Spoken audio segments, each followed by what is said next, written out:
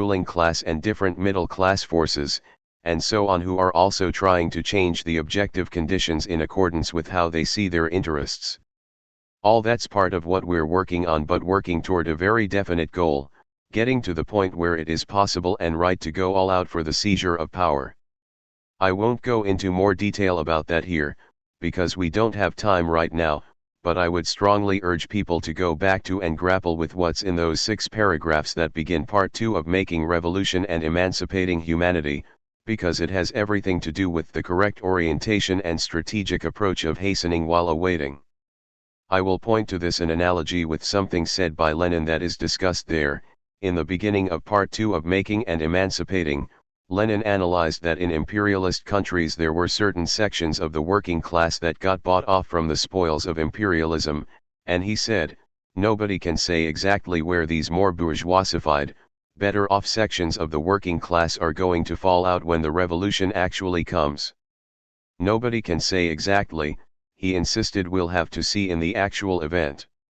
And in those 6 paragraphs, that formulation nobody can say exactly is used precisely to make the point that you don't know, when you're working on things, where it's all going to lead.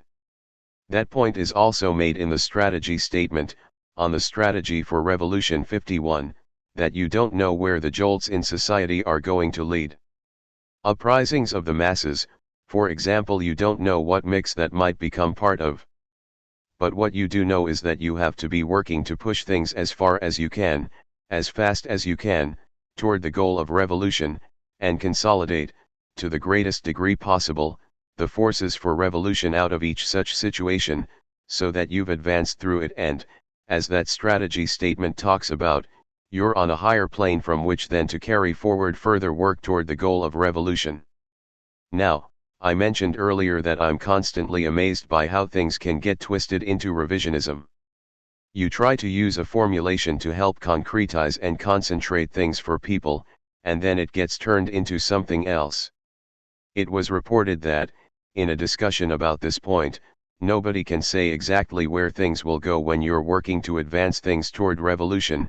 Somebody actually interpreted this to mean, well, nobody can say, so that means you just kinda go out and do what you can do, and nobody can really say if it'll lead to anything.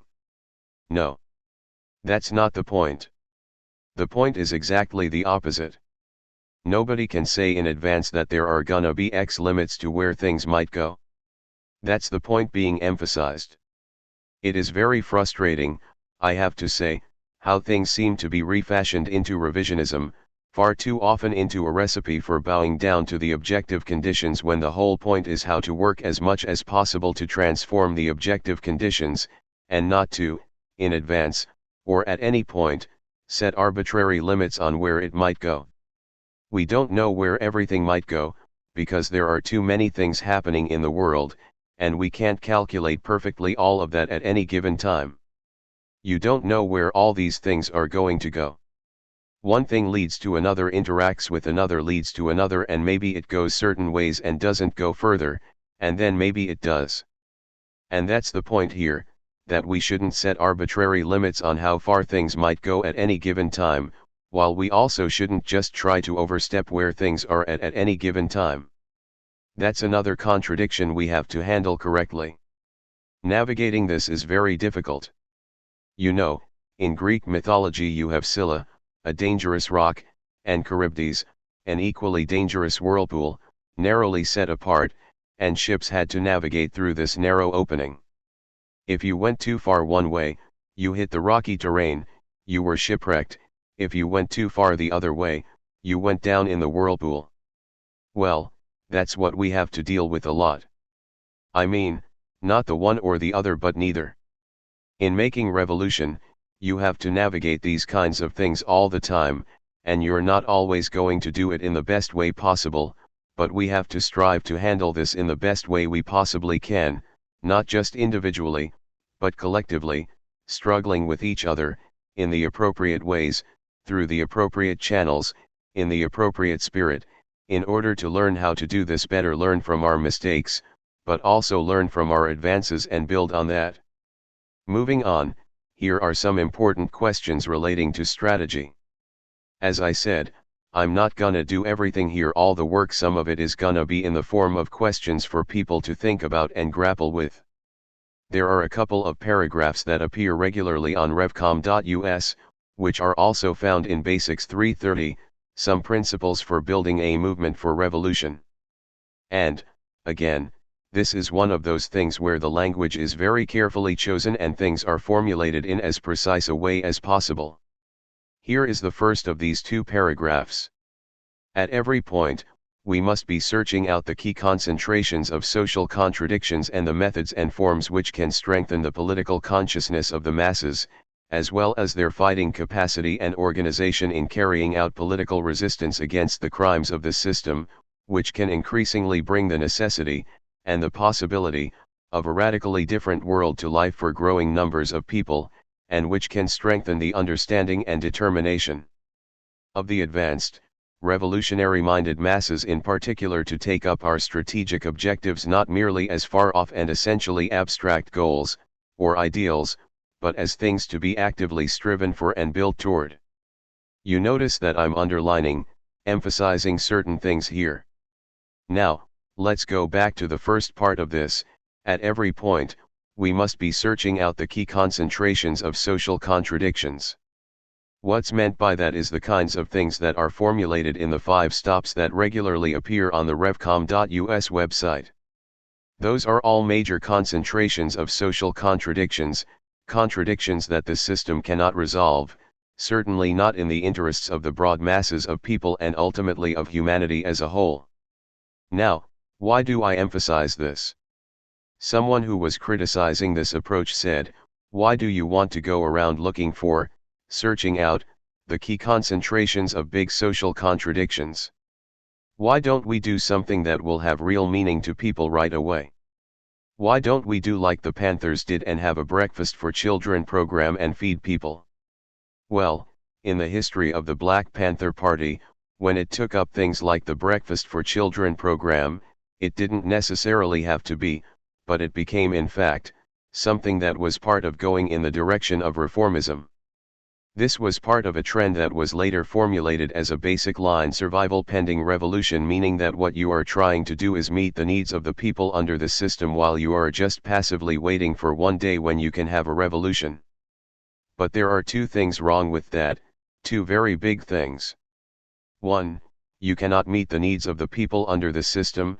If you could, then why would you work for a revolution, with everything that goes into that? You cannot meet the needs of the people under the system. It's not that you should pay no attention to the needs of the people. But you're not going to be able to meet the needs of the masses of people who are exploited and oppressed under the system, even their very basic material needs for food, shelter, and so on. And second of all, by trying to do that, you're burrowing in, putting your head down and burying yourself in the present conditions, and you're giving up on trying to build for a revolution. So what's being emphasized here, in these 2 paragraphs, some principles for building a movement for revolution, in opposition to that kind of reformist approach, is the importance of looking for the big contradictions in society around which people can be moved and which get to the deep fault lines of the system, like fault lines for an earthquake, the deep contradictions which lie at the very base of the system which, if people move around them, begin to deepen the cracks in the whole system and create more favorable conditions to actually bring the system down and replace it with something much better. So that's why it says we must be searching out the key concentrations of social contradictions. And then the second paragraph says this: the objective and orientation must be to carry out work which, together with the development of the objective situation, can transform the political terrain, so that the legitimacy of the established order, and the right and ability of the ruling class to rule, is called into question, in an acute and active sense, throughout society. In other words, not just for a handful, but for masses of people broadly in society, so that resistance to the system becomes increasingly broad, deep and determined, so that the pole and the organized vanguard force of revolutionary communism is greatly strengthened, and so that, at the decisive time, this advanced force is able to lead the struggle of millions, and tens of millions, to make revolution. Notice that it doesn't say, wait for the development of the objective situation.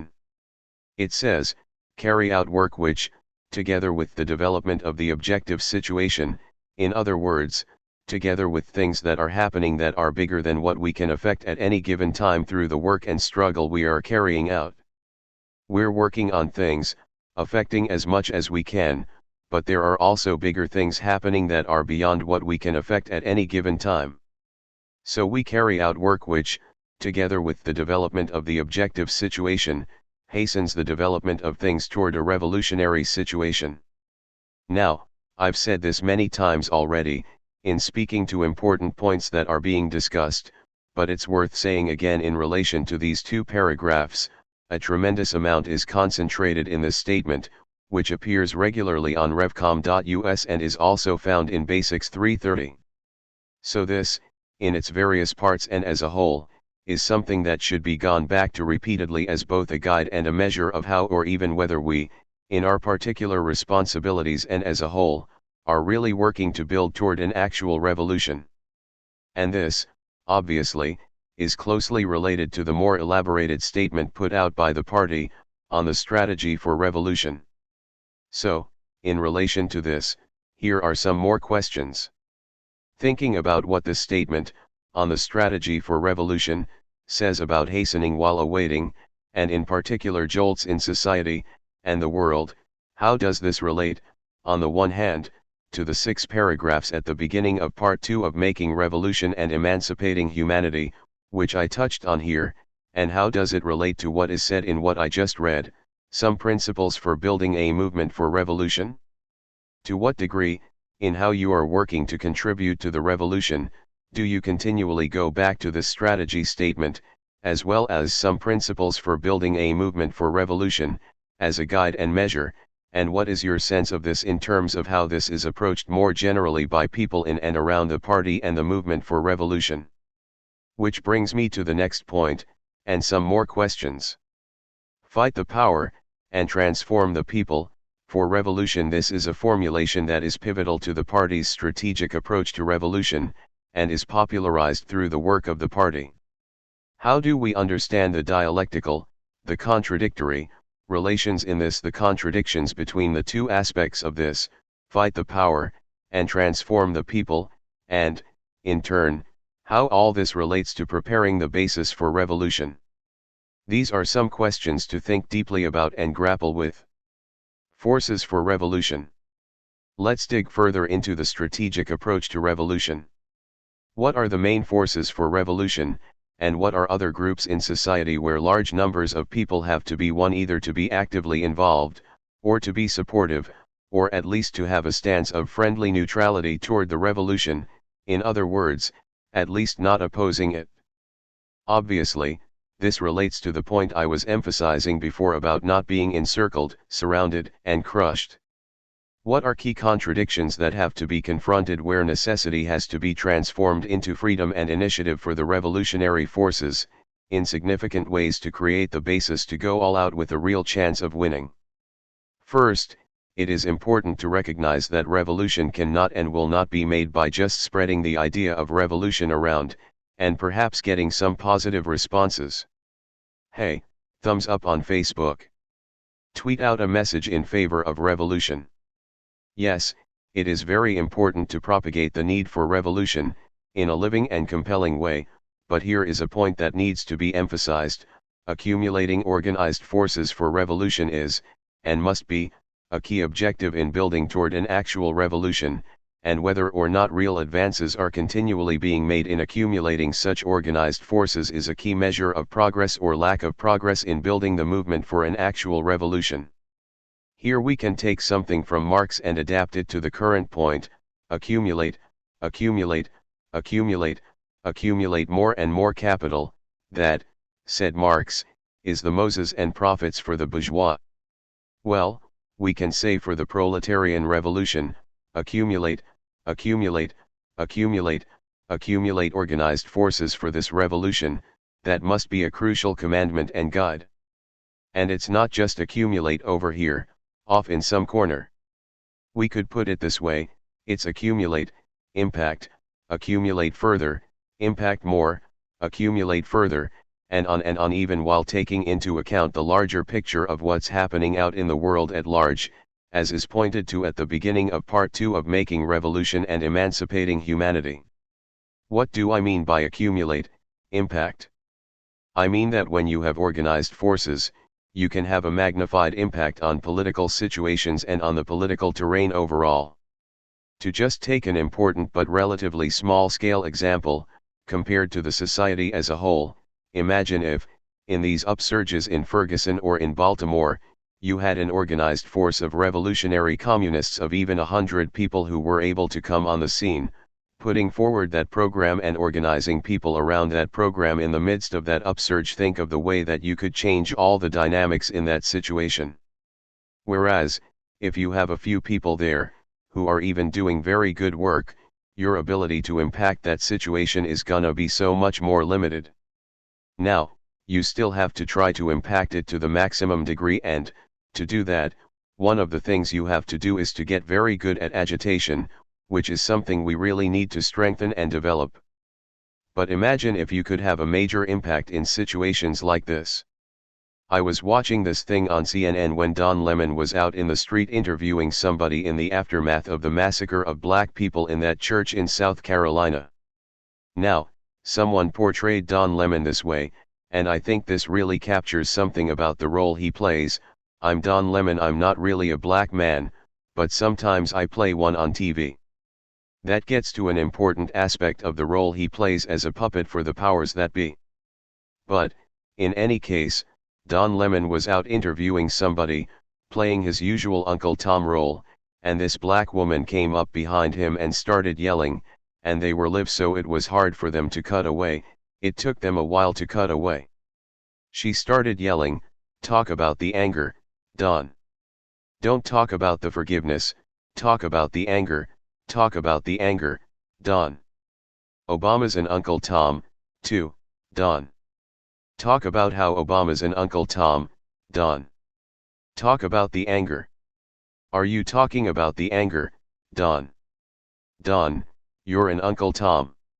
Now, this is one woman standing behind him. Imagine if you had 100 people, not saying exactly what that woman was saying, but even more impacting the situation with compelling agitation proceeding from a revolutionary communist understanding. Then it changes everything. It changes the whole terrain. Even with that number of organized forces, you're changing the whole terrain. And then every force in society has to react differently. Or think about this, every time the masses rise up now, you have this situation where here they come again, these community leaders, which is an updated version of what the ruling class and its mouthpieces used to call responsible Negro leaders. They are mobilized by the ruling class, religious figures of various kinds, not all of them, but too many of them, so-called community leaders, and others, including some who claim to be on the side of the people. They come out there in the situation where the people are angry, they're in the street and they're confronting the police, and these forces form a line, linking arms together, and they face the people. Now imagine if you had a force of even 30 people in that situation that came out there and said, "You motherfuckers are facing the wrong way. If you're supposedly standing with the people, you should be forming a line opposing the pigs. Those are the ones harming the people. Turn around and face down the pigs." You change the whole terms, and then the Don Lemons really have to go to commercial. You are affecting the terrain by having organized forces united around a revolutionary line. Even in a situation like that, it goes out to the world, especially in this age of the internet. It goes all over the place. And then people do want to know, who are those forces that did that? Who are those forces that stood with the people and stood between the police and the people, facing the police and not allowing the police to attack the people? Who are those people who, while they were doing this, said, "We're doing this for revolution, to get rid of this brutality and murder, and all the other shit that people are going through in this country and around the world"? See, when you have organized forces moving like that, then you seriously impact the situation, and then you draw more forces. It's not that they all join up with you right away, or that you should bring them fully into the ranks of revolution right away, before they even have a chance to get a basic understanding of what this revolution is all about. There's work and struggle that has to go on. But you're able to get this dynamic going where you're growing, you're wielding your organized forces for revolution in a way to significantly impact society and drawing people to you, and through struggle accumulating more organized forces, and then you are able to do more to affect the situation, once again through a lot of struggle. This is the dynamic we have to advance while, once again, not narrowing our sights to just that dynamic, but looking at the whole world and how we affect the whole world toward the goal of revolution. But this is why we have to be seriously working to accumulate organized forces for revolution and to wield those forces to impact the terrain, and accumulate and impact more, while not approaching that in a narrow and linear way, as if everything will just go forward, from advance to advance, in a simple straight line, directly out of what we're doing.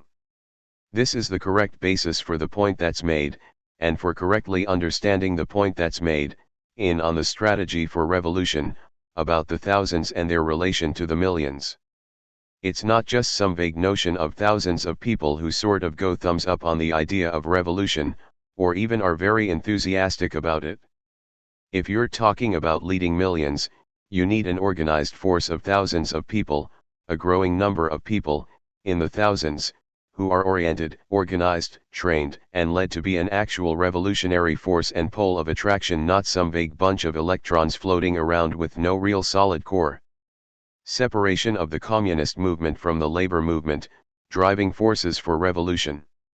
With this understanding and orientation, let's look further at the question of forces for, and the strategic approach to, this revolution. First of all, briefly, but importantly, on the bedrock and driving forces. In the outline on the new synthesis of communism, one of the components of this new synthesis that's pointed to is the separation of the communist movement from the labor movement. This is a very important point. In early Marxism, there was a more or less direct identification of the organized working class in large-scale production, and an increasingly unionized working class, as the main base and backbone force for a revolution, or for socialism, whatever people's idea was of that. And you still find these various opportunist groups, Trotskyists and others, who all the time want to talk about the labor movement and the trade unions as somehow the basis for socialism. Now, I don't have time to go into everything about this, but it's important to recognize, and this has been pointed out in different writings and talks of mine, that, over time, there has been an increasing separation of the communist movement from the labor movement. Not to say that the proletariat, or the working class, that's employed, is not an important part of the proletarian revolution. That's not the point is that it's not out of the dynamics of the trade unions, or even the workers in large-scale production, that the driving forces, and the main fighting forces, for revolution are going to come. Now, if we look at this historically, we see that in the Chinese Revolution Mao had to go directly up against this, because in the revolution in Russia, the first successful socialist revolution in history, leaving aside the short-lived and quickly crushed Paris Commune in 1871, even though Russia was a country largely made up of peasants, small farmers, there was a newly developing proletariat in the urban areas, and the Russian communists, the Bolsheviks, as they were called, did base the uprising, which kicked off the revolution in Russia, mainly in the urban areas among the workers in the factories, as well as some of the soldiers and sailors that were in the armed forces of the Russian government, but came over to revolution. But then this problem came more sharply to the fore. This was a largely peasant country, and, unfortunately, the Bolsheviks hadn't done much work among the peasantry. They didn't really know much about the peasantry when the revolution started up. This posed some acute contradictions for them. That's not to say that the way they proceeded wasn't correct for the situation they were in, but this did involve some real problems. And then, when it came to the Chinese Revolution, the communists there tried to carry out the revolution, at first, on the basis of the Russian revolutionary model, and they got crushed. They tried to have uprisings of the workers in the urban areas of China, when these workers made up a tiny percentage of the population. Well, that whole attempt was drowned in blood. This was in the 1920s. But it was out of that bitter experience that Mao came to a very important strategic understanding about the revolution in China. Not only is this a majority peasant country, he said, but where we can actually get the struggle going, and not be crushed immediately because the ruling powers don't allow any kind of serious opposition, is in the countryside, among the peasants, where, for a number of reasons, the reach of the government and the forces of repression of the government are weaker. He showed how they could build the revolutionary struggle based in the countryside, wage a revolutionary war there, relying mainly on the masses of peasants, and surround the cities, and then, eventually, take the cities militarily on the basis of having waged a protracted people's war in the countryside. Of course, everybody in the communist movement, or among the so-called socialists, didn't stand up and go, "Hey, hey, what a great innovator. What a brilliant thinker that Mao is, what a tremendous strategist." The Trotskyists, for example, insisted that this was a fake revolution. They argued that, since the peasantry constituted a petit bourgeois force, which a lot of them did, they were small owners in the agricultural sphere. Therefore, these Trotskyists and others argued, this was not a real proletarian revolution. And they actually opposed it in many cases. They actually went over to the side of the counter-revolution, because they insisted this wasn't a real socialist revolution, and, they claimed, it was wrecking the prospect of making a real socialist change. Even within the Chinese Communist Party, I don't have time to go into all of this now, but there was tremendous struggle, and Mao was largely isolated and essentially put under house arrest by the leadership of the Chinese Communist Party for about a year, around 1930, because the central leadership of the party at that time still was trying to cling to the Russian model, and denounced what Mao was doing as some sort of renegade action on his part, which was going to lead to disaster. So, it was necessary to fight that through. But there you see a separation in that circumstance, and that particular road of revolution.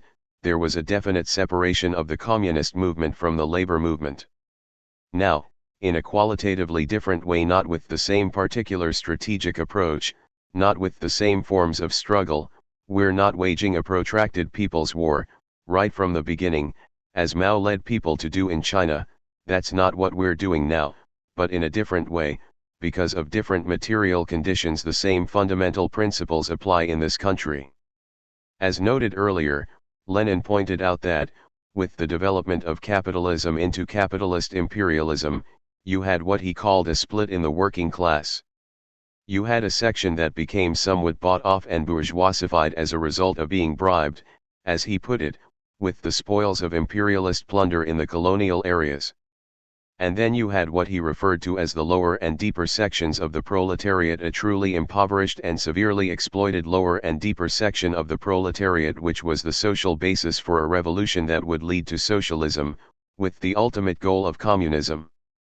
That understanding implied some separation of the communist movement from the traditional labor movement. But in a country like this one, owing to the actual material conditions and contradictions, this separation is, of necessity, even more pronounced. This is a society which is highly parasitic. As I spoke to earlier, you have broad sections of the middle classes, broadly speaking, including bourgeoisified workers, that derive real spoils from the international plunder and exploitation by imperialism. On the other hand, you not only have people in the lower and deeper sections of the proletariat, you also have people, many people, who have become somewhat deproletarianized, technically speaking.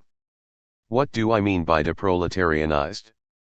There are millions of people, particularly in the inner cities, some of whom may work, at least at times, but many of whom are more or less permanently locked out of working at this stage of things, because of the way imperialism has developed.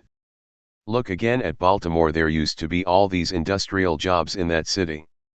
Yes, as Carl Dix has pointed out 52, if you were employed there, and you were black, you worked in the shit jobs and you never got out of that situation. But there was industrial labor there on a big scale. All that is closing down, or has closed down. Or you can talk about Gary, Indiana, which at one point had the largest steel plant in the entire world. if I remember correctly, employing tens of thousands of people. Now, it's completely closed down, and Gary is like a ghost town. You have masses of people there, many of whom were formerly employed proletarians, or their parents or grandparents were employed proletarians, and now they are in a situation where they sometimes are able to work, perhaps, but a lot of times they are not able to work. But they are a social force whose fundamental needs and interests can only be met through the proletarian revolution. They are a social force that has a lot of pulls on them in contradictory directions, because of the conditions of existence into which they've been forced, including pulls that lead away from the proletarian revolution in the short term, but they are in a fundamental situation of desperate conditions which, once again, can only be resolved and transformed through the proletarian revolution, understanding that not in some sort of labor movement sense, but as a struggle to overthrow capitalism and move on to a communist world, ultimately. So here, there is a very significant separation of the communist movement from the traditional labor movement. Lenin once said that the living soul of Marxism is the concrete analysis of concrete conditions. Now, I have to say that this is one of those phrases, or formulations, that probably should be ranked very high up among the misused statements of Marxism. But it happens to be true, if correctly understood and applied. If you're looking at forces for revolution, and what are the contradictions that give rise to the actual basis for revolution, you do have to analyze the conditions concretely. What are the actual social relations in the society, and what are the social forces that meet, to put it this way, two basic criteria. 1. Their most fundamental needs and interests can only be met by a communist revolution, a proletarian revolution in that sense, and 2. They are desperately in need of this revolution. That's where you have to look, with all the contradictions involved. Among the peasants in China, there were all these contradictions that the communists had to deal with. You never get a bunch of people who are perfectly suited to the proletarian revolution. As Mao said, when he wanted to start up the People's War there in China, he went to what he called the brave elements. He said, "I went to the people who were willing to fight and die." We are familiar with people like this, right? They fight and die for bullshit all the time. But Mao said, "When I wanted to start the People's War, I went to people who weren't afraid to fight and die, and there were all kinds of contradictions, all kinds of problems." But that's where he went, because you have to start with people who are willing to do what needs to be done. Well, I'm not saying that can be directly applied or is directly transferable to here. I'm just making the point that you can't be rigid and dogmatic. You have to think about the actual contradictions and work on those contradictions, creatively but scientifically creatively, on the basis of science. So, for example, when they started up a peasant-based armed struggle in China, you can imagine what it was like leading those brave elements with a communist line. Everything was not perfect. There was a lot of struggle within the ranks of the revolution. It's not a matter of coming down on the masses, that's just the way it is. The existing system impacts and influences people, creates certain tendencies among them. What are you gonna do with that? Hold your nose, or go to work on these things? That's the question. So, they went to the peasantry, and they got all kinds of tendencies that were problems. One of the most pronounced of these was what Mao referred to as the roving rebel band tendency. In other words, instead of being a disciplined force, fighting for an actual revolution and carrying out policies that were appropriate to the particular conditions at the time, you had this tendency of people who just wanted to be out, kind of roving around the countryside, fighting the enemy, but also somewhat plundering the people. That's why, if you look at those points of attention and rules of discipline that they had for the People's Army in China 53, they didn't come up with those just because they sounded good, or with the notion that, maybe if we have good principles, people will think we're good people. No, they wrote them because, in many cases, people weren't doing the right thing. They had a lot of very poor people, poor peasants, who wanted to go grab up everything they could, even when they were fighting in the revolutionary ranks, because they were poor and desperate, not because they were greedy in some abstract sense. So there are all these contradictions. You don't get a ready-made stereotype of a perfect proletarian revolution. You'll never get that, and if you wait for that, you will be waiting for some god that will never come. You have to analyze the actual social contradictions, the social forces, and then go to work on fighting through to lead people in the way that takes things in the direction of an actual resolution of the contradictions, which is in the fundamental interests of the people. Now, in this society, you do have a lot of desperate people out there who do meet those two criteria that I mentioned just a little while ago, but they've also got a lot of pulls on them, in a lot of different ways, and the system works on them. For example, you get an uprising in response to the police murdering someone, and you get a temporary gang truce, and then, boom, maybe all it takes is 1 or 2 scores to settle, and then you've got that whole bad dynamic going again. We gotta settle this score, you killed my cousin, or whatever, this and that, back and forth. This is what we have to take responsibility for, transforming, working and struggling to get people out of that and into the revolution. Nobody else is taking responsibility, nobody else can take responsibility for leading this where it needs to go, in order for these masses, and the broad masses of the oppressed, to actually get emancipated. That's our responsibility. We can't overstep what we can do at any given time, and try to act like we can lead everything and do everything all at once, but this is our responsibility, in a fundamental sense and from the strategic standpoint, and we have to work to be able to influence and lead things as much as possible at any given point. We can't think that this is somehow somebody else's responsibility. National liberation and proletarian revolution. And then there's another strategic dimension to things, which was also referred to in the outline on the new synthesis, the relation between the national question and the proletarian revolution in the U.S., the struggle of black people and other oppressed peoples in the U.S., and the overall proletarian revolution, and the relation between those things. Now, I have to say that I've been continuing to read more about slavery, and I'm repeatedly struck by the fact that, to put it that way, Basics 1:154 sounds smarter and smarter the more I read about slavery in this country. I read that book by Edward E. Baptist, The Half Has Never Been Told, and there's another book, The Empire of Cotton 55 by Sven Beckert, who makes a statement that's very similar to Basics 1:1. He says that it was on the basis of cotton, which means on the backs of slaves, that America built its economy. And he demonstrates how that's so. This is reality.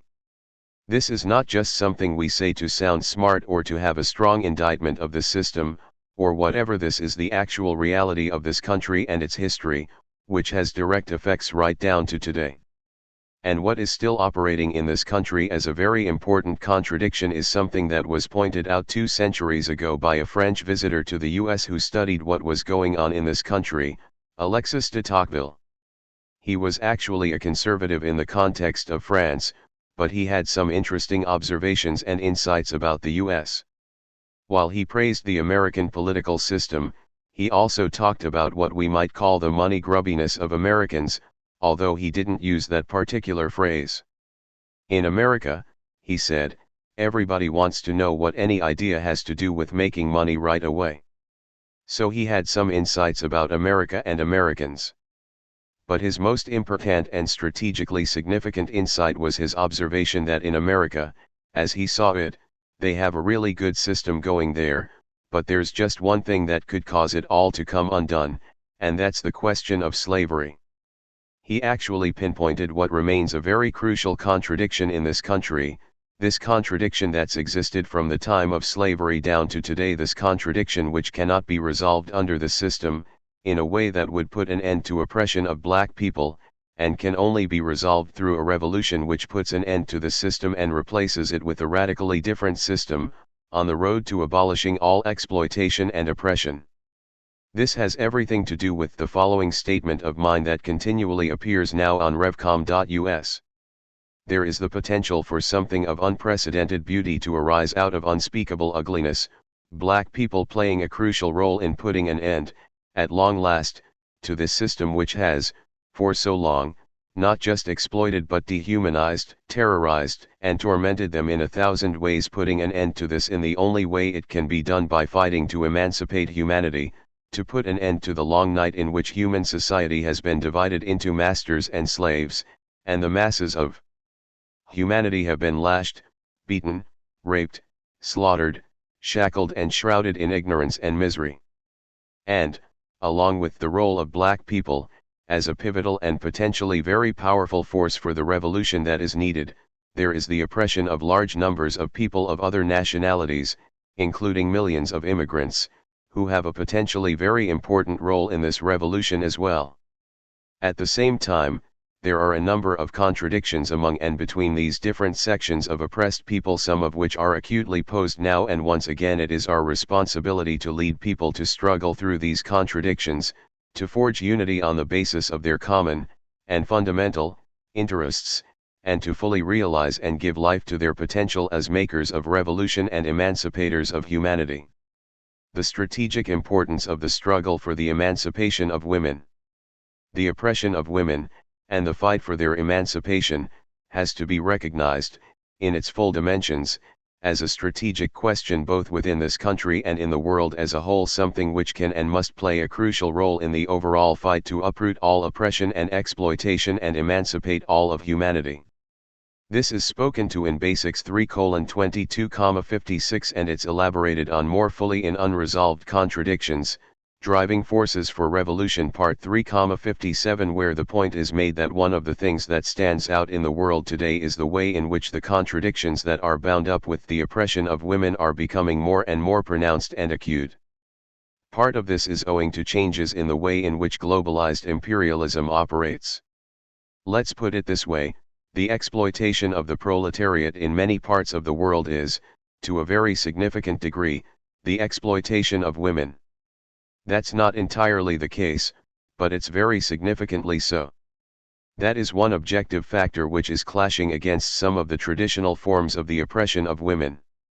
With regard to these fundamentalist religious forces in the world, they are, at their very core, reactionary, murderous patriarchal forces. If one thing defines them, above all it is that, and one of the reasons this reactionary fundamentalism has become such a major phenomenon is this dramatic change in conditions, with so many women out in the world more, and being exploited as proletarians as a significant part of this. There has been the uprooting of much of the peasantry in many countries throughout the Third World, the hurtling of people into urban shanty towns. Here, again, what's emphasized in those 6 paragraphs at the beginning of Part 2 of Making Revolution and Emancipating Humanity comes into play. You can't know all that will result from all the different things happening in the world, including what comes about as a result of the workings of the system, and what other class forces are doing. You can't anticipate fully all the changes this might lead to, but you do have to work on all that, including what these other class forces are trying to do. In working on the situation, even the creation of larger middle-class forces in many of these third world countries, whether it's China, India, or elsewhere, even in many African countries that are so plundered by imperialism, you still have a significant development of middle classes in a way that you didn't have a few decades ago. Even that kind of development is itself contradictory. On the one hand, it causes a problem for the communist revolution. The middle classes, we have to win them over, at least to a significant degree, but goddamn, it can be a real problem in the short run. You get my point, you get the spirit in which I'm saying that. In any case, this phenomenon of significantly increased middle strata in many third world countries is contradictory, not only in a general sense but also specifically in regard to the woman question, because you have many more educated women, for example, in the middle strata, and this is sharply clashing up against a lot of traditional ways in which women are oppressed. One of the reasons why you have horrific things like these mass rapes in India and other outrages is because of these changes that are undermining and challenging a lot of the traditional forms of oppression, including specifically patriarchal oppression. But there hasn't been any kind of revolutionary transformation. So this leads to a very explosive, a very volatile, situation, which gives rise in the short run to many horrific things. And then you can look within this country. It has been pointed out that, With the changing nature of the economy, along with large numbers of women working in lower tier, lower paid jobs, you have a lot more women professionals, a lot more women in the middle class generally who are themselves working, many more women college graduates, and so on. Things like this are vastly different than a few decades ago. And this, too, has its very contradictory effects. All this personal empowerment, and let me start up my entrepreneurial thing, or let me get into a business executive position and learn how to be just as cutthroat as the men, on the one side. But, on the other side, this is clashing up against the traditional relations, and in this country, too, it is calling forth, or is a major factor in calling forth, all this fundamentalist madness, in this case Christian fascist fundamentalism. For example, the whole assault on the right to abortion. And speaking of this, there is something we really should emphasize: these Dark Ages fanatics are not just going after abortion, they are moving very directly now in opposition to birth control as well. As kind of an aside, but an important one, this really illustrates what's actually involved here.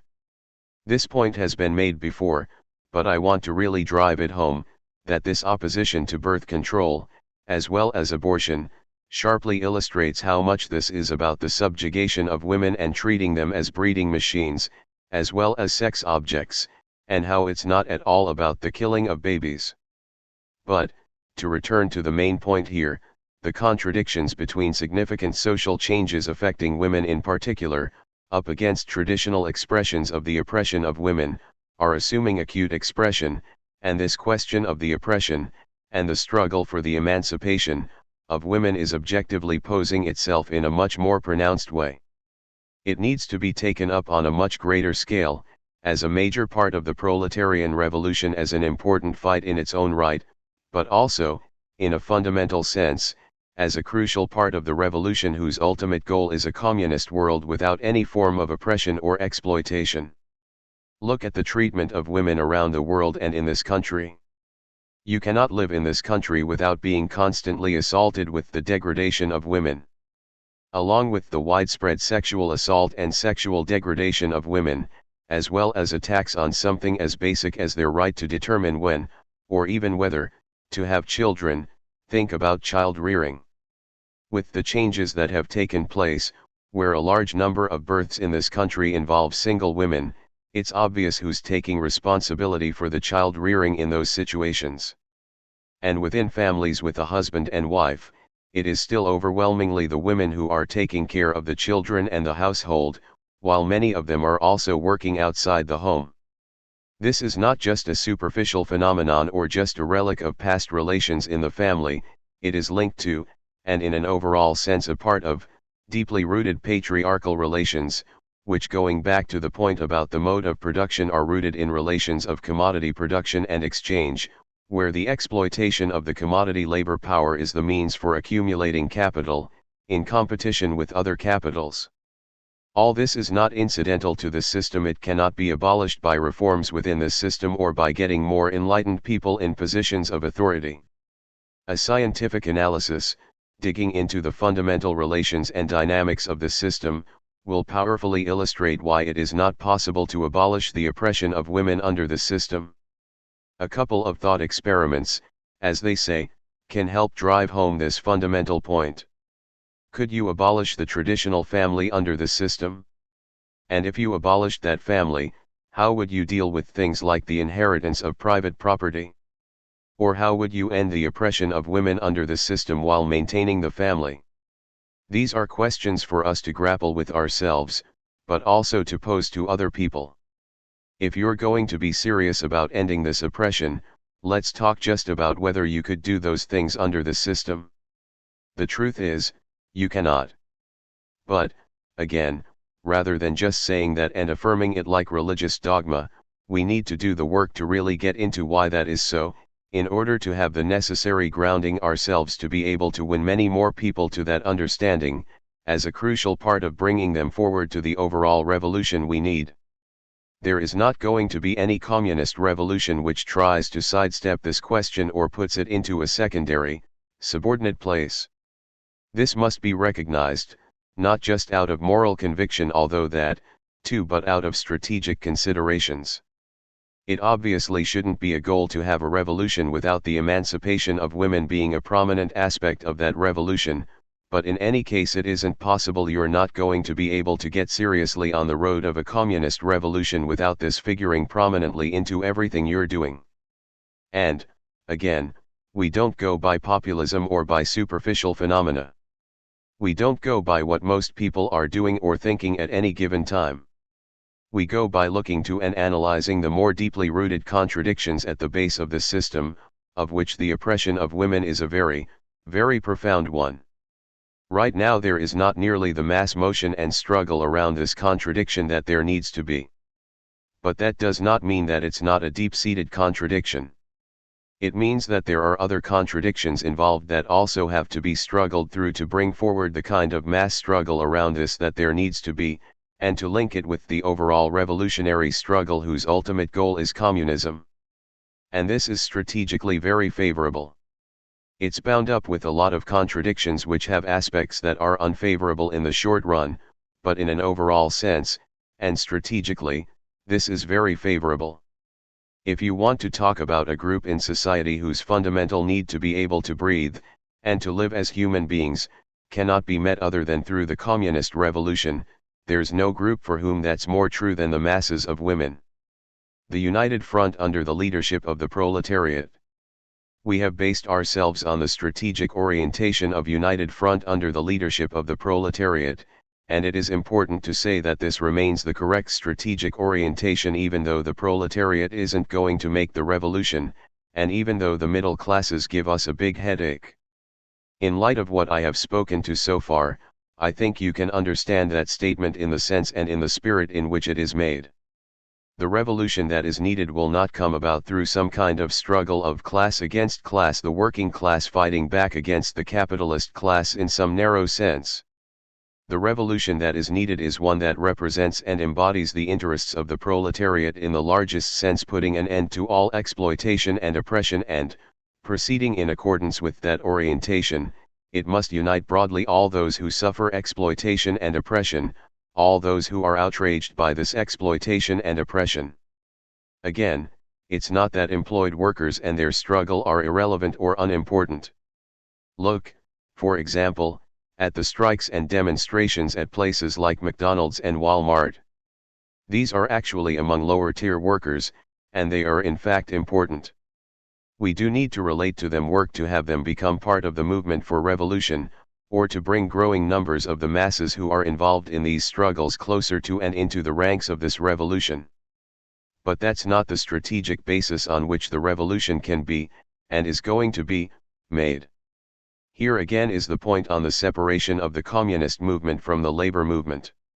At the same time, as I spoke to earlier, there are broad strata in society that have to be won, to active involvement, or to support, or at least to friendly neutrality, if we're not going to fail and be crushed in the attempt at revolution.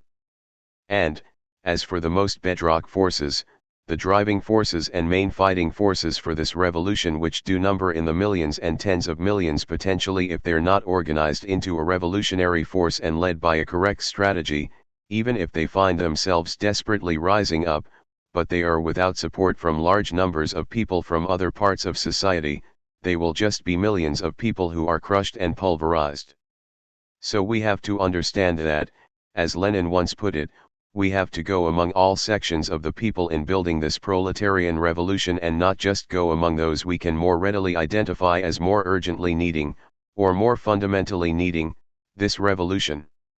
Again, referring to a formulation by Lenin, we have to be, not trade union secretaries of the reformist struggle for better conditions under the system, but tribunes of the people going among all sections of society, exposing the system and bringing out, in a living, scientific way, the need for revolution and what that revolution is aiming for.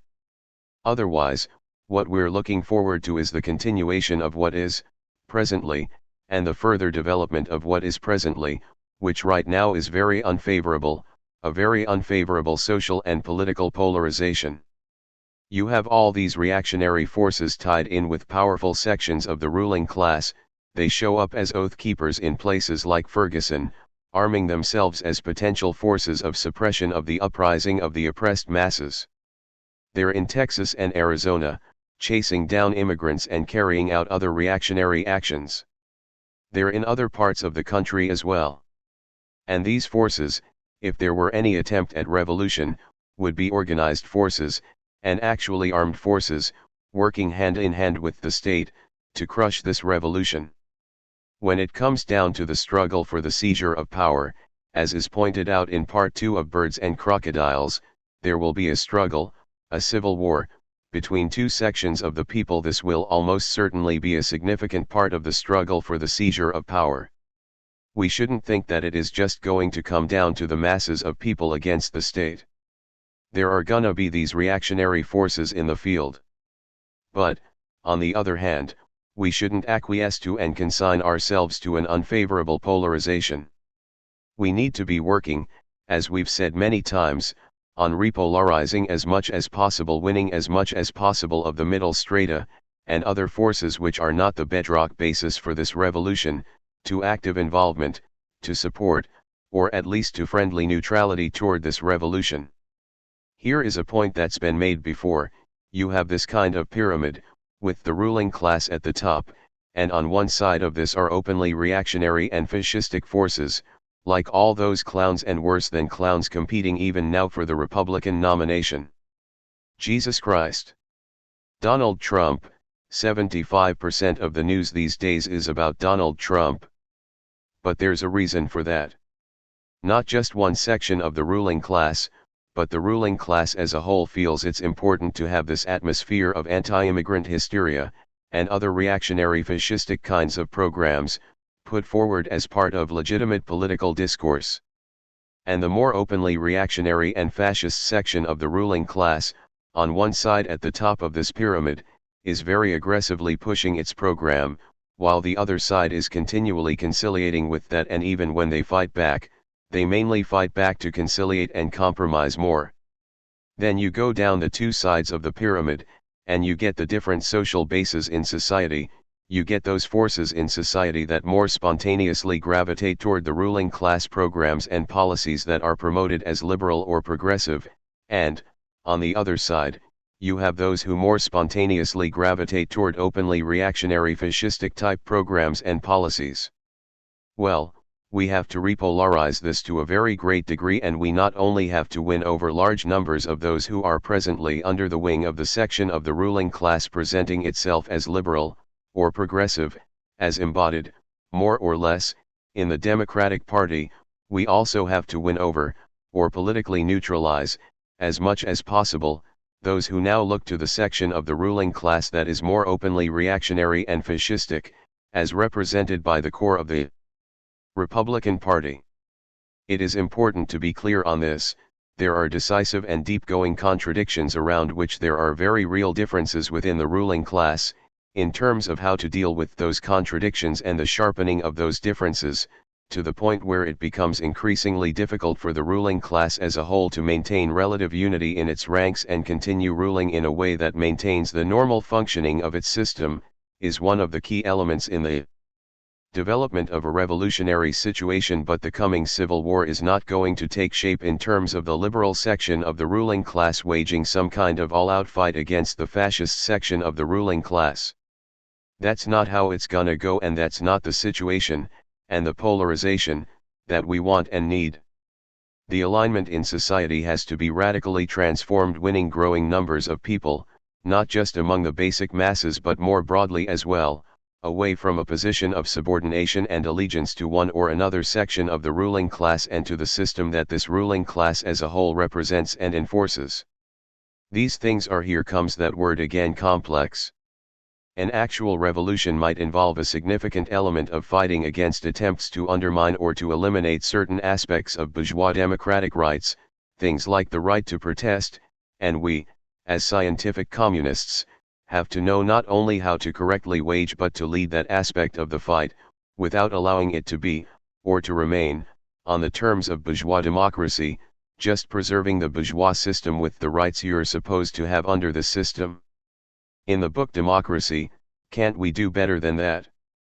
The point is made that the contradiction between the professions of bourgeois democracy and the reality of what it means to live under what is in fact the dictatorship of the bourgeoisie, that contradiction is a constant source of two things, a constant source of struggle, of resistance and rebellion, against the way in which the ruling class and its state constantly trample on supposed rights under the system, and, at the same time, a constant source of regenerating illusions.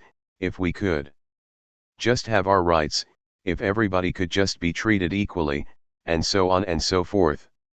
Well, we have to know how to handle that contradiction in a way that doesn't reinforce bourgeois democracy, which is, in reality and in essence, bourgeois dictatorship, but instead leads toward the overthrow of the bourgeois, capitalist, system that this dictatorship maintains and enforces. Here enters in another important point from Lenin, which we have to grasp firmly. Lenin emphasized that a socialist revolution is not made in some kind of simple-minded way where one army lines up somewhere and says, "We're for socialism," and another army lines up and says, "We're for imperialism." Nothing that simple-minded will ever lead to a revolution. There is, and will be, all kinds of complexity in the field, including forces who are all over the map and going this way and that. Now, speaking of maps, this relates to the point I've made before, using the metaphor of a multicolored and multi-layered map, although I don't know if people have understood that metaphor, and what it's getting at, correctly. That metaphor is speaking to social contradictions and contradictory social phenomena and trends. What it's getting at is that there are different ways that people in society can be identified and categorized, for example, population by gender, population by race, population by income and social status, identification of people according to whether they hold different beliefs, and so on, and these things both overlap and separate people out. For example, you have in the middle strata, or particularly in the educated middle strata, a growing move towards secularism. A lot of atheists are coming out of the closet these days. And this growing phenomenon of secularism among educated middle strata is definitely a positive development. But, they have a lot of shit that keeps them away from the revolution. You can think of what is represented by that skeptic Michael Shermer, to whom I referred to earlier. On the one hand, opposition to religious obscurantism and a fairly passionate advocacy of critical thinking and rational thought, but on the other hand a striking blindness regarding the actual reality of capitalism and its consequences, and what can only be described as a kind of shamefaced apology for the horrors that are embodied in the history of this country and the development of capitalism. Here, including the reality and role of slavery in all this. And, at the same time, among this section of the middle class in particular, there is at this point all the relativism, as well as anti-communism, with which we are all too familiar. This is very sharply dissected in the interview with Ardea Skybreak, where she speaks about the contradictory attitudes that are common among these people. Well, we kinda want radical change, but, we kinda don't. But there is this positive development towards secularism, as well as some other positive sentiments and inclinations among these strata. Then you've got the people who are the real bedrock base for this revolution, and who most desperately need this revolution, but who are, more than ever right now, steeped and mired in a lot of religious obscurantism. So, if you have a simple-minded approach, you're never going to get anywhere. All you can do is add up the negative parts. We can't get to the middle strata because they're all caught up in this, we kinda do, but, we kinda don't, oh, and my life's not so bad, personally, if you don't mind my saying so, and even if you do, and, on the other hand, you have masses who are, yes, terribly oppressed, but they're overwhelmingly caught up in religion right now, and this is a real chain on them. You could look at that and conclude that we're never gonna get anywhere. But if you are being scientific, if you are applying dialectical materialism, in a living way, you recognize that these are contradictions we're faced with, and the question is, how are we going to work on them? In which direction are we working on these contradictions? How do we carry out work and struggle so that, as Mao put it, we mobilize all positive factors? not by making them up in our imaginations or by trying to add up the positive elements in a linear and mechanical way, while ignoring the negative side of things, but by working on the actual contradictions with an approach that, yes, unites with and builds on the positive aspects, and at the same time transforms and repolarizes people, and in that way combines all positive factors. These are all the kinds of things you have to deal with if you actually want to get out from this horror show that masses of people are forced to live under, day after day, generation after generation. Now, I referred to this earlier, and it's a very marked feature of the society right now, the fact that today, as compared to, say, 50 years ago, this society is much more rigidly divided into different strata and much more enclaved. In other words, there is a widening and hardening of class and social divisions, not just along racial lines, or in terms of national oppression, but also more broadly in terms of different social groups in society. There's an interesting book in this regard called Our Kids, The American Dream in Crisis 58 by Robert D. Putnam. He goes into various dimensions of how different things are now than they were 50 years ago or so. He talks about a city he grew up in, which is on Lake Erie in Ohio. It used to be that there were differences among people there. There were a few black people in the town, but there were also class differences among the majority white people. But, even with these differences, the people intermingled more. They went to the same schools, they even socially hung out together. Now, he says, there's a strip of land that's miles long, along the lake, and these nouveau riche type people, from the high-tech industries, and so on, live there in gated communities. And then you have a lot of people, mainly white people in this case, living in miserable conditions, maybe only a mile away. This is another phenomenon which, strategically, is favorable but poses a lot of contradictions in the short run. One of the reasons it's strategically favorable is suggested by the subtitle of this book, The American Dream in Crisis, because the American dream is what we could call a cohering myth of this society, an ideological glue that holds it together, and a key prop for the legitimacy of the system in this country. In other words, the idea that if you work hard, you can make it, or at least your kids will do better than you did. And, for a lot of people now, including a lot of white people, that's not true anymore. How many people who are 30 years old, or even older, are living at home now? Who the hell ever heard of that before?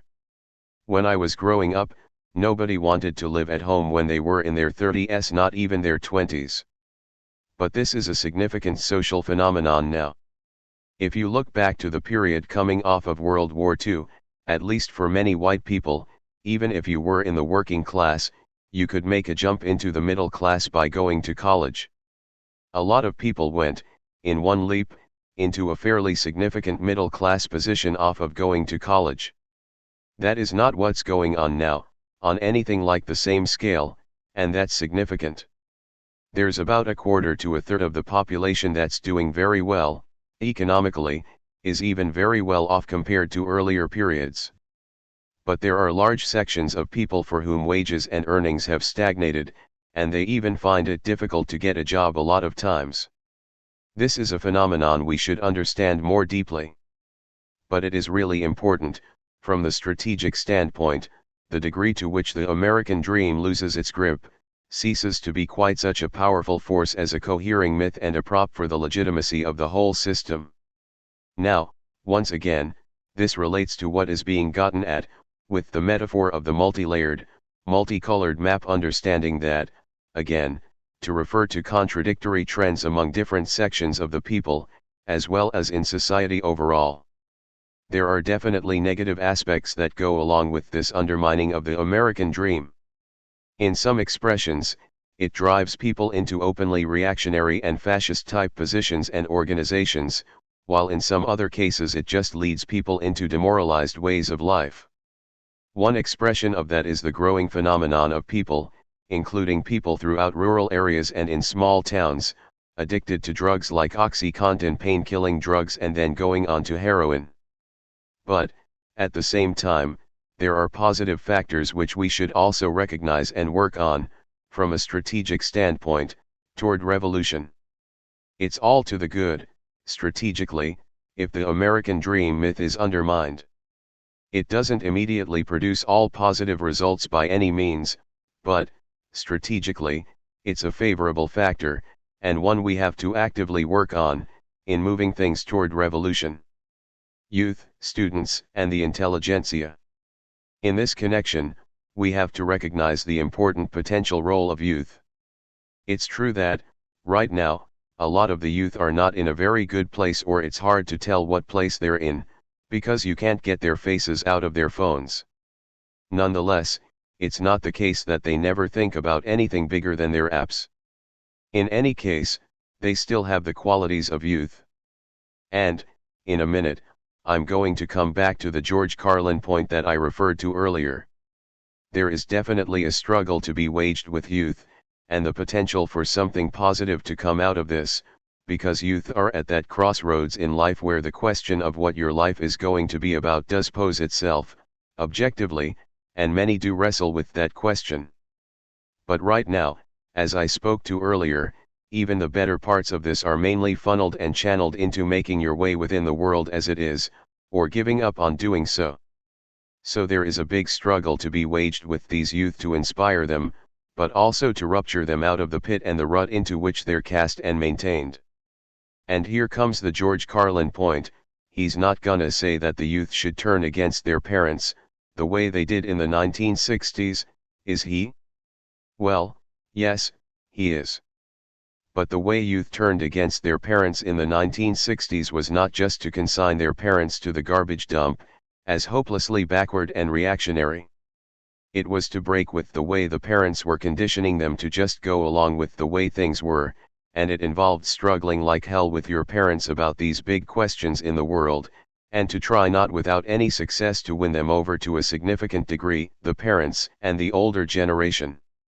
Of course, we do have to recognize that things now are not exactly the same, things are not posed the same way, and they're not spontaneously nearly as favorable as the coming together of things, the conjuncture, that turned into the 60s movement. But I still think there is a question of the role of youth here, because youth are not so riveted into the way things are, and we have to think creatively and work creatively to find the ways to bring that forward, to bring forward the positive elements in that and to further develop them. Speaking about parents today, particularly parents in the middle strata, there's another thing you never had back in the day, at least not on anything like the scale on which it exists now, this phenomenon called helicopter parents, hovering all around the affairs of their kids, even when they go off to college. You hear all these professors complaining because, if the professors have the nerve to give the kid a B+ instead of an A, the parents contact them and complain about the grade they gave their kid. This kind of shit has got to go. What kind of self-respecting youth wants to have helicopter parents hovering around? This is going to involve a lot of struggle. It's not going to happen just because youth are youth. The youth, too, are shaped by the larger things going on in the world at any given time, and some of the youth, in certain periods, can be quite bad.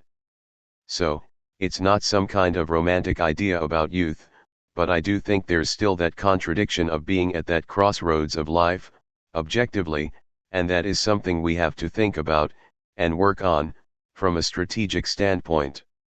And, within the broader category of youth, there is the particularity of students, including students at the more elite colleges. There is a reason why, historically, whenever there's been any kind of radical movement in society, or revolutionary movement, students have been a significant part of and played a significant role in that. But my sense is that we have not put ourselves, in the way we need to figuring out, and carrying out, a systematic approach to bringing forward a radical student movement and a real revolutionary and communist current within that. We have not applied ourselves, the way we need to dealing with the contradictions involved in that. There are the qualities of youth, and the qualities of students wanting to search out things for themselves, not wanting to be told what to think, and so on. There are all those kinds of things, which are not entirely negative by any means, even with all this relativist nonsense going on. From a strategic standpoint, we certainly shouldn't have an attitude that critical thinking, even when it's turned against us, that is, even when it leads to hard questions about what we are setting out to do, is negative in its main aspect. But we also shouldn't tail this. We have to know how to work on these things. As a movement, as a party, we have to develop a more systematic approach to this. You can't go from no radical student movement to a mass radical student movement in 1 week or 1 month, although it does need to be emphasized that there are situations when a great deal needs to be, and can be, achieved in a short, telescoped period of time, with systematic work. In fact, this is one of those times, and we have to put ourselves to it. We have to develop concretely, and actually implement, a way of going to work on this, because I will say again that there will never be a revolution without a significant component of a radical student movement, within which the pole of revolution and communism is a significant and growing force, both a force of attraction and also a force that's contending within that student movement, as well as in the broader society, fighting to win people to communist revolution. I'm going to talk about this some more when I get to the question of leadership, but people who work in the realm of ideas and who propagate ideas in various ways have a disproportionate influence, an influence greater than their numbers in terms of how they can affect society. This is something that can be wielded on behalf of one program or another, ultimately one class and one system or another. And we have to go to work on developing a force that's actively wielding this ability and this influence for the revolution we need. What goes along with that, as much as we can sardonically laugh about our frustration with how things are now with academia and the intelligentsia, all the petit bourgeois predispositions, predilections, and everything that drives you crazy, the individualism and relativism, and all the rest of it with the intelligentsia, we cannot fail to recognize both the need and the importance of what's been referred to as the transfer of allegiance of a significant section of the intelligentsia. Understanding that to include people in the arts as well as people in academia, and others. What does that mean, the transfer of allegiance? It means that, instead of going along with and doing things that, at least objectively, serve to reinforce the existing system, people come over to the side of revolution and communism and wield their intellectual and artistic abilities to influence people in that direction and contend through polemics and in other ways against lines that actually serve the existing system. So you need this transfer of allegiance. You need it among the intelligentsia broadly. And you need ferment in the arts with, again, a radical and communist pole contending within that. Even as the current situation can be very frustrating in this regard, for the reasons I have referred to, we have to have a systematic approach to this, guided by an overall strategic orientation. Not that we're going to win over all the artists, or all the academics and people in the intelligentsia as a whole, by any means, in the short run. But there does need to be work done to actually bring around to the position of revolution and communism a significant section of the intelligent SIA, broadly understood, even if this is quantitatively a small percentage at this point.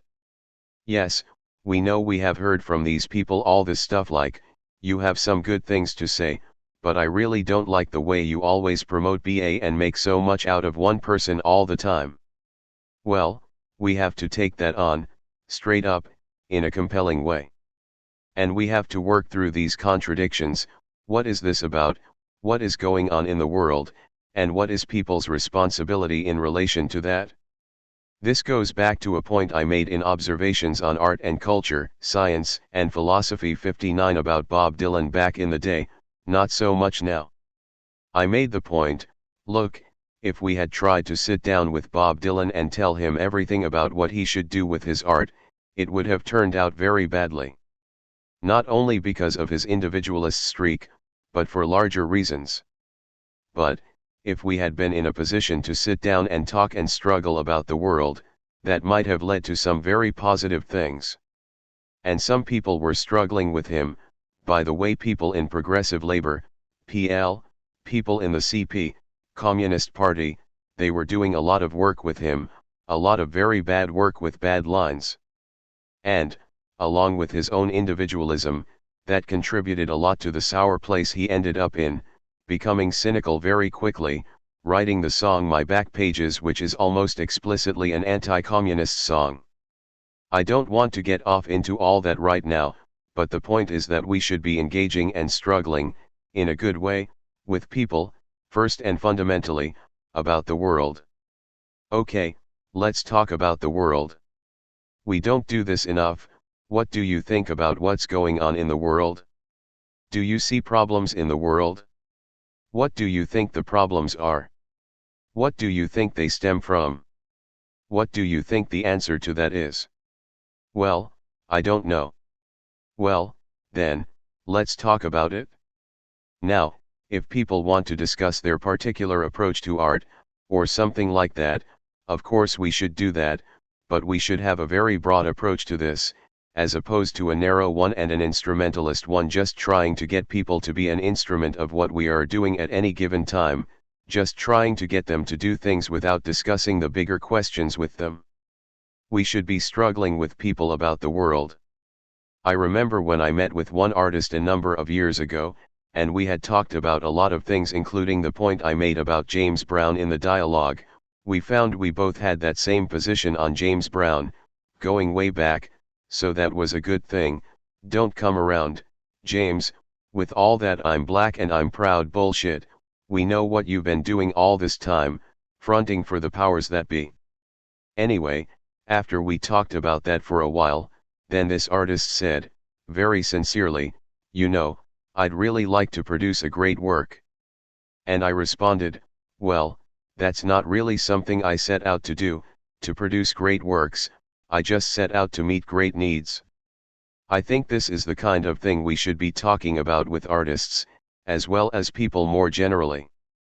There are a lot of great needs in the world, needs of humanity, to put it in broad terms. Not that everything you do in the realm of art has to have some direct political point, or something, but, in an overall sense, we should struggle with people over what are the problems in the world, what are the needs of the masses of people, and how do you contribute to doing something about that. And, of course, we should struggle with people that they should be won to communism, and they should stop talking so much about how they don't like it when we put forward one person, Bob Avarkian, as the leader we need, and instead actually go about familiarizing themselves in a serious way with what BA is about, what he has brought forward, and what that means for the masses of humanity. That should be part of an overall process, because we do have to win over growing numbers of people in the arts, and in the intelligent SIA broadly, to revolution and communism. This is important in two senses. One, it's important that in the realm of art there be people producing works which actually are doing what I'm talking about, including some which explicitly come from a communist standpoint, although not only that, and two, people in the intelligentsia can do a lot of good and important work. I referred to this book Our Kids, The American Dream in Crisis. Now the author of that book is not a communist, by any stretch of the imagination, and he is discussing things fully within the framework of the existing system, but people who have been able to develop intellectual skills can do a lot of good and important things, and we need them to do that. We need to have a very broad embrace, very wide arms, on the basis of being firmly grounded in the necessary solid core. Struggling against petit bourgeois modes of thinking, while maintaining the correct strategic orientation. While, in everything we do, we need to unite as broadly as possible, proceeding in a way that gives expression to a broadness of mind and generosity of spirit. There is, at the same time, the need to struggle against and ideologically combat not only the direct and indirect influence of the ruling bourgeoisie itself, but also, very importantly, the influence of lines and programs that are, in a broad sense, representative of the middle strata, the petite bourgeoisie. Another way to put this is that a lot of what we'll be doing, particularly in the ideological realm, will be waging class struggle which is not directly against the bourgeoisie, but against ideas which are representative of the petite bourgeoisie but keep people chained to the current system and the rule of the bourgeoisie. This is something Engels pointed out a long time ago. He said, Marx and I spent very little time struggling with direct representatives of the bourgeoisie. Most of our struggles were carried out, he said, with people, phony socialists and other opportunists who were speaking not in the name of the bourgeoisie, but in the name of other sections of society, even at times in the name of the proletariat, in the name of socialism, and so on. This will be true in general that, in order to win people to a correct understanding of the world, a lot of your time and effort has to go into waging struggle against ideas that are more representative of, will more find their home among, sections of the middle strata, rather than the ruling class, even though, ultimately, they keep people chained to the system and to the rule of the bourgeoisie. And here's the tricky part again: we have to develop our ability to do this, and do it in a good way, while not letting go of, not losing sight of, but in fact maintaining, the strategic orientation of winning over as much of the middle strata as possible, both in more immediate and particular struggles, but, above all and fundamentally, in terms of the whole revolutionary process, maintaining and applying the strategic revolutionary orientation of united front under the leadership of the proletariat. The two maximizings. Part of this strategy is embodied in the formulation, the two maximizings. This refers, in basic terms, to maximizing resistance and the development of a revolutionary movement and organized revolutionary forces among the basic masses, and among the middle strata. This goes back to the strategic point about the encirclement. But, in more immediate terms, the fact is that you are not going to bring forward masses of people in the struggle against the system, including those most desperately oppressed and in need of revolution, if it's a self-contained thing contained just to them, if they feel that the rest of society is lined up against them, not just that the powers that be are against them, but all the other sections of society are against them as well.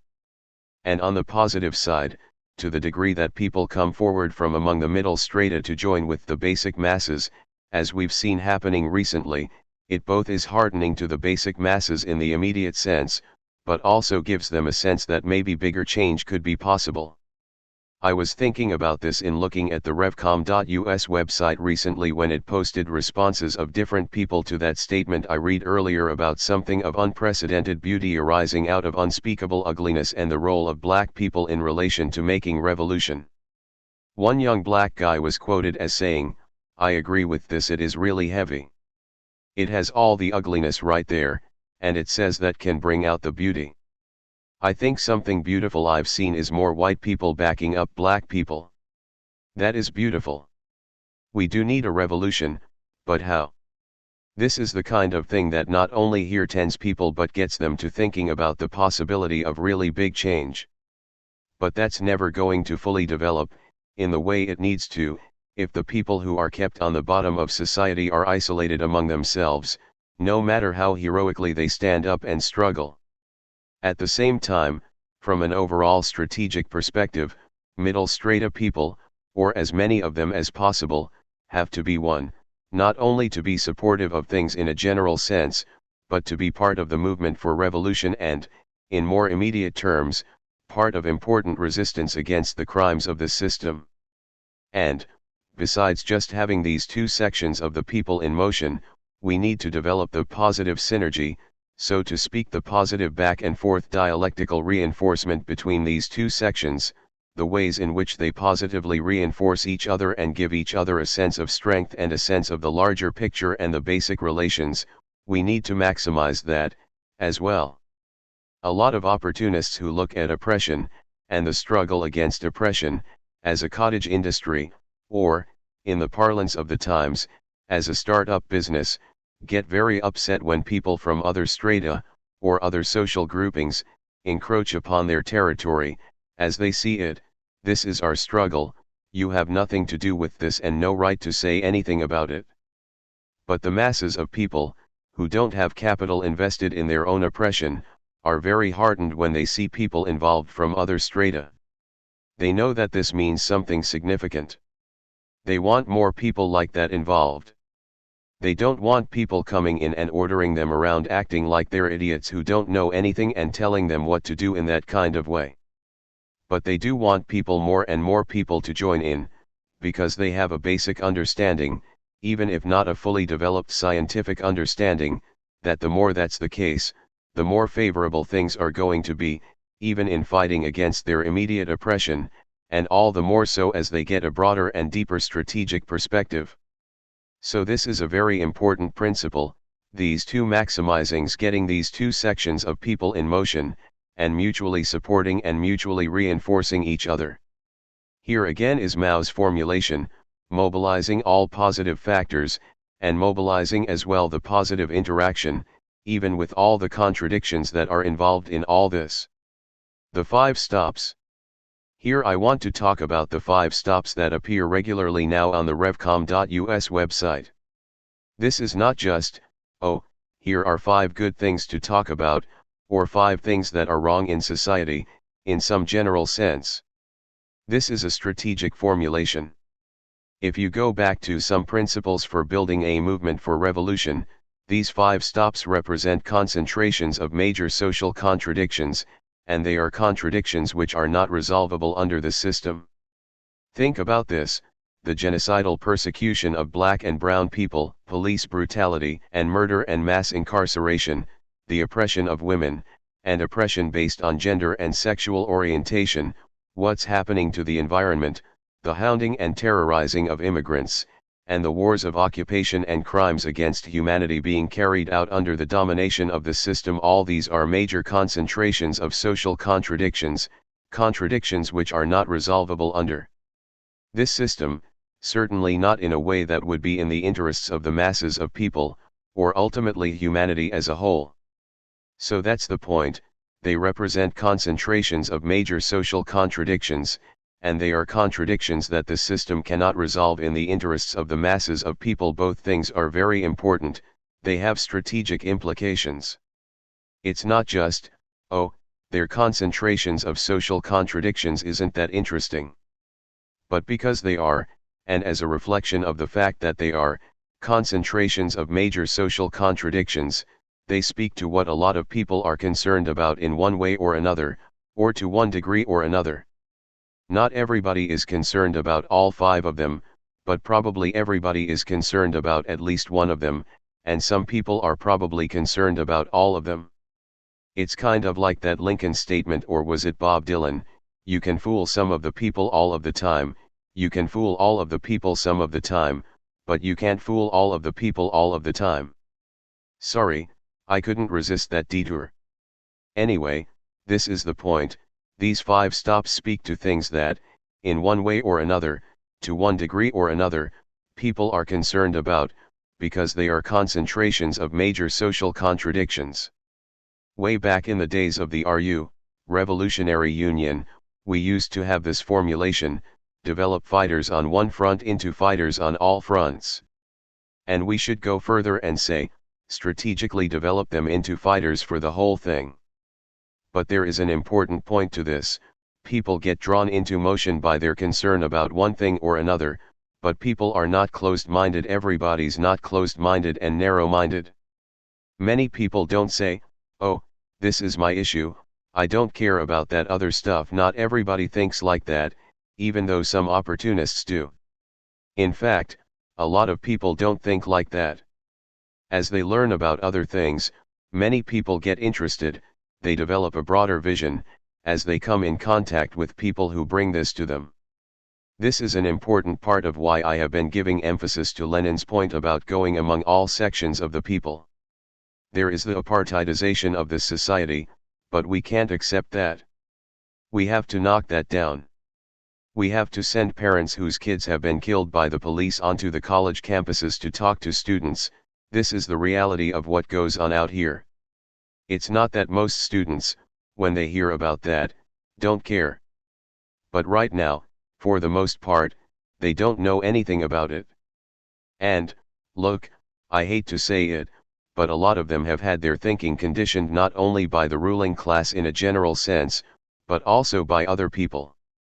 I'm sorry, but since the 1980s, there have been more than a few Reaganites running around among the basic masses, people whose outlook is very similar to Ronald Reagan, in terms of an overwhelming focus on just getting rich, in ruthless competition with other people. You see it in hip-hop: get rich or die trying, all this kind of crap. Now, of course, that is not all there is to hip-hop, but that kind of culture has been promoted by the ruling class, because it serves their interests.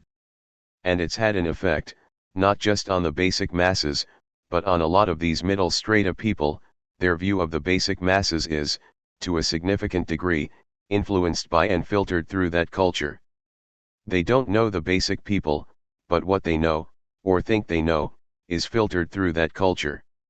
So this is something we have to combat, bringing to people an understanding of the actual relations in society and how this affects people. We have to go among all sections of the people.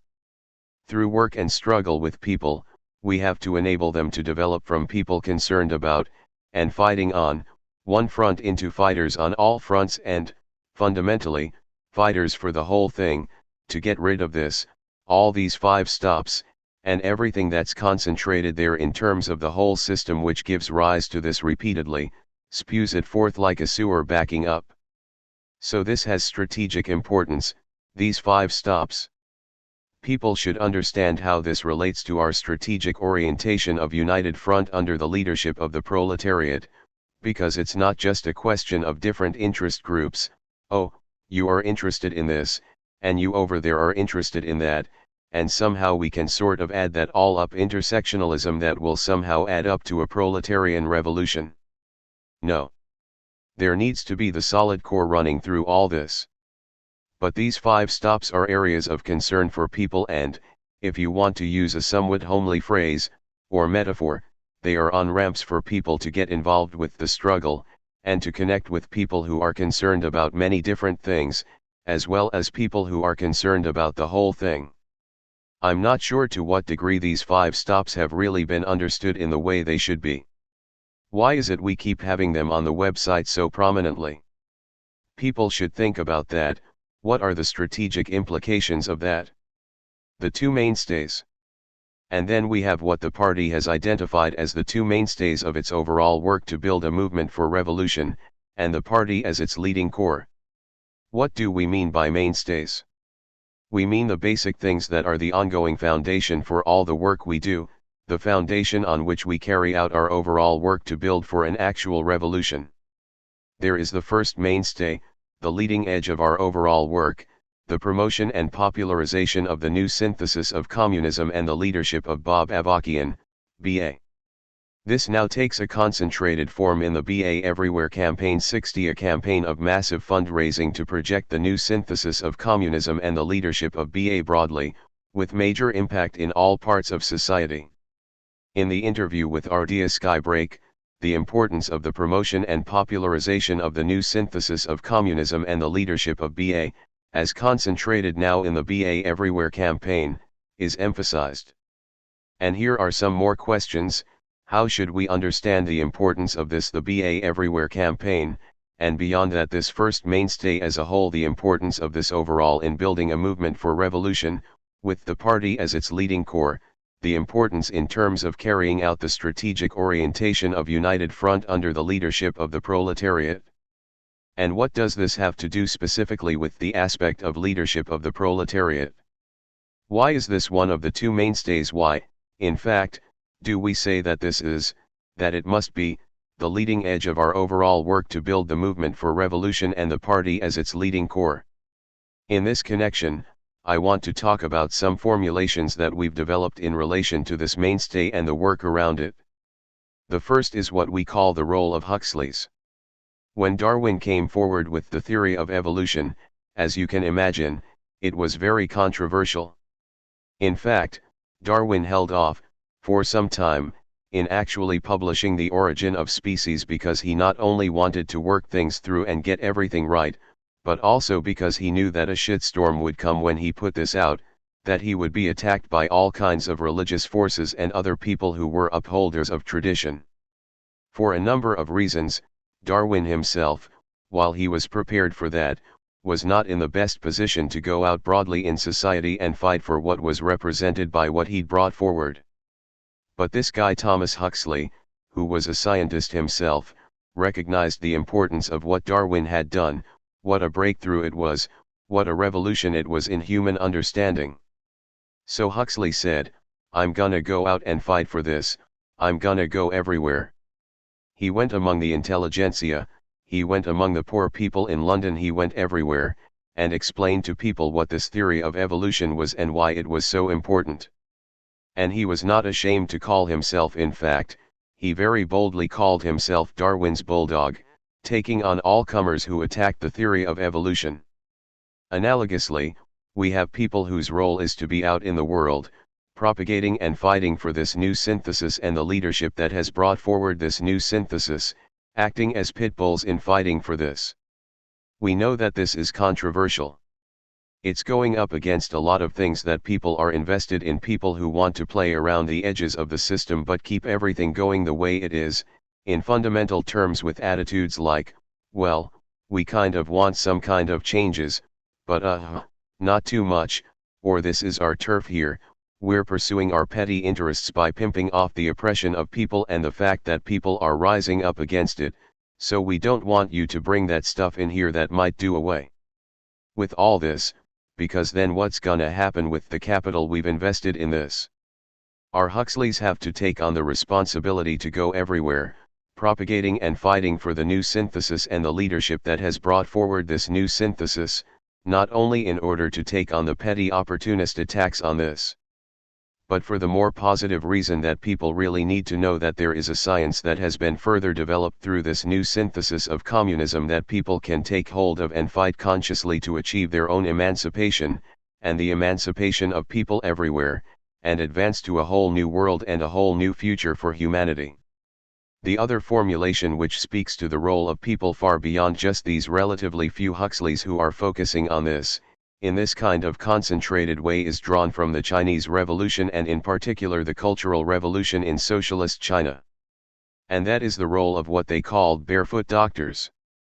Before the revolution triumphed in China in 1949, the masses of people, particularly the great majority of people in the countryside in China, did not have access to any kind of health care, even basic health care. So, along with developing more doctors, they also trained millions of people who were called barefoot doctors, people from among the peasants who were trained, not in very sophisticated, elaborate medicine that takes a long time to learn, like, say, brain surgery, but in the very basic elements of health care. And then these barefoot doctors were dispatched throughout the countryside to bring, for the first time, basic health care to the masses of people. Using that as kind of an analogy, or metaphor, what we're saying is that, in addition to the Huxleys, there needs to be a larger, and growing, force that is popularizing, and fighting to win people to take up, or at least win people to seriously engage the new synthesis of communism and the leadership that has brought forward this new synthesis. There is the need for the party overall and, more broadly, people in the movement for revolution around the party, to be barefoot doctors in this sense. And let me emphasize this. Not only is the Ardea Skybreak interview important in an overall sense, and something people should repeatedly go back to for what they can learn from it overall, but it also is a model of carrying out compellingly, boldly, and with substance the role of Huxleys in particular, but also the role of barefoot doctors. So that's on the first mainstay, the leading edge of our overall revolutionary work.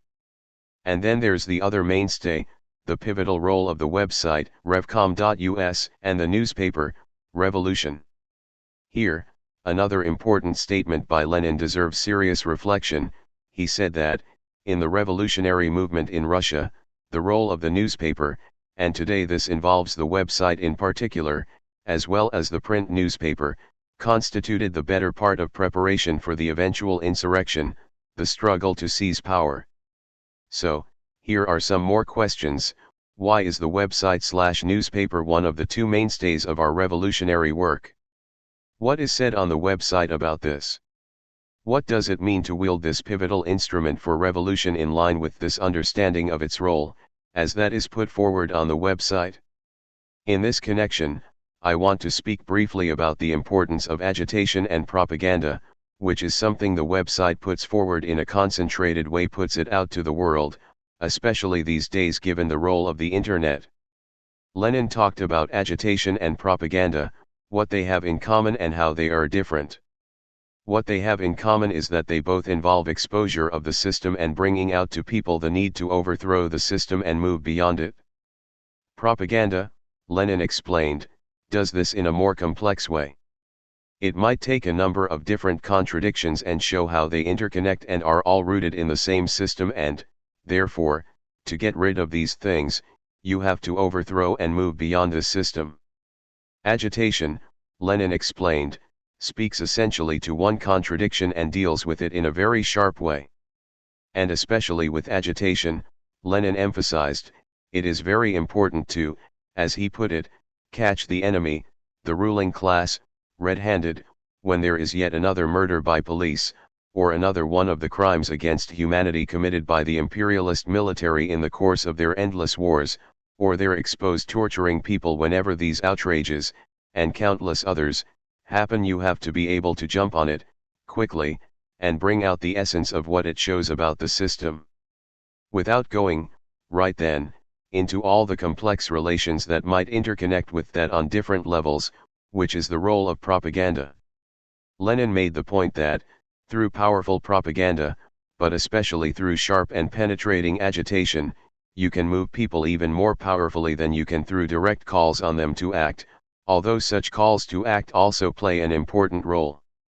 With a really skilled corps of agitators, you can influence the direction of mass movements and mass struggles way out of proportion to the number of people that you have at any given time. So this is something that really needs to be worked on, in a concentrated way. Let me give an example of what I mean by agitation. In a church in South Carolina, in delivering what was supposed to be a eulogy for black people murdered there by a white supremacist, Obama actually had the nerve to say that the murder of these black people was part of God's plan. Right at the funeral, when loved ones of people murdered are sitting there. And the truth is that many people were swayed by this sickening speech by Obama. So, this obviously needed to be sharply penetrated and exposed, in a timely way. In situations like this, we need to have something up on our website within a few hours. Look at this. What kind of system has, as its head, somebody who actually says that the murder of these people was part of some plan by God? And what kind of God is that who would have a plan like that? Boom.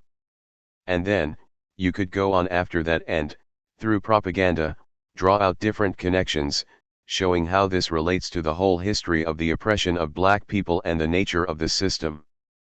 But, boom, you go after something like this right away and pose things sharply. What a crime, on top of a crime, for the president to go there and say, this is part of God's plan.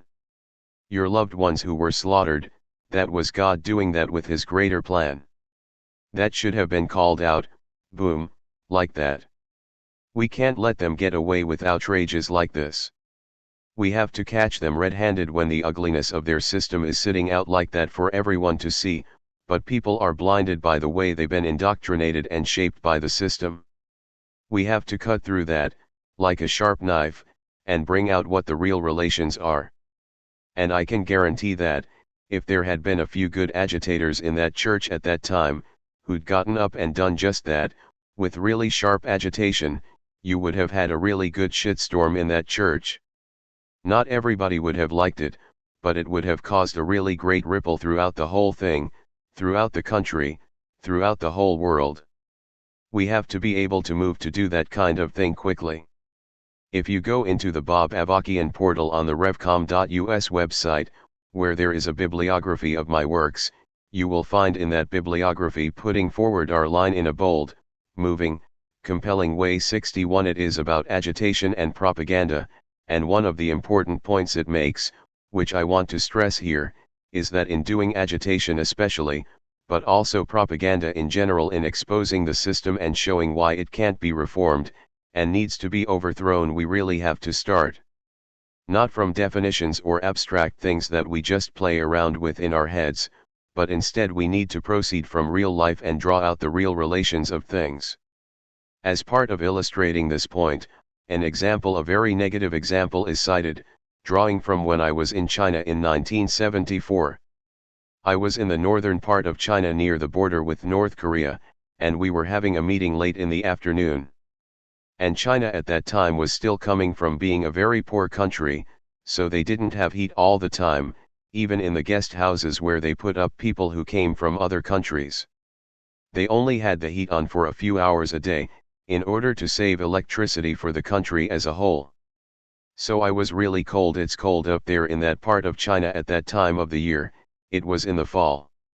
They gave each of us a padded cotton jacket, and I put that on, but I was still cold. I crawled under the covers of the bed in the guest room, and I was looking for some way to distract myself from being so cold, until the time when we would go to the meeting place, where there would be some heat.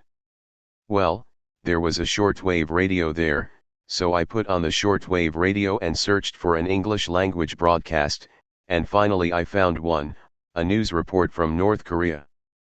I listened to this for a few minutes, and by then I was cracking up. Here's more or less how this news report went. Comrades, I'm very happy to report that a most important meeting has just been held of the National Front for the Unification of the Fatherland. Present at the meeting were so-and-so, General Secretary of the National Front for the Unification of the Fatherland, also Comrade so-and-so, First Vice Chairman of the National Front for the Unification of the Fatherland. Also in attendance were Comrades so-and-so and so-and-so, Second and Third Vice Chairman of the National Front for the Unification of the Fatherland. At this meeting, Comrade so-and-so, General Secretary of the National Front for the Unification of the Fatherland, gave a most important speech. In this speech, Comrade so-and-so, General Secretary of the National Front for the Unification of the Fatherland, emphasized that the unification of the fatherland is very important. It went on and on like this, and I was doing what you're doing, laughing. I literally fell out of the bed laughing. But there was also something very disturbing about it. Now, North Korea is not really a socialist country at all. It's more like some sort of feudal monarchy with the Kim family in succession ruling over it. But it's portrayed, and it portrays itself, as a communist country. Well, this is a very good example of how not to do propaganda and agitation. Again, this negative example is cited in putting forward our line in a bold, moving, compelling way, to emphasize that we have to start from reality in doing propaganda and agitation, giving people a living sense of what the continuing crimes of the system are, what they are rooted in and flow from, how they connect up to other things, and what is the solution to all this. We have to sharpen our ability to do propaganda, but especially agitation. We need to develop, one after another, corps of people who can go in the midst of mass struggles, and other key situations, and turn the whole thing in the right direction through very sharp exposure, catching the enemy red-handed and, metaphorically speaking, drawing the blood of the enemy by exposing their real nature and how it comes out in the real world. Returning to on the possibility of revolution. Now, in moving toward concluding this part 3, I want to return to on the possibility of revolution, in light of everything that's been spoken to so far.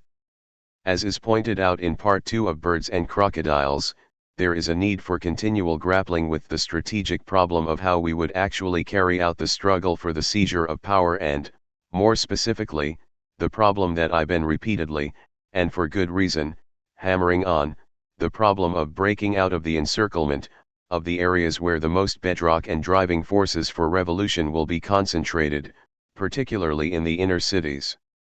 Related to that is the problem of counterinsurgency against the masses, even before there is an insurgency, or even in the early stages of an insurgency.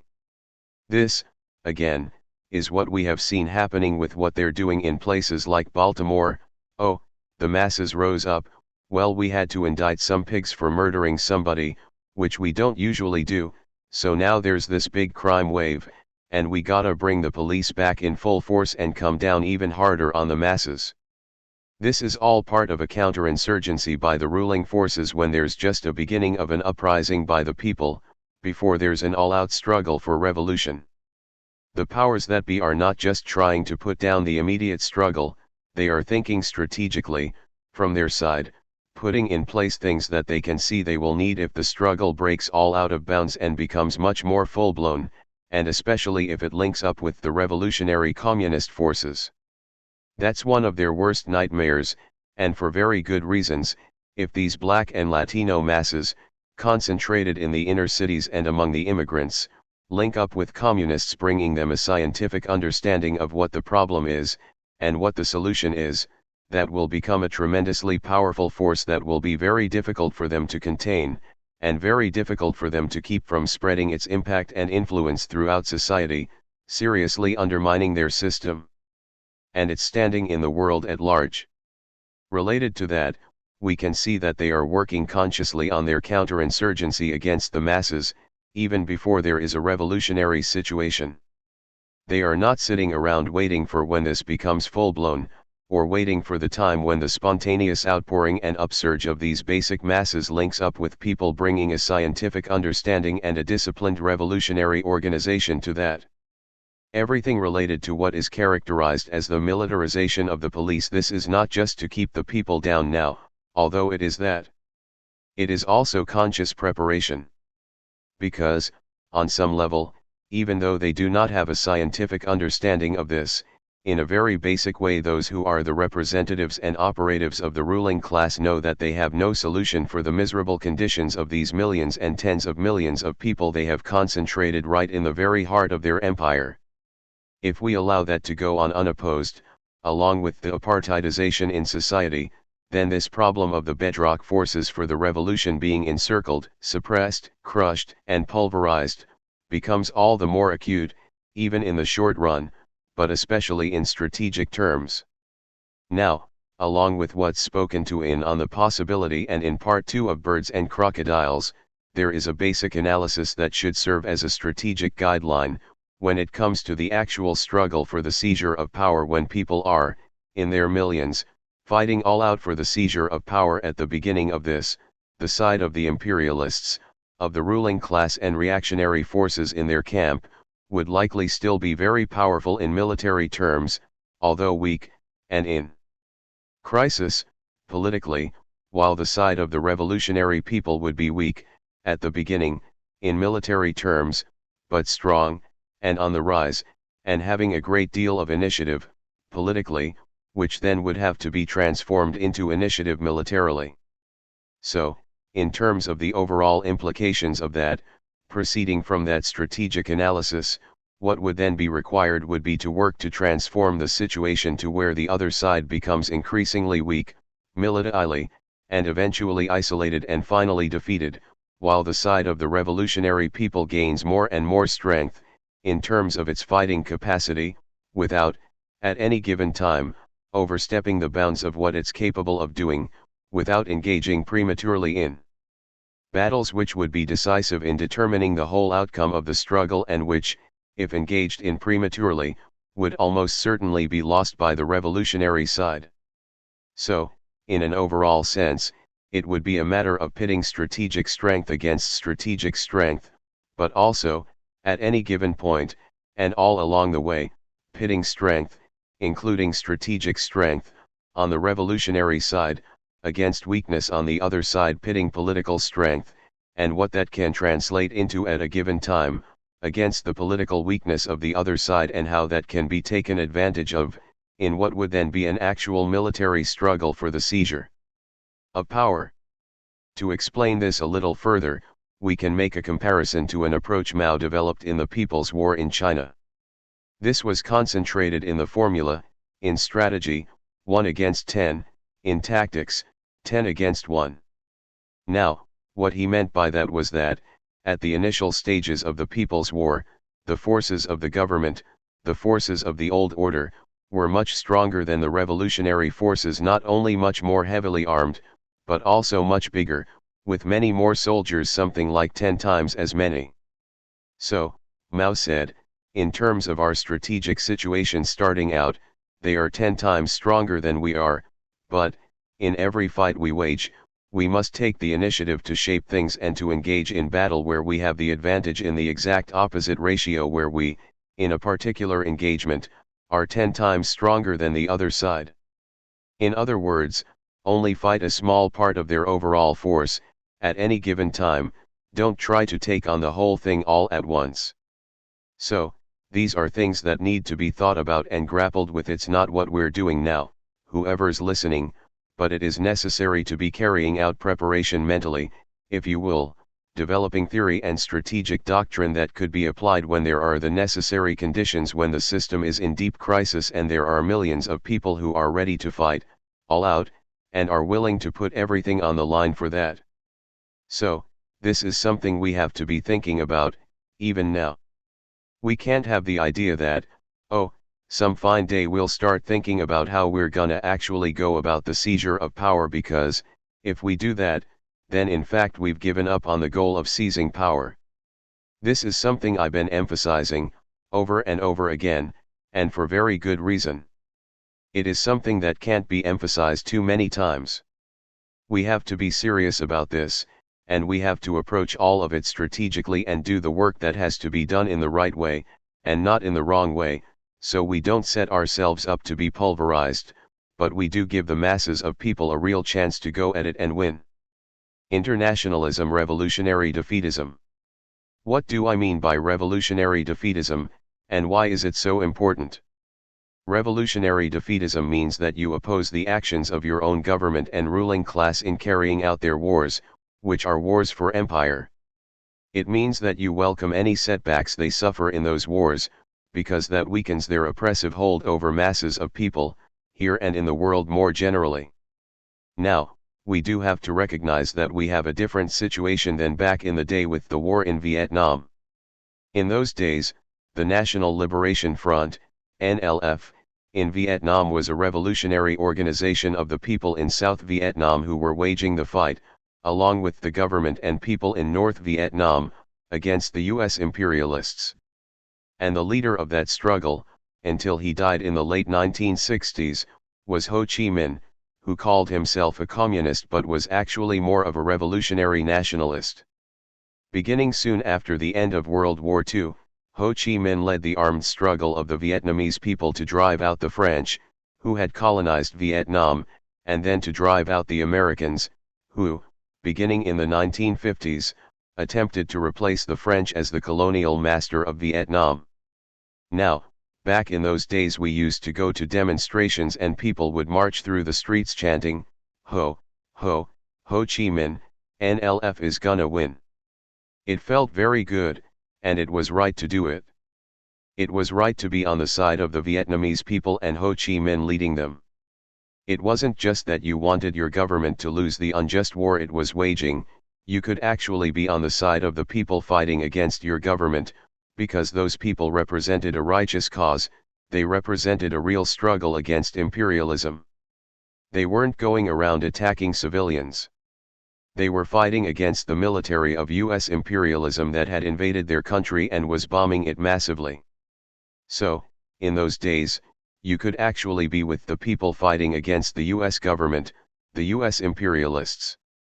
Today, unfortunately, the situation is different and not as favorable in the short run. Nobody coming from a decent place should want to root for these reactionary Islamic jihadists who are in fact also enforcers of brutally oppressive relations, particularly, but not only, horrific patriarchal relations, and who, in the service of that, carry out all kinds of depraved slaughter of ordinary civilians. So you cannot, if you're coming from the right place, identify in any way with these forces and support them. Now, there are some people around the world who call themselves leftists or even communists or Maoists, people like this guy Ajith, who try to put a pretty face on these Islamic fundamentalist jihadists and insist that they are anti-imperialists, that they're waging an anti-imperialist struggle. But the fact is that, while they may fight against the US, they do not represent a positive, progressive, let alone a revolutionary force, and where they have succeeded in exercising power, their rule is brutally oppressive. That has been shown repeatedly in the real world. In your mind, you can try to make these people into something other than what they are, but that can only do a great deal of harm, because in the real world they are not a positive force, even while, coming from where they're coming from, they're opposing US imperialism, to some degree, although not in any thoroughgoing way and not toward any positive end. This makes for a difficult situation because, especially given how parasitic US society is, where significant sections of the people, particularly among the middle strata, receive some share of the spoils from imperialist domination and plunder in the world, when the US government is able to point to the continuing atrocities carried out by these Islamic fundamentalists, this reinforces the tendency for people to side with, or at least not to seriously oppose, their own country and government. In the wars it is waging against these Islamic fundamentalists. It makes it easier for people to go along with what is, and take the position, I don't really like these wars, but look at these other people, we have to do something about groups like ISIS. Never mind the fact that Saudi Arabia, a big ally of the US, beheads a lot more people than ISIS does and embodies and enforces all kinds of horrendous oppression against women and others. But still, people can say, well, look at these people, like ISIS. This makes it easier for people not to do the hard thing of going up against their own government in the wars it is waging. Yes, it is true, the Islamic fundamentalists who are opposing these imperialists are no good, they don't pose a positive alternative. But that does not make the wars of empire being fought by this government just wars. This situation has gone on way too long and needs to be frontally and deeply challenged. These are wars for empire. These are unjust wars. They are carried out with massive means of destruction, killing civilians in the hundreds of thousands, torturing people in the service of these wars. This should be opposed and opposed strongly. It is not acceptable that people just take the stand. Yes, I wish those wars would be over with, but we gotta do something about these Islamic fundamentalists.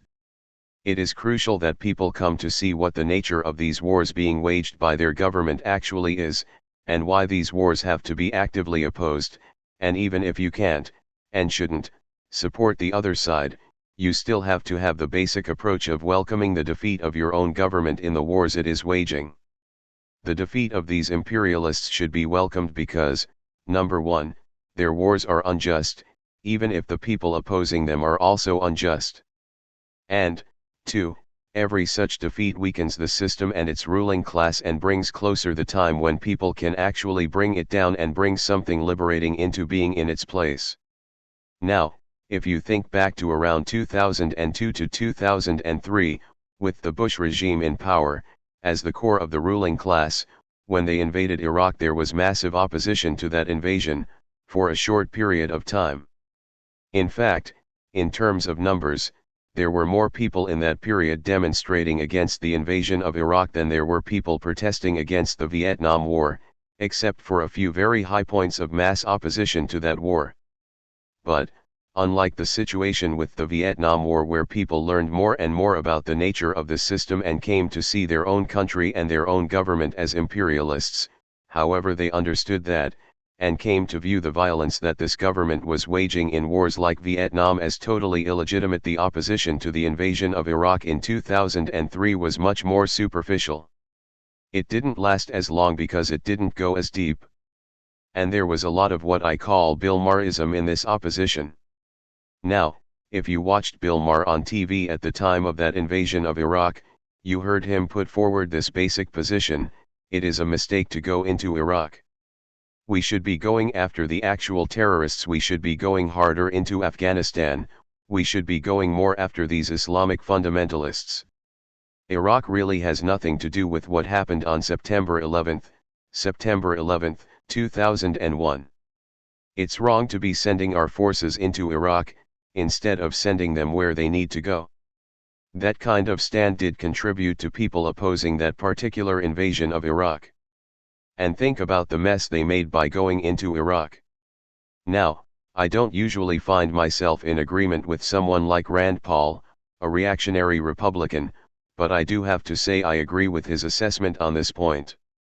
He has said, look what's happened. We went into Iraq, and what did we get? ISIS. We went into Libya and got rid of Gaddafi in Libya, what did we get? More Islamic fundamentalists. Now we're trying to bring down Assad in Syria. What are we getting? ISIS, more Islamic fundamentalists. While of course coming from a completely different and fundamentally opposed orientation, I do have to say that, in terms of analyzing the problems these invasions, etc., have caused for the imperialists, Rand Paul has a point. But, among other things, what this reflects, on a deeper level, is that these imperialists don't actually understand their own system. They invaded Iraq, thinking they were going to be able to keep everything under their control, and now it's become one big mess, including, in a big way, for them. But a big problem we have is that this is a very parasitic society, and the ruling class has very consciously moved with that basic reality in mind in waging these wars. Back in the days of Vietnam, there was a draft not like the draft in the new socialist republic in North America. This was a draft that forced you to go into the imperialist army and fight on their behalf. Now, it is not the case, although it is frequently said that the reason there was so much opposition to the Vietnam War is because people were afraid of being drafted and forced to fight in that war. People opposed that war on political grounds and moral grounds as an unjust, illegitimate, and immoral war. Masses of people, millions and millions of people, in this country, came to that position. But the fact that there was a draft did figure into the situation. If you were a college student, you got a deferment. You didn't have to go into the military, as long as you were in college. And a lot of people stayed in college a long time. Oh, I think I'll go to graduate school. People without deferments did all kinds of things to get out of the draft. In those days they wouldn't allow gay people in the military, so people would pretend to be gay when they went to the draft board. Or people actually shot themselves in the foot, so they'd be disabled and couldn't be drafted. This is how much people opposed this war, which had never happened before, on that kind of scale, in the history of wars waged by the US government. That's how broad and how deep the opposition was. But the ruling class learned from this. And what they determined is that, instead of drafting people, they'll have a volunteer army, relying largely on the fact that, economically, many people don't have many options, so they can be induced to volunteer. And, of course, they have carried out repeated propaganda campaigns to make people think it is honorable, and even glorious, to be in this imperialist military. So now you have this situation where a lot of poor people, particularly in rural white areas, as well as the inner cities, feel the compulsion to go in the military, or some people get revved up with all this patriotic American chauvinism, and they go into the military. But most people in this country can avoid that, at least at this point. And this is very consciously approached by the ruling class. They don't want a situation where people, in their broad ranks throughout society, have to consider whether they want to fight in these wars or not. So now you have a situation where the ROTC comes back on the college campuses, and nobody's opposing it. During the Vietnam War, ROTCs were driven off many campuses by the anti-war movement. Masses of students took the stand, get that imperialist military off campus, out of the university. But now, they brought the ROTC back. And you've got all these veterans, many of whom have done 2-3 tours in Iraq and Afghanistan, who are coming back and getting government funds to go to college. All this has exerted a significant negative influence on the campuses. And, on the commercial airplanes, it's, make way for our wounded warriors and our soldiers to come on first, thank you for your service. This is not being opposed the way it should be, because not enough struggle has been carried out, in a consistent way, to confront people with the actual nature of these wars, the nature and role of the imperialist military that is carrying out these wars, and the nature of the system on behalf of which these wars are waged. In this connection, I have to say that it is very striking that in looking at what have been the responses to the Ardea Skybreak interview, there is the glaring fact that, almost literally, no one has commented on, and expressed strong agreement with, the part of that interview where she emphatically states her opposition to national chauvinism and jingoism, in particular the idea that, somehow, Americans are more important than other people, where she expresses her disgust with things like the national anthem and the Pledge of Allegiance, and calls on people, especially people viciously oppressed under the system, to think about what it is they are saluting, and why they are saluting the symbols of the system that is oppressing them. The lack of response to this, the lack of passionate agreement with this is in fact quite disturbing, because without this kind of righteous outrage and hatred for these symbols, and the allegiance they express for this murderous system of US imperialism, there can never be any sustained powerful resistance to the crimes of this system, let alone an actual revolution to put an end to it and its towering crimes. So, this is something to seriously reflect on and move to change, beginning right now. Internationalism and an international dimension. In addition to what has been said about how, when it comes down to the struggle for the seizure of power, there will be aspects of a civil war between two sections of the people, and in addition to what has been emphasized about the need to deal with the problem of encirclement, suppression, and pulverization, another dimension of this that has to be taken into consideration is that this will not only be a struggle that must be internationalist in its basic orientation, but it is also likely to have a significant aspect of being international. The point has been made that the borders of this country are anything but sacred to us. If you look at the constitution for the new socialist republic, specifically in regard to what is now the southwest of the US, you can see that it is taking account of the close interconnection historically, in the present time, and looking to the future between what goes on in, what is now, the US, and what goes on to the south. And, given that, when it comes down to it, there would almost certainly be, in significant measure, the interconnection and interpenetration of revolutionary struggle in, what is now, the US and revolutionary struggle to the south. Strategic thinking and work needs to be carried out, in terms of the international dimension of this. Internationalism bringing forward another way. This is another important aspect of our internationalist responsibilities. We have to look soberly and scientifically at the current configuration, or alignment, of things in the world, and in particular what we have identified as the two outmoded 62 on the one hand, imperialism, and on the other hand, reactionary Islamic fundamentalist jihadism, and the way these two forces actually do reinforce each other, even while opposing each other, with the very negative effect this exerts in the world. This is a situation where the more the imperialists do what they do, the more they create fertile ground for Islamic fundamentalism. There have even been cases where, in countries like Lebanon, people who for a long time had been secularists, have declared themselves Islamicists, in order to fight against Israel and the US imperialists behind Israel. This is not a unique phenomenon. So, on the one hand, you have that kind of terrible effect, and then, as the other side of this dynamic, the more that these reactionary Islamic fundamentalists do what they do, the more it makes other people rally to the side of the imperialists. They look at this and say, you can't have anything to do with, you can't support, something horrific like this, carrying out all these crimes, forcing women to be slaves, slaughtering people of other religions, or people they regard as heretical, Muslims, and so on. This is a deadly dynamic, where each of these outmodeds reinforces the other, and it keeps going around in a vicious cycle.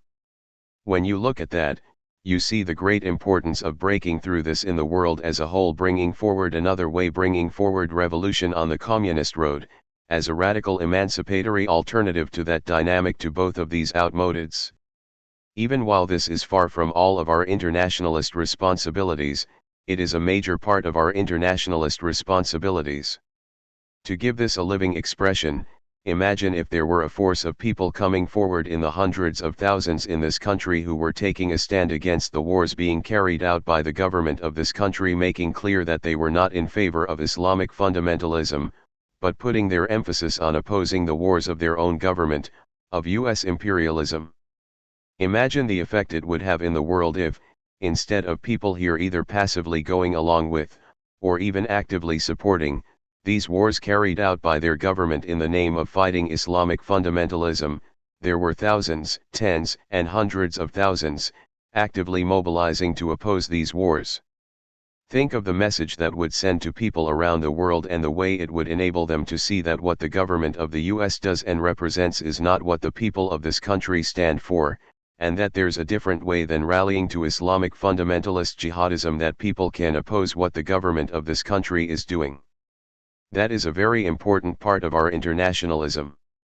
I'm not saying we can bring that forth just because we want it, or out of nothing, but it's something we have to have a strategic orientation of working toward. And just think about this. While this, too, is not all of our internationalist responsibilities, actually making a revolution in this country, and even moving significantly toward that revolution, has a tremendously positive potential role in terms of repolarizing masses of people all around the world. But, having said that, let me make this clear right away: when I speak of the impact of even moving significantly towards such a revolution, this must not be taken as a recipe for stopping short of revolution, for adopting in effect the revisionist orientation of the movement is everything, the final aim nothing. No. Our firm orientation, and all of our work, must be based on the understanding that, as it's put in Basics 3:1, we need a revolution. Anything else, in the final analysis, is bullshit.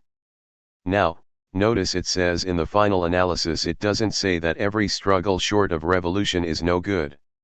In fact, it goes on to make the point that it is important to unite with people in many struggles that, in themselves, are short of revolution, while making clear that we need to do so with the orientation of building toward the revolution that is needed.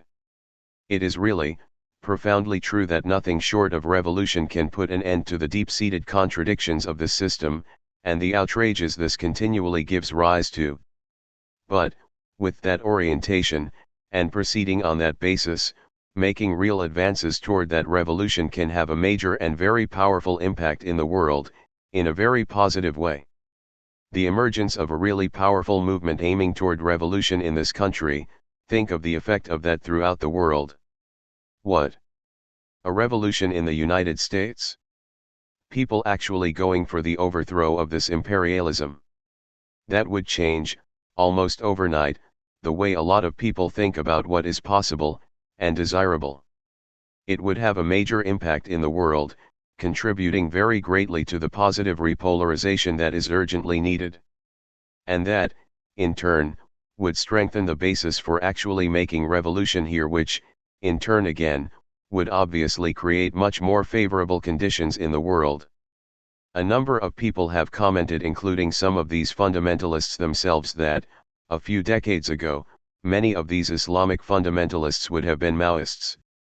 This is something interesting and important to think about. Why are they now not Maoists, and instead are Islamic fundamentalists?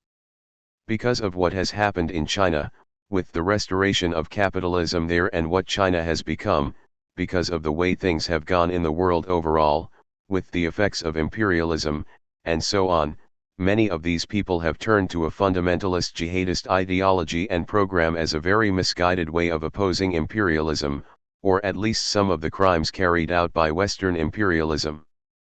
But this is not just misguided, it is not just a wrong way to oppose things, it is an outright and thoroughly reactionary ideology, program, and course of action. Let's face it, it is also a way that doesn't require you to break with patriarchy, to say the least. It doesn't require you to break with a lot of traditional ways of thinking and acting. In fact, it reinforces a lot of these highly obscurantist and oppressive traditions. So it's easier, for a lot of people, especially for males, but not only for them. You can go along with a lot of the spontaneity and a lot of traditions chains, even where you are the direct victim of this. Think about it, in very immediate terms, say inside a family, women often play a significant role in enforcing the patriarchal relations, not only because they are forced, and often terrorized, into doing this, but because they themselves have been caught up in the chains of these traditional relations, and they often don't see a way they can have a meaningful life other than by going along with, or even serving to reinforce, this. Traditions chains, they don't just oppress and enslave people physically, they also chain people, including masses of women, ideologically. This is something we have to recognize, and we have to wage compelling struggle around this, ideologically, as well as politically and practically. On the positive side, or in terms of positive potential, think about the implications of turning that statement on its head. A few decades ago, many of these Islamic fundamentalist jihadists would have been Maoists. Well, just imagine if there is a communist movement that's gaining strength, really moving toward an actual revolution in this country, as well as making important advances in other parts of the world. Think about the potential, through struggle, For that to repolarize or to contribute significantly to the repolarization of masses of people, not just in this country, but in the world as a whole, in a much more favorable way. This is also an important part of our internationalist orientation and our internationalist responsibility. We have to make revolution here because we need a revolution here, but we also have to contribute, in the greatest way we can, to the world revolution and the struggle for communism. And one of the important dimensions of that is making revolution here, which will have tremendous positive repercussions, especially as this is done on the basis of internationalism, in terms of orientation and in terms of political work and struggle. We should have this constantly in mind as an important part of our fundamental orientation and sense of responsibility. Popularizing the strategy. This is something that also needs to be strongly emphasized. Popularizing the strategy for revolution is an important part of carrying out that strategy. To be clear, I don't mean popularizing this in all the details in which it's been discussed here, but, in basic terms, popularizing that there is such a strategy, and what this strategy is, among masses of people of all different strata, is a very important part of carrying out that strategy. If we think we should just proceed according to some sort of temple of secret knowledge, as it's been put, we have this great strategy we're carrying out, but we don't think the masses of people need to know about it, then we're not actually carrying out that strategy. Think about it. One of the first things masses bring up is, how are you actually gonna do this? How you gonna deal with this?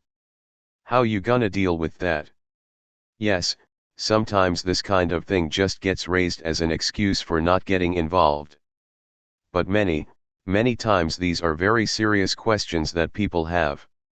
So that, in kind of a negative sense, makes the point, if you don't put this strategy out there, you're really cheating the masses of people, you're not really giving them the way to be part of this revolution, because they won't have a sense that you know what the hell you're doing, that you're proceeding according to a strategy that has a basis in the real world to go somewhere. And on the positive side, the more that people do get a sense of that, the more they can be drawn toward this revolution, because they can see that there is actually a strategic approach and plan for how to go about this. Not that everything's been solved, and it's all been worked out, there's a great deal more work to be done, but it's very important that there is an actual strategy, and that people are systematically proceeding on the basis of that strategy. Masses of people need to know about that in order to become part of it, and to contribute to applying and, yes, further developing that strategy. So this is a very important point that I think is also overlooked a lot. We don't talk to the masses the way we should about how we're proceeding to actually build a movement for revolution and preparing, in the appropriate ways now, to carry out an actual revolution. And if we don't do that, then once again we're not serious. We can say all we want, we are building a movement for revolution, but if we don't popularize the strategy for this revolution, then we are not doing that. Fundamental orientation. Now, as a final thought on this overall point of strategy, the orientation and approach in all of this must be one of going to people, particularly among those who most desperately need this revolution, but more broadly as well among students and among other sections of the people, not in some aimless way, lacking any strategic purpose and revolutionary urgency, just awaiting passively, and without passion, for one fine day when the prospect of revolution will somehow magically become real, but, instead, working with, and being alive with, the very clear orientation and message, we are building a movement for revolution, for an actual revolution, and we are building the party as its leading core, and in this way, to call on, work with, and work to organize, growing numbers of people to become part of this, while giving them a living sense of the larger picture, the strategic thinking and approach and the leadership that is giving shape and direction to this process overall. Not just in one small corner but in the whole society and with the whole world in view and in mind, to push forward the three prepares: prepare the ground, prepare the people, and prepare the vanguard, really getting ready for the time when millions can be led to fight, all out, for the seizure of power, with a real chance of winning, to clear the ground of this outmoded, illegitimate, rotten, bankrupt, and murderous system, and open the way to a radically different and emancipating society and world. The decisive role of leadership. Let's start with a very basic point: leadership is decisive. As Mao put it, where there is oppression there will be resistance. The masses of oppressed people will repeatedly rise up and fight back against their oppression. But where that struggle ends up, and whether it can be taken all the way to an emancipating revolution, a new society and ultimately a new world, without exploitation and oppression and all the suffering and destruction that goes along with that, depends on leadership on the line, the worldview, the method and approach, the strategy and program of the force which gains the leadership in the struggle against oppression. Notice that I said the force which gains the leadership. Why did I put it this way, and what is the importance of this? Well, one of the things this is emphasizing is that there is always going to be a struggle over who's in the leading position, and therefore where things are being led. It's not a matter of things falling into anyone's lap unless it's the ruling class, or other forces that will have spontaneity going for them and will lead things in the wrong direction, but especially if the leadership the masses actually need, to make the revolution they need, is really going to gain the leading position. It's going to be a process of, yes, complex, and at times very fierce, struggle. Once again, if we think it's just a matter that eventually the masses will see the need for a revolution and they'll come seeking us out and ask us to lead them, well, we'll be in for a very bad surprise. Even to the degree that something like that might happen, we wouldn't be able to handle it correctly, if that's our orientation and approach. There has to be a fight. This goes back to the point a little while ago, that much of the struggle we carry out, particularly in the ideological realm, is struggle against other lines and programs which do not directly flow from and represent the ruling class but are more representative of intermediate strata, but which, nonetheless, lead people back into, or keep them chained within, the killing confines and dynamics of the system. Now, I mentioned earlier the book The Looting Machine. The full title is The Looting Machine: Warlords, Oligarchs, Corporations, Smugglers, and the Theft of Africa's Wealth. The author, Tom Burgess, starts off the first chapter of the book speaking about Chikala, which is a shanty town slum in Luanda, the capital city of Angola, and he talks about how there isn't much that is in the wall separating Chikala from the rest of the city, other than a lot of sewage, as well as fear. This called to mind something I wrote earlier about the piles of garbage and human waste that little children in Luanda and other parts of Angola are playing amidst, while a few miles away there are tall buildings serving as glittering monuments to the power of the wealthy. You see this now in China, in Shanghai and other cities, but even in Luanda and places like that, these glittering skyscrapers, symbols of this vast wealth in a very few hands.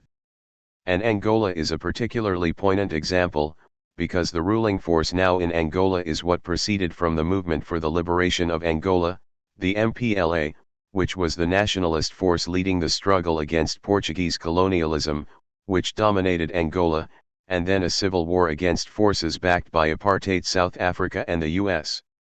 This was fought out for decades in Angola. The clique now ruling in Angola came directly out of that. The heads of the country now were the leaders of the MPLA, and those who have succeeded them. Burgess makes the point that the daughter of the leader of the MPLA, Isabel dos Santos, is the first female billionaire in Africa. Isn't that a shining example of empowerment? You can just hear minions and mouthpieces of the system celebrating this, a female billionaire in Africa, while you get this vivid picture of the literal garbage and waste that the masses of people are living in, surrounding these glittering symbols of all this wealth that has, in a real sense, been looted from these countries and from the masses of people. In reading this, you could think about, and a lot of people would think about, what a tragedy this is, what a horrible situation, what terrible corruption. Some would note the role of multinational corporations in all this, and talk about how the corporations have way too much power, and these days perhaps a few might talk about imperialism, in some general sense. Now, all that might be in the right direction and with the right spirit, but what struck me immediately, as I got into reading this book, and what struck me repeatedly in reading it, is how this screams out the need for an actual socialist transformation of these societies. Again, it's back to the mode of production point, and the compelling reality that if you don't have a leadership that bases itself on a scientific understanding of all this, you are going to end up in a terrible situation, despite the struggle and sacrifice of masses of people, including the struggle and sacrifices of the forces leading them. In other words, the leadership in these places like Angola, they end up saying things like, "We learned that money is power. If you don't have money, you can't do anything." So, just like the revisionists in China, who took China back down the capitalist road while still pretending to be communists in some vague sense, these forces in places like Angola go about accumulating wealth through capitalist means, with the claim that this somehow benefits the masses of people. In China they literally had the slogan, "To get rich is glorious." They replaced the slogan during the time of Mao, "Serve the people," with the slogan, "To get rich is glorious." I remember hearing a story about one of the party cadre in China after the revisionist coup happened, and they put away the slogan of "Serve the people" and the orientation of serving the people by advancing the revolution, and started talking about how everybody should try to get rich, because that would be for the benefit of the country. And one of these Chinese Communist Party cadre, now under this revisionist leadership that was promoting this bourgeois line, actually said to another party cadre, "Well, you know, we used to talk about serve the people, but aren't I a people?" So you can see how the ideological corruption sets in when the dominant line is changed in this way and is being pumped at people, even people who definitely once knew better. They get caught up in this idea that if we all go out for ourselves, we'll make a lot of money and then we can do something good for the masses of poor people. So this slogan, "To get rich is glorious," was supposed to inspire people to make a lot of money, and that would develop the economy and help the people. And in reading The Looting Machine you see this rationalization repeated by the heads of government in these different African countries. Well, if we amass a lot of wealth, then we can do something for the people. Now, again, many of these people fought under very difficult conditions for decades. They were up against apartheid South Africa, which was a very powerful country at the time, and was being backed up by the US, even as the ruling class of the US put up some pretense of opposing apartheid. Going up against that, the MPLA in Angola relied somewhat on the Soviet Union, which was a real problem, but they waged a lot of self-sacrificing struggle. Why did things end up this way?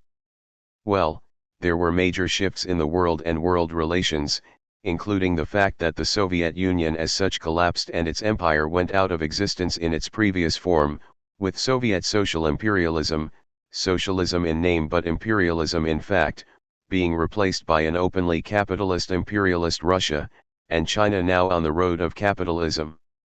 All this was disorienting, and all the more so because people weren't scientific enough. Forces like the MPLA were eclectic. Their viewpoint was a mishmash of nationalism and some aspects of communism. It was not a consistently scientific communist approach. And so, when these new conditions hit, what did they end up doing? They became nouveau bourgeois exploiters, and at the same time accomplices, and basically appendages, of imperialism, accumulating tremendous wealth for themselves, on the backs of the masses of people. Here we get back to a point that was made, toward the beginning of this presentation, on the base and the superstructure, the economic system, the mode of production, and how it sets the terms for things in society overall, and how, in turn, the superstructure that arises on that economic base serves to reinforce it. In other words, the political and ideological superstructure, the political system, the laws, the culture, the ideas that dominate in the society have to be in accordance with that mode of production, or the society can't function. So if you go down the road of saying we're gonna use capitalist means to get a lot of wealth, if that's the mode of production that's operating, then you have to have a superstructure of laws, political institutions, culture, and ideology, and so on, that goes along with and enforces that capitalist system, even if you once had a different set of ideas. Think about this specifically in terms of the culture and the ideology. I talked about this earlier, the idea that the bourgeoisie always promotes that the great thing about bourgeois society, the major change it brought about, was elevating the individual to the prime place in society, putting forward the sanctity of the individual and the importance of individual rights. I discussed how that's a complete farce and completely in conflict with how bourgeois society actually operates by exploiting masses of people and crushing and pulverizing literally billions of people around the world. But the idea of individualism is very much in keeping with and very much serves the bourgeois exploitative mode of production. The idea that everybody should be out for themselves is reinforced by the fact that you are in competition with everybody else for jobs, for promotions, for scholarships, for admission to college, for whatever it might be. So that is encouraged and fostered by the mode of production, by how the economic system works and how it affects people. And then, in the superstructure, it is reinforced with the idea that the most important thing is the self is the center of everything. No matter what else is going on in the world, the most important thing, the thing that you should be concerned about, above all, is yourself. That's the only way you can go through the world. This is constantly pumped at people, and it constantly gets reinforced even when people try to break with it. It requires a tremendous struggle to get out of the framework that, when everything is said and done, I am the most important thing in the world. And, besides the way in which this goes along with the bourgeois notion that the striving for individual acquisition/private accumulation of wealth is the most legitimate and productive motive force in social development, it conforms to the interests of the ruling class because, if you have a society where everyone is thinking that way, you're never going to be able to bring about any kind of significant social transformation. You're going to remain stuck within a system where people are being exploited and oppressed, but everybody is out for themselves in competition with everybody else. Now, imagine if you had a radically different superstructure, if you had art and culture, widely and consistently disseminated over the TV, the internet, and so on, promoting the idea that people should think first and foremost about the greater good of the people in the world as a whole, instead of themselves. That would definitely undermine the way the system works. Or take another example of how the superstructure has to relate to the base. If you look at ads on TV or watch the news on TV, they're always promoting these entrepreneurs, people who start up little businesses. There are ads for getting business cards so you can more effectively advertise your business, and oh, I have this little clever idea about making muffins, so I started a business, and on and on and on. Now imagine if, instead of that, they continually told people the truth. It's not that often that a small business becomes a big money-making enterprise. A high percentage of small businesses fail, sooner or later, and many of them fail quickly, so forget it. Don't get all caught up in the mythology of business entrepreneurship. Imagine if, every time you turned on the TV, you heard that kind of message. Well, that would not serve the functioning of the system. They want people to think that everybody can succeed in business, if they try hard and have the right initiative. In reality, of course, only a small number of people can actually be big-time capitalists, but it's very good for the big capitalists, and for the system overall, if everybody thinks they might have a chance to do it. So, if you had a whole set of ideas being promoted that were actually telling people the truth about this, it would completely undermine that. Or what if program after program on television, and everything you saw through the internet, were telling people, look, let's be honest with ourselves. The reason this country is so wealthy and powerful is not because there have been a bunch of people who innovated a lot of things.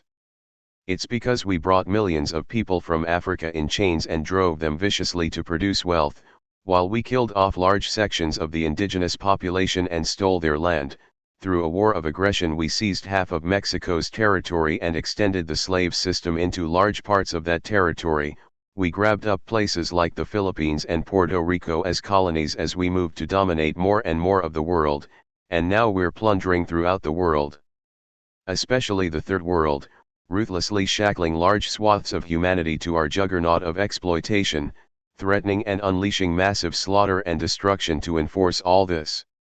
That's really why we're so wealthy and powerful. Well, you'd get some assholes who'd say, okay, good, as long as I get mine. But a lot of people would say, wait a minute, that's how all this has come about. What's going on here? I don't want to live in a world where that's what we're doing. So you can't have ideas dominating in the superstructure, in the culture, in the media and so on, that are completely out of keeping with the functioning of the underlying economic system and the interests and needs of the ruling class of that system, which is, in a real sense, as Marx put it, the personification of the exploitative dynamics of that system. This is what has happened with the restoration of capitalism in China, and with what the ruling elites in countries like Angola are doing. If you're going to go down the capitalist road and use the capitalist mode of production as the basis economically for your society and your means of accumulating wealth, then you've got to promote the ideas that go along with that, such as the idea that if a few of us make a lot of money, then we can do something good for the masses of people, even as we're brutally exploiting and oppressing the masses of people and collaborating with capitalist exploiters in other countries. And these days China is playing a big role in plundering Africa and exploiting the people there. So you see that what your economic system is going to set the terms for what kind of political structure, but also what kind of ideas, gets instituted and promoted to reinforce that economic system. Only with a vanguard that has a scientific approach and understands that you have to transform the mode of production, fundamentally, and, along with it, all the other aspects of those four alls, could you correctly deal with this howling contradiction, of tremendous natural wealth in these countries on the one hand and, on the other hand, the terrible situation for the people, where, even while a small handful become incredibly rich and certain other strata are elevated to privileged middle class positions, the masses of people are chained in poverty and misery. It goes back to this basic point: there is all this tremendous wealth, but if you have a mode of production that relies upon capitalist accumulation, in this case, local capitalists in league with the international capital of the imperialist system, there's no way that the tremendous natural wealth is going to be utilized for the benefit of the masses of people, and above all their need to be freed from exploitation and the poverty and misery that flows from that. The looting machine goes through a number of different countries, and this same fundamental point strikes you over and over. And, again, Angola is a particularly acute and particularly poignant case of this, because of the whole anti-colonial struggle there. It isn't like you're dealing with people who have just been corrupt lackeys and puppets of imperialism all along, and that makes it all the more painful to see this acute contradiction between the natural wealth, and the wealth of a small number, and, on the other side, the miserable conditions of the masses of people. But, of course, that's not what spontaneously a lot of people would get out of reading a book like this. What they would likely conclude instead is, you see, revolutions, they all go bad, people who lead revolutions become powerful and become corrupt, power corrupts, absolute power corrupts absolutely, all the spontaneous bourgeois-inspired thinking that people are conditioned to fall into, when the real and profound lesson is exactly the opposite of that, and it's staring you in the face, if you have the eyes, that is, the scientific method and approach, to see it. This is a very important lesson, that life is constantly teaching us, once you have a scientific, dialectical materialist approach to reality. Without it, of course, you're left to draw all the wrong conclusions, all the wrong lessons from what happens over and over again to the masses of people. Here's another striking example: El Salvador. This is a country where, in the 1980s, there were revolutionary forces fighting against regimes kept in power by the U.S., but revolutionary forces which weren't all the way revolutionary. They were essentially revisionist forces, with a somewhat communist outer appearance, but with a program that amounted to trying to change things within the existing framework, and not carry out a thoroughgoing revolution. Nevertheless, they fought, and sacrificed greatly, in fighting against these regimes, terrible, murderous regimes that were imposed by the US. And then came the collapse of the Soviet Union, whose support these forces in El Salvador were counting on, and then Cuba was able to give less support to these forces, because Cuba itself had been relying on the Soviet Union. So the movement in El Salvador gave up the pretense of revolution, abandoned any element of armed struggle, and folded itself into the existing ruling structure, becoming a political party operating within the existing system of elections and the framework of the existing system overall. And meanwhile, what was happening? During the course of this war that was going on in El Salvador in the 1980s, and because of the desperate conditions of the masses there, a lot of people fled north, ending up in Mexico, or even coming all the way to the US and settling in the urban areas. Well, they ran into the conditions that immigrants face in this country, a lot of them undocumented, being forced into the shadows. And a lot of the youth grew up in the inner city conditions and adopted the inner city culture, which was strongly influenced by gang life. So you had a lot of these youth from El Salvador whose families were forced out because of what imperialism and the regimes that imperialism had imposed on their country were doing to the people there. They came to the US, they found themselves trapped in the conditions of many immigrants here, and a lot of the youth went into the gangs. And then what happened? At a certain point, a lot of these immigrants, including many of the youth, were forced out from the U.S. forced to go back to El Salvador, back into conditions that remained ones of desperation for the masses of people. And many of the youth took the gang culture and gang structures they'd become part of, as a result of being in urban areas in the US, and set that up in El Salvador. Terrible gang wars began to take place in El Salvador on a scale that had never happened there before. So you see the workings of imperialism here, but you also see what happens when you have a force, as you had in El Salvador in the 1980s, that fights against the existing oppressive system, but doesn't really base itself on a thoroughgoing scientific revolutionary communist approach, and ends up compromising with that system. You get this horrible mix of conditions, the youth slaughtering each other, and the people generally in the slums of El Salvador being caught up in these terrible conflicts among the gangs, adding a further murderous element to the oppressive conditions imposed by the system overall. All this emphasizes once more the point that really needs to come through in all this: without a real communist leadership, the masses of people will always be subjected to horror after horror after horror, even if the particular forms of that might change in one way or another. A leading core of intellectuals and the contradictions bound up with this. This puts in the proper perspective the absolute necessity, and the crucial role, of a revolutionary communist vanguard party. At the same time, we do need to clearly recognize and confront the contradictions bound up with this. I touched on this somewhat before, but I want to come back to it and go into it from some different angles. In Ruminations and Wranglings, I examined the role of intellectuals as a leading core of the party and the revolution, the political and literary representatives of the proletariat, in the fundamental sense, and the contradictions involved with this. I pointed out that this applies, regardless of where the people come from who make up this leading core, as intellectuals. Whatever their background is, the same basic contradictions apply. To put it very simply, what do I mean by intellectuals? Not necessarily somebody with a PhD or some specialized formal education.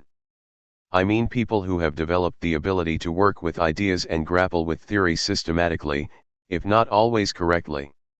Now, let me get into that if not always correctly point a little bit. It's not just a matter of reading and studying theory. It's a matter of correctly dealing with theory in relation to the real world, and going back and forth between theory and the practice of implementing that theory to change the world, and drawing the lessons from that, as well as drawing lessons from life more broadly. If you set out, like the forces in El Salvador, or Angola, or Cuba, on the wrong basis, you will draw the wrong lessons and your theory will not be in accord with actual reality and the way it needs to be transformed in order to emancipate people. I think of what Mao said one time about the big socialist of Lenin's time, Koskai. He was a reformist socialist, but he was the big shot in the socialist movement in Lenin's time, until the Russian Revolution. The party headed by Koskai in Germany was the biggest socialist party in the world. It had millions of supporters, it had seats in the parliament of Germany, it had leading positions in a lot of trade unions.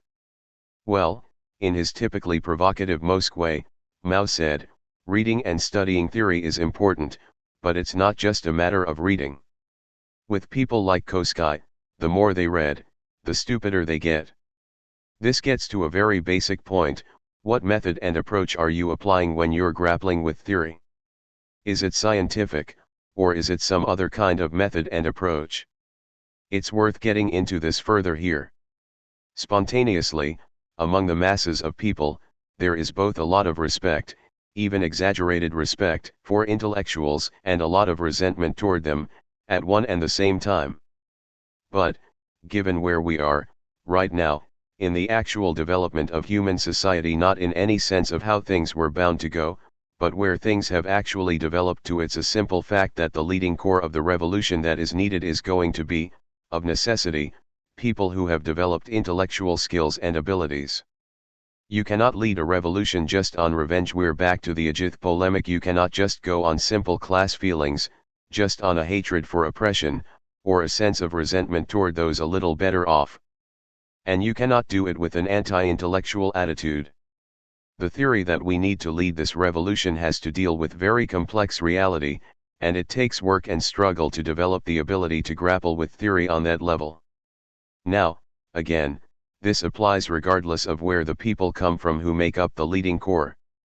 We know of the phenomenon of people who come out of very hard conditions who, for a combination of reasons, have been able to develop into advanced intellectuals.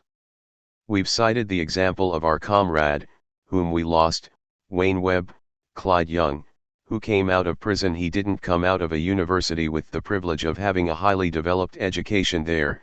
He came out of a hard life and out of prison, but he turned himself into a prison intellectual, and into a revolutionary and a communist. That was a great thing, a very inspiring thing, but it's not an exceptional thing. Well, it's exceptional in one sense, but it's not exceptional in the sense that only one or two people can do that. But, again, it takes work. It's very hard to develop yourself as an intellectual in prison. That should be obvious. The conditions are not very conducive to that, to say the least. There's a lot pushing in the opposite direction. So, to fight through and do that is a real achievement, and especially to do it for the emancipation of humanity is something very precious, but it's not something that only one or a few people can do. In fact, others have done or are doing this, and we need many more people to do it. But it is also necessary to understand that, once you do that, you are different than you were before. It doesn't mean that you've forgotten everything you've learned through your life experience, or that you've turned into some kind of intellectual snob unless you have. That's been known to happen, too. But, in any case, you still have all that life experience, yet you're not the same. And, mainly, that's a positive thing. You've become an emancipator of humanity, you've become a revolutionary intellectual, capable of grappling with these complex ideas, and leading other people to do so. But, whether you come out of prison, wherever you come from, I sound like Peter Tosh now, don't care where you come from, but anyway, whether you come out of prison, whether you come out of the housing projects, whether you come from somewhere on the border of Mexico, or from Guatemala, or whether you are a South Asian refugee, whatever background you have and wherever you come from, if you develop these skills and abilities, you are different than you were before. You have become an intellectual, and that's not a dirty word. Wherever they come from, intellectuals who actually take up the cause of the emancipation of humanity, and the communist outlook and method that's necessary to lead to that emancipation, are tremendously precious. We should never have a narrow-minded Philistine attitude of looking down on, devaluing and denigrating, intellectual development, or people who have that development, unless they're using it for purposes that are against the interests of the masses of people. And even then, we should struggle with them, at least for a while, to see if we can win them away from that. But we should have a real, scientific appreciation for the importance of intellectual development. We should nurture it and develop it among people from everywhere. At the same time, there are real contradictions bound up with this. You have to deal in the realm of ideas and a lot of theoretical abstraction in order to be able to develop line and policy to lead the revolution, in order to deal with all the complex contradictions that I've been talking about and that we confront out there in the world, so to speak. And, when you get into the position of having those abilities and skills, and dealing on that level with the realm of ideas, there is a pull away from what it needs to be put to the service of. It is a very strong pull, if you think about what I said earlier, living in a society where you're constantly told that self is the most important thing and whatever skills you develop you should use for yourself, first and above all. It's a pull on everybody. It's not just people who have a fancy education, in a formal sense a university degree or a PhD, or whatever. There is a crucial role for communist intellectuals and communist statesmen, if you want to use that term, in actually developing the struggle that can lead to the revolution we need. You need to be able to deal not only with contradictions in the abstract at a high level of theoretical abstraction, you also need to be able to deal with people, and the contradictions as they express themselves in and through real live people. The process of revolution is not a process of turning on a machine. Revolution is made by people. To deal with all this takes solid core and elasticity. It takes firmness and flexibility, or, with regard to flexibility, what is described by the French word souplesse, to be able to handle these things in a way that's neither giving up on the whole thing nor, on the other hand, rigid and inflexible, dogmatic and doctrinaire. Another kind of pyramid.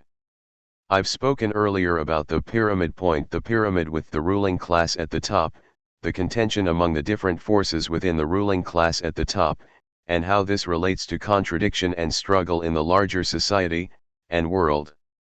But, in talking with people sometimes, I've also made a point about another kind of pyramid.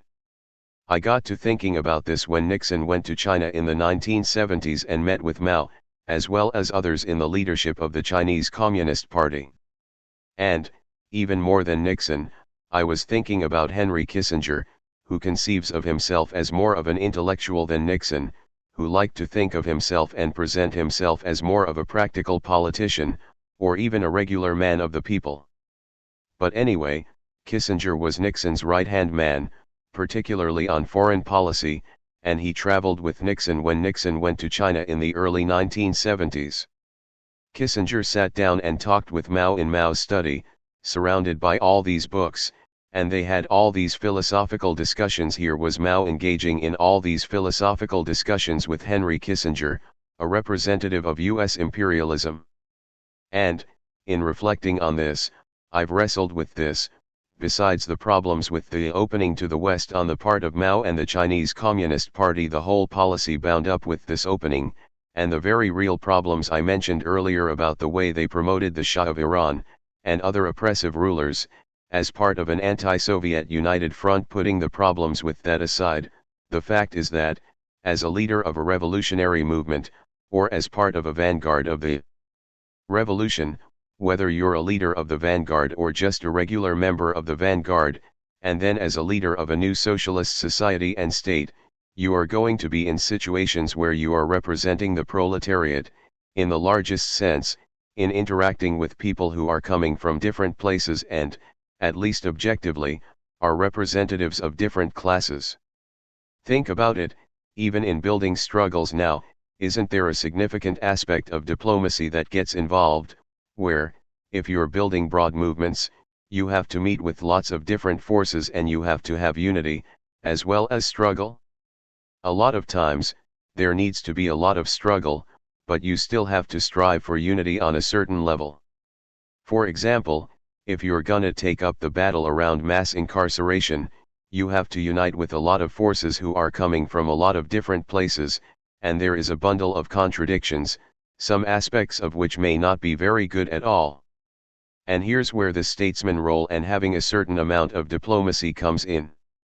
So, whether you become a head of a socialist state and you find yourself having to meet with someone like Henry Kissinger, or not, you will at times find yourself in this position where you're meeting, sort of up here, up above the reality of daily life and struggle, so to speak, engaging with these representatives of different classes. So this is the other pyramid point, you are representing masses of people, exploited and oppressed masses of the whole world. That's the grounding underneath you. I mean this not in a sense of tailing the masses, but that's what you're standing on, in a scientific sense, the interests of the broad masses of people in the world.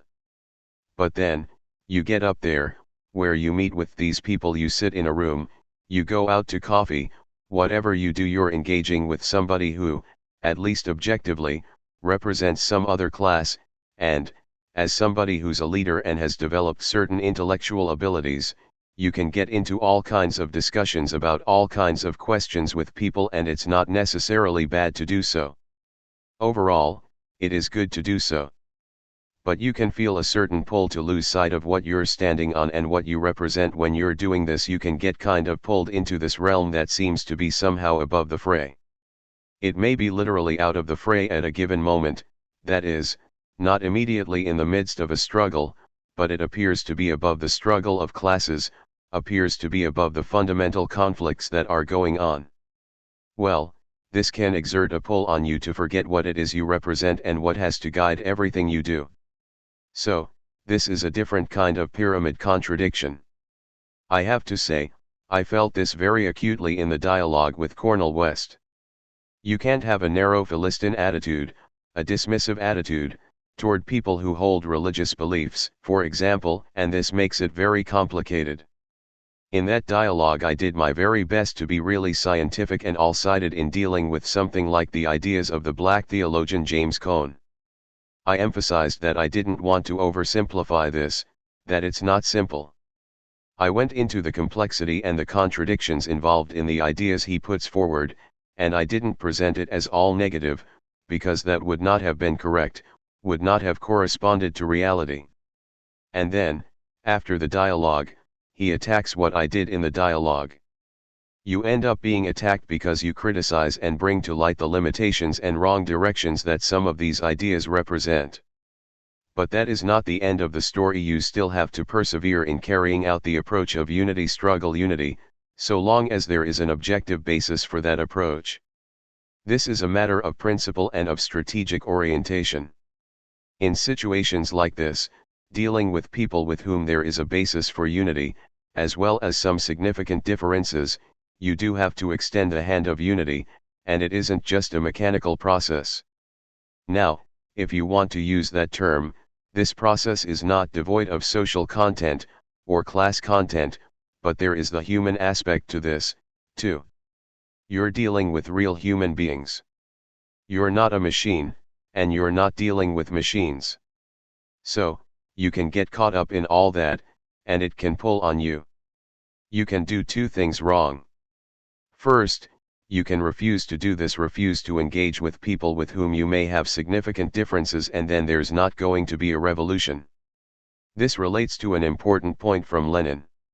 He said, even for the basic masses, everyone who makes a revolution with the orientation that they had their chance to go at it, now it's my turn, everyone who approaches it like that, is making revolution with the outlook of the petite bourgeoisie. And such people will never be able to lead things where they need to go. Well, there are a lot of people who spontaneously are inclined that way, and get pulled that way. But if we go about things that way, we won't get where we need to go. This may be somewhat difficult to understand, but I think it's an extremely important point. If you hold your nose and refuse to engage with anyone who disagrees with you, or whom you can recognize as representing some other class, we are never going to have a revolution. The other mistake you can make on the other side, so to speak, is this: if you do what you need to do, in all its dimensions, with all the complexity involved, you are going to find yourself pulled away from the orientation you need to maintain, pulled toward "we're all just good people here. Hail fellow, well met," as they say in Shakespeare, we're all good people here, we all want good things.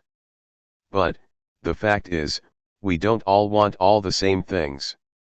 We may want some of the same things, but there are a lot of things that are not the same, a lot of things that are different, about what we want, what we're striving for. And there has been this whole wrong approach of working with people by meeting them halfway, instead of applying solid core and elasticity on the basis of the solid core wide arms, but based on the solid core. This is the point that needs to be driven home, remaining continually grounded in that solid core of what this needs to be all about, and what it needs to be aiming toward. This goes back to what I began with, being grounded in for whom and for what in the largest sense, not in a narrow sense of tailing the masses, but what are the fundamental interests of the masses of people of the world, and what's necessary to actually realize those interests. There's a constant pull and a constant struggle, if you're playing this kind of a role on whatever level, and in whatever capacity, the tendency to get pulled away from that solid core and to forget what it is you have to represent and fight for. Or, on the other hand, the tendency to do that in a narrow and a rigid and a dogmatic way, which doesn't reach out and embrace people broadly and bring them into the process, while not giving up the solid core. So this is a tricky, a difficult contradiction, and the more you do this, the more you feel the acuteness of this. Acting in the role of a politician, in a good sense, or statesman, in a good sense for the communist revolution, is a necessity, or we won't have this revolution, but this will exert contradictory pulls on you, and you can get in this rarefied atmosphere and forget what it is that this has to be all about. In connection with this, one of the things we have to think about is why are so many people, including so many communists, pulled so often toward compromising their basic principles, toward just trying to go along with the way things are, and attempting to fit what we're supposed to be about into the way things are, rather than struggling to change things. Why are people so afraid of being far out in front of where most people are at? Well, you can understand the pull, because you don't want to be isolated. But the fact is, if what we are doing and what we are fighting for is not vastly different than where most people are at, it's not any good. As the revolutionaries in China emphasized, particularly during the course of the Cultural Revolution there, going against the tide, when the tide is wrong, is a communist principle. The fact is that, where most people are at now, is not where people need to be. Where most people are at is shaped and conditioned by how this society, how this system, is working on them. So if we want to lead people where things need to go, there's gonna be that tension, that contradiction, that we have to be out in front, fighting with people that this is where they need to go, while many things are pulling on them another way and you stand out as being different. But being different in that way is very good and very important, as long as you work and struggle to bring more people forward along the same path. Being radically different than the rest of society is what we need to be, including being radically different than the so-called movement, because that movement isn't about anything that's going to lead to what people really need, and in many ways is actually working against that. That's not true for all of it, but, in terms of the organized movement, it's true for a lot of it. I was thinking about this in these terms: which should we base ourselves on, the movement or materialism, dialectical materialism? We need to base ourselves on materialism, dialectical materialism, what the application of that shows to be the fundamental need, not where most people are at a given point, but what a scientific dialectical materialist analysis shows us is the need and the basis for transforming things. Earlier, in talking about revolutionary defeatism, I noted that I was struck by the fact that, in hearing reports and in reading things that people have written, on the basis of reading the interview with Ardea Skybreak, as far as I know, no one commented on the section in that interview where she speaks passionately about hating the national anthem, hating the Pledge of Allegiance, hating the flag and people saluting the flag. I expected that a lot of people would say, "Wow, me, too, I'm really glad to hear somebody say that."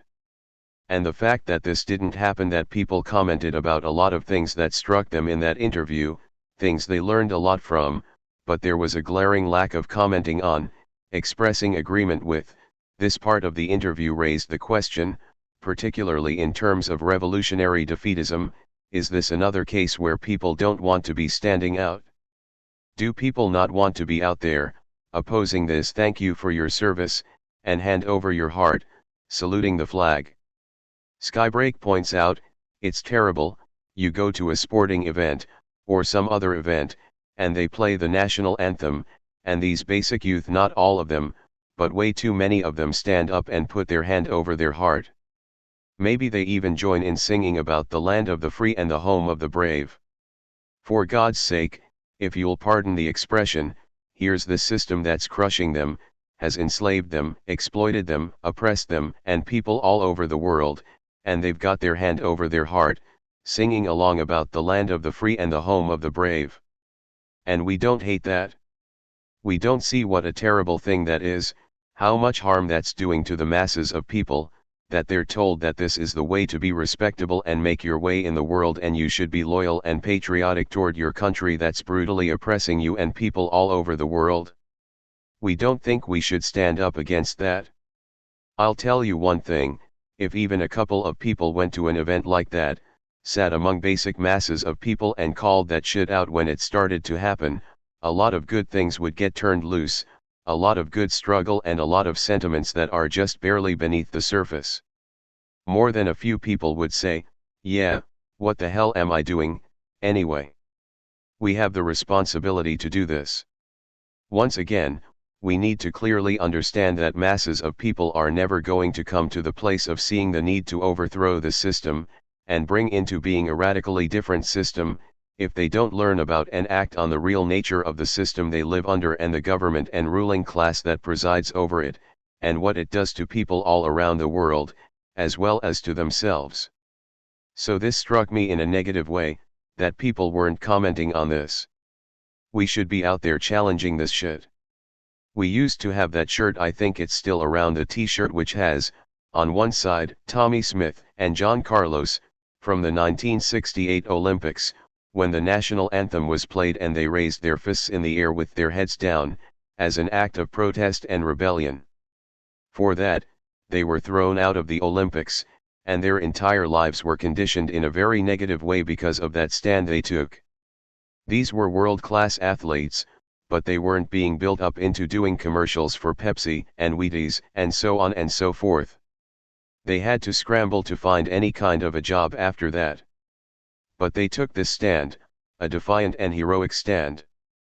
I also noticed, by the way, that recently on the revcom.us website, there was an article celebrating the white sprinter from Australia, who supported what they were doing, which was another important thing. Point 63, it was important to bring out the role of that person, because he did stand with them. He didn't preempt what they were doing, he didn't put himself in the middle of it, but he stood with them and defended what they did.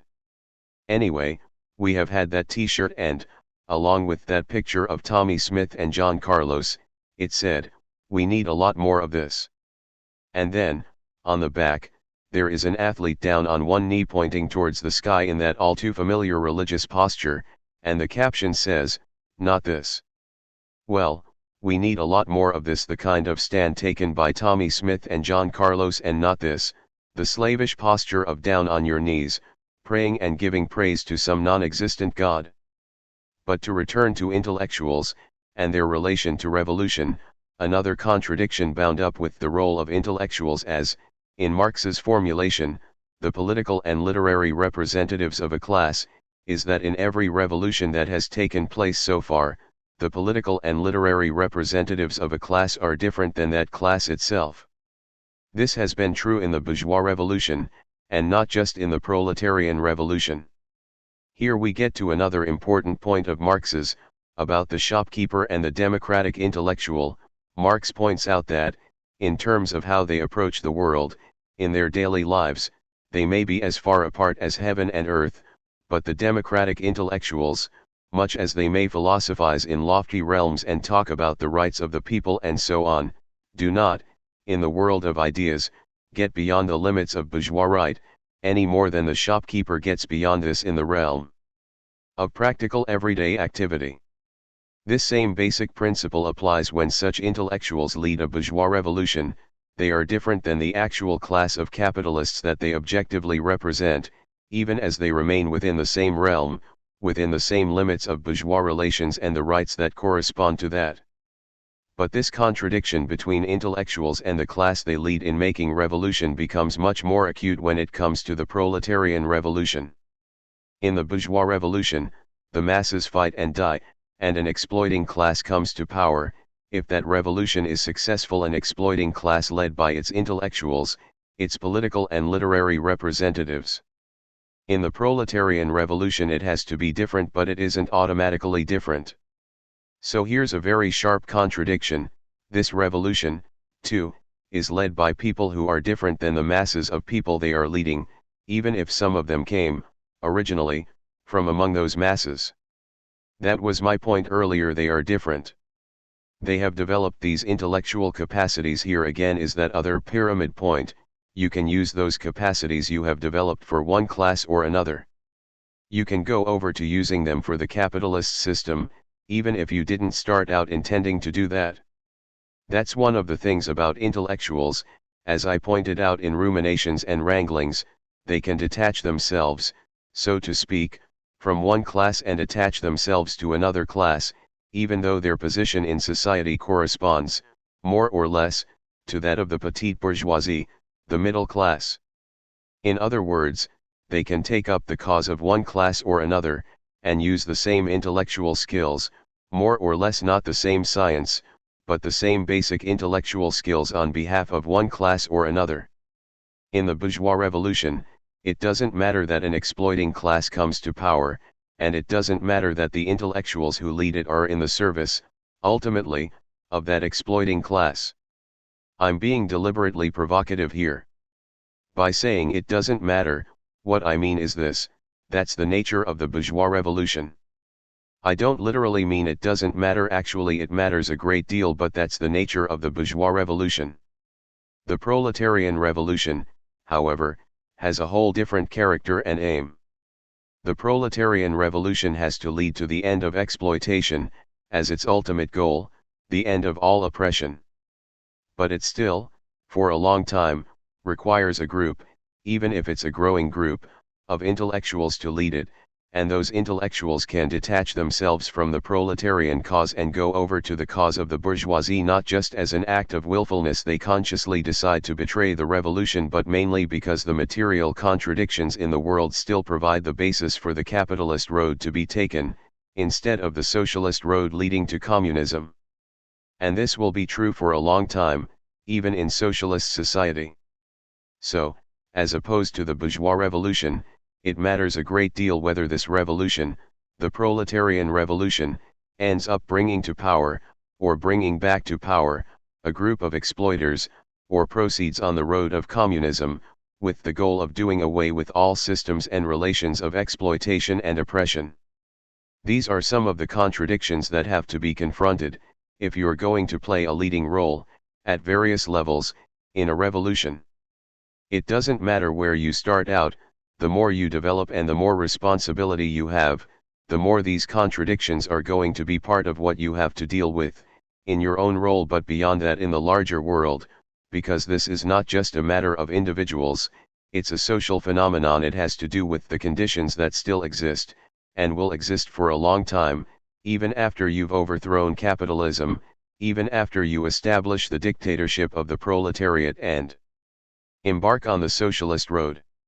It's going to be a constant struggle for the leadership to stay on the socialist road, and to bring forward more and more people to be leaders on that road, and not some other. I remember when the coup happened in China in 1976. For those of you who have read my memoir, you know that one of my mentors, if you want to use that phrase, was someone named Leibel Bergman. He was the one who introduced me to communism. Of course, I knew about communism, but he really brought me into a communist orientation.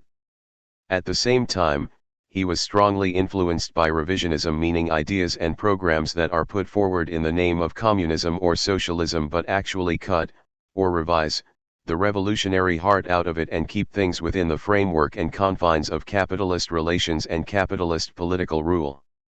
So he was, on the one hand, a communist who introduced me to communism in a systematic way, but also strongly influenced by revisionism. He'd lived through the period when the Soviet Union was socialist, in the 1920s, 30s, and 40s, and into the early 1950s, but then in the mid-1950s the Soviet Union was taken back down the road of capitalist restoration. And then, when the same thing was happening again in China in the late 1970s, that merged with some other weaknesses of Leibel's, and he just couldn't deal with the reality of yet another capitalist restoration in what had been a socialist country. I remember when I said to him, "Man, what's happening in China is a revisionist coup, people who are taking things back to capitalism have seized power there, we gotta come out against this. He angrily replied, there you go again, telling everybody what to do. Now you think you gotta tell the Chinese people what's good for them. And I answered, yeah, that's what we're supposed to do. That's what Mao said. Mao said, if in the future revisionists come to power in China, the communists in the world should unite with the 90% of the Chinese people whose interests are against revisionism, and work with them to overthrow the revisionists. So that's what we're supposed to do. Another time, when I was arguing with Leibel Bergman about what was happening in China, I made the observation about Zhou Enlai, who was a major leader in China. Well, it looks to me like he's thrown in with the revisionists. And Leibel angrily responded, why would Zhou Enlai want to go revisionist? I said, it's not really a matter of what he wants to do, that he wants to go revisionist, it's a matter of line. Here's what happens, you come to these crossroads, one after another, where you face new challenges. Engels made this point, revolution doesn't develop in a straight line, it develops through stages, and at every stage, some people get stuck. There are new contradictions that pose themselves, and what was good enough to get you to point A is not good enough anymore. You have to make new breakthroughs, new ruptures, new leaps.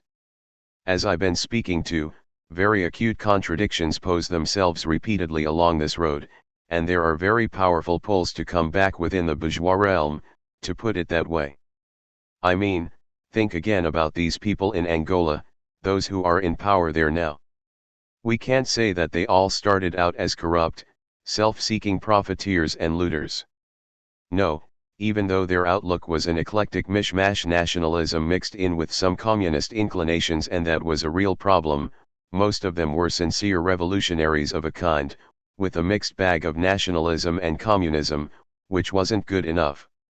It's not a matter of not being sincere, you come up against contradictions repeatedly, and if you don't keep applying yourself more and more deeply to grasp and apply the scientific method of communism in grappling with how you keep on the road leading to where you need to go, if you don't keep regrounding yourself in the scientific understanding that this is where we have to go, or these problems will not be solved, what the masses are going through will not be eliminated, so we have to find a scientific way to keep going on this road. If you don't do that, you will get pulled onto the other road, whether you want to or not. This gets posed very acutely for the top leadership of a party and a broader revolutionary movement, but it gets posed for everybody who's involved. So, this is a contradiction we have to recognize. We have to keep fighting even to recognize, let alone to stay on, the road of going to communism. You cannot do it by spontaneity, and going along with whatever is right on the surface at a given time. And, to come back to the situation in Cambodia in the 1970s, you cannot do this the way the Khmer Rouge, the so-called communists in Cambodia, tried to do things. The accusation has been made that they persecuted everybody who wore glasses, in other words, people who were intellectuals, and that accusation is only a slight exaggeration. They did adopt an orientation that everybody who'd had any privilege above the basic masses in the old society should be put at least into the category of highly untrustworthy people, if not into the outright enemy camp. And, as far as I understand things from the study I have done of this, they dealt with a whole bunch of real contradictions all in the wrong ways. For example, nobody talks about this anymore, but at the time, if you were living through it, you were definitely aware of this. The US imperialists bombed the shit out of Cambodia. They killed a lot of people, destroyed a lot of things, and installed and backed a brutal puppet dictatorship in Cambodia that persecuted a lot of people, as part of these imperialists' overall war in Indochina.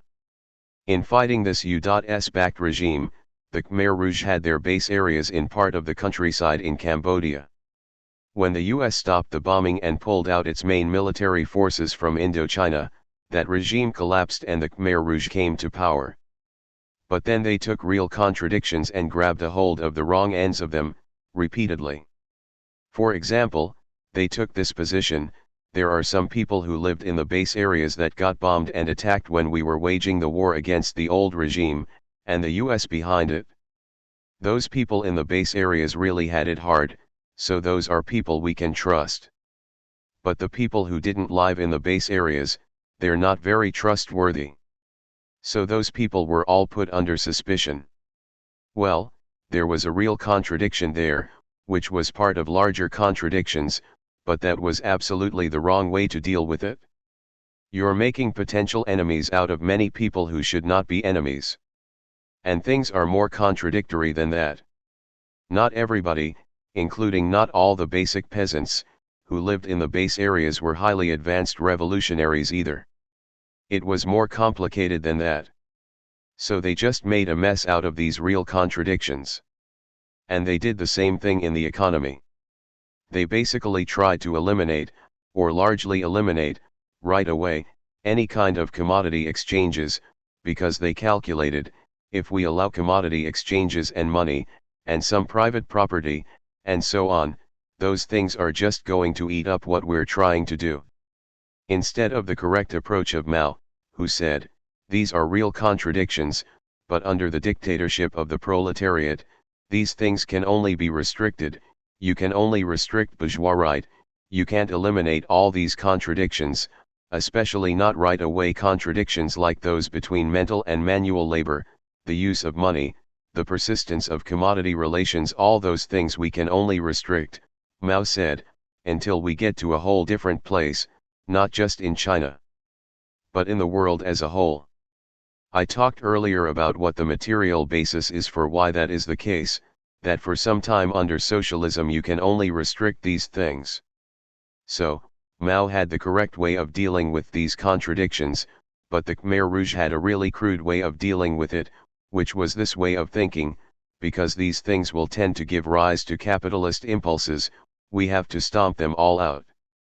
And, as a result of that, they undermined the economy and in that way, too, made enemies out of a lot of people that they shouldn't have made into enemies. I don't have time now, and I don't want to try here, to go into a more elaborate analysis about Cambodia under the Khmer Rouge, but there are a lot of important lessons by negative example to learn from this.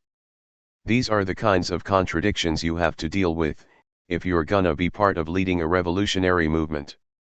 And in a strategic sense, we can say two things about this: it gives you a terrible and repeated headache, and we should welcome it. Both things are true, because this is what leads to where we need to go, working and struggling through these contradictions in the right way, with the right orientation of for whom and for what, and with the right scientific, dialectical materialist method and approach.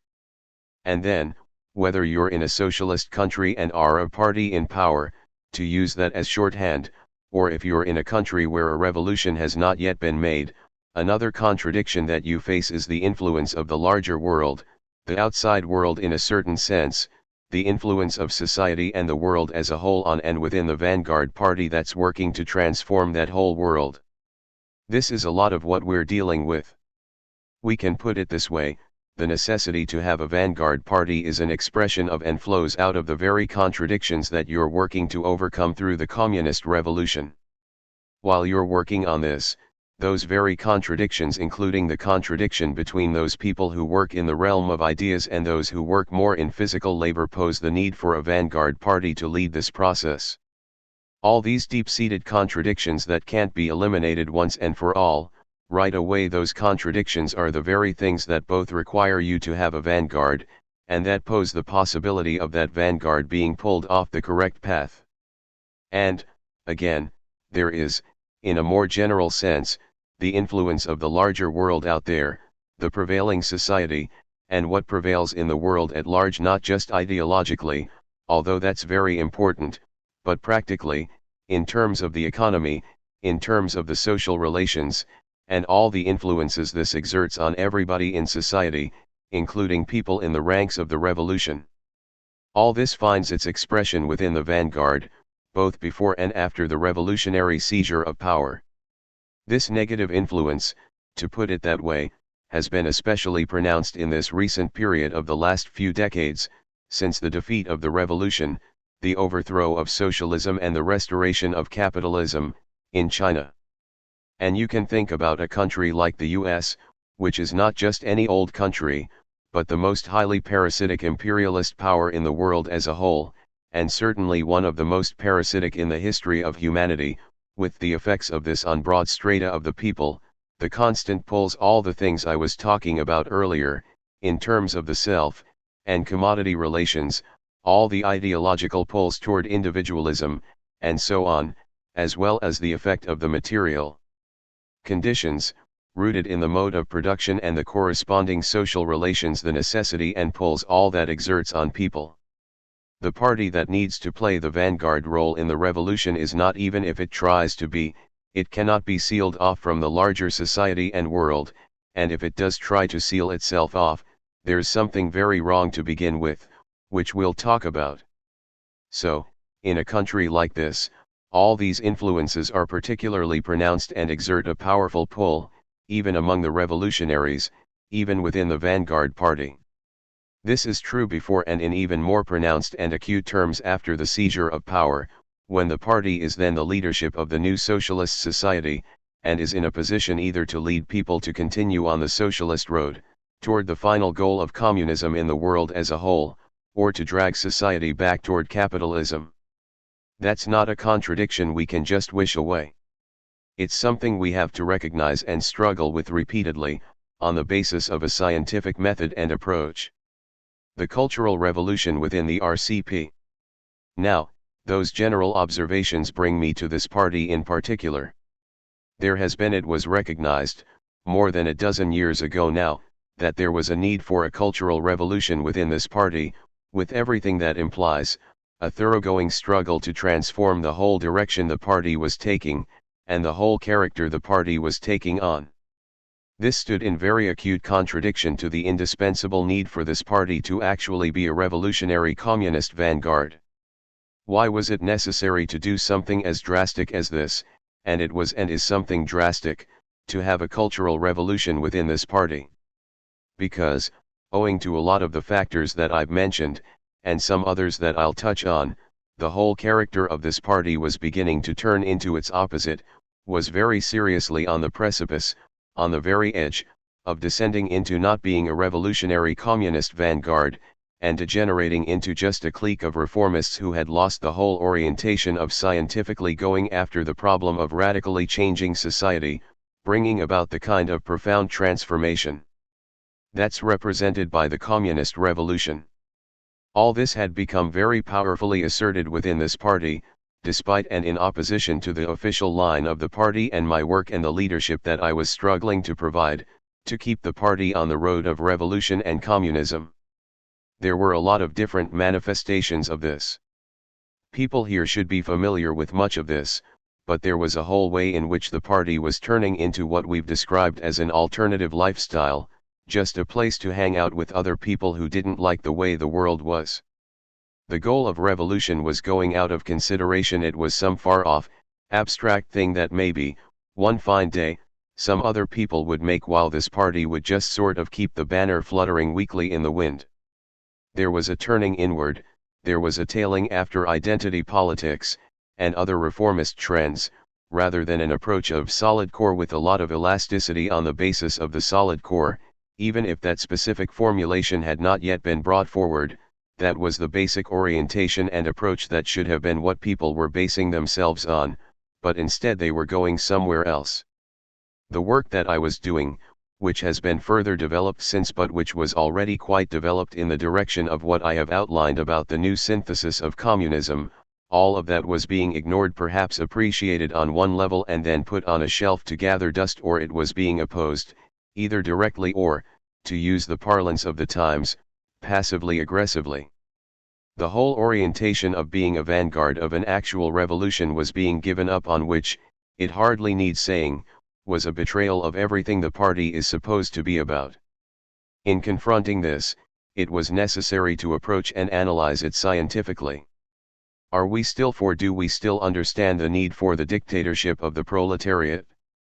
Do we still understand that the goal is communism, and that communism is not just some vague idea of equality, but actually what Marx was talking about when he put forward what has been encapsulated in the formulation the four alls? Do we even understand that you need a vanguard party, which is kind of a sharp contradiction if you think about the fact that you're supposed to be a vanguard party, yet you're falling into questioning whether you need a vanguard party, and is there the orientation that this has to actually be a vanguard party, not some gathering of veteran activists from a previous era when people felt more revolutionary, and felt buoyed up by revolutionary struggle in the world, which has since ebbed. All this did become concentrated around my leadership and the work that I was doing, because, as I said at the time, these questions: do you need the dictatorship of the proletariat? Is the goal communism in the sense of what Marx set forth, in fundamental terms? Do we actually have to overthrow the system? Do we need a vanguard party, that is an actual vanguard of communist revolution, to lead in achieving all this? And what method and approach do we need to learn from the experience of the past, and from broad spheres of human activity, in order to forge forward on this road? These were the kinds of questions I was working on, assuming, for a long time, that this whole party was in the same place, grappling with these same contradictions, when it turned out not to be the case at all, with very few exceptions, on every level of the party. In fact, the rest of the party was leaving all that aside, and again with very few exceptions going off into something else, which really didn't have to do with revolution and communism at all, even if the words were still spoken. Now, here, let me speak to the question, why was I doing the work I was doing? Once again, we're back to for whom and for what. I wasn't doing this work for myself. When I was young, in middle school and then even more so in high school, my life got changed in a very major way by coming into contact with people that I hadn't really known that much before, in particular black people. I started learning about their situation and how that relates to what goes on in this society as a whole. I was drawn to the culture, not just the music and the art overall, but the whole way of going through the world of the black people who became my friends, and the world they introduced me to. And I came to the point of recognizing, these are my people. Now, I knew they had a different life experience than I did. But these are my people. I don't see a separation. It's not like there are some other people over there who are going through all this and somehow that's removed from me. These are my people. And then I began to recognize more deeply what people were being put through, the oppression they were constantly subjected to, the horrors of daily life, as well as the bigger ways in which the system came down on them. And as I went further through life and began to approach the question of what needs to be done about this, and was introduced to taking up a scientific approach to this, I realized that my people were more than this. I realized that my people were Chicanos and other Latinos and other oppressed people in the US, they were people in Vietnam and China, they were women, they were the oppressed and exploited of the world, and through some struggle, and having to cast off some wrong thinking, I have learned that they are LGBT people as well. These are my people, the oppressed and exploited people of the world. They are suffering terribly, and something has to be done about this. So it is necessary to dig in and systematically take up the science that can show the way to put an end to all this, and bring something much better into being. You have to persevere and keep struggling to go forward in this way. And when you run into new problems or setbacks, you have to go more deeply into this, rather than putting it aside and giving up. So this is why I've been doing the work that I've been doing.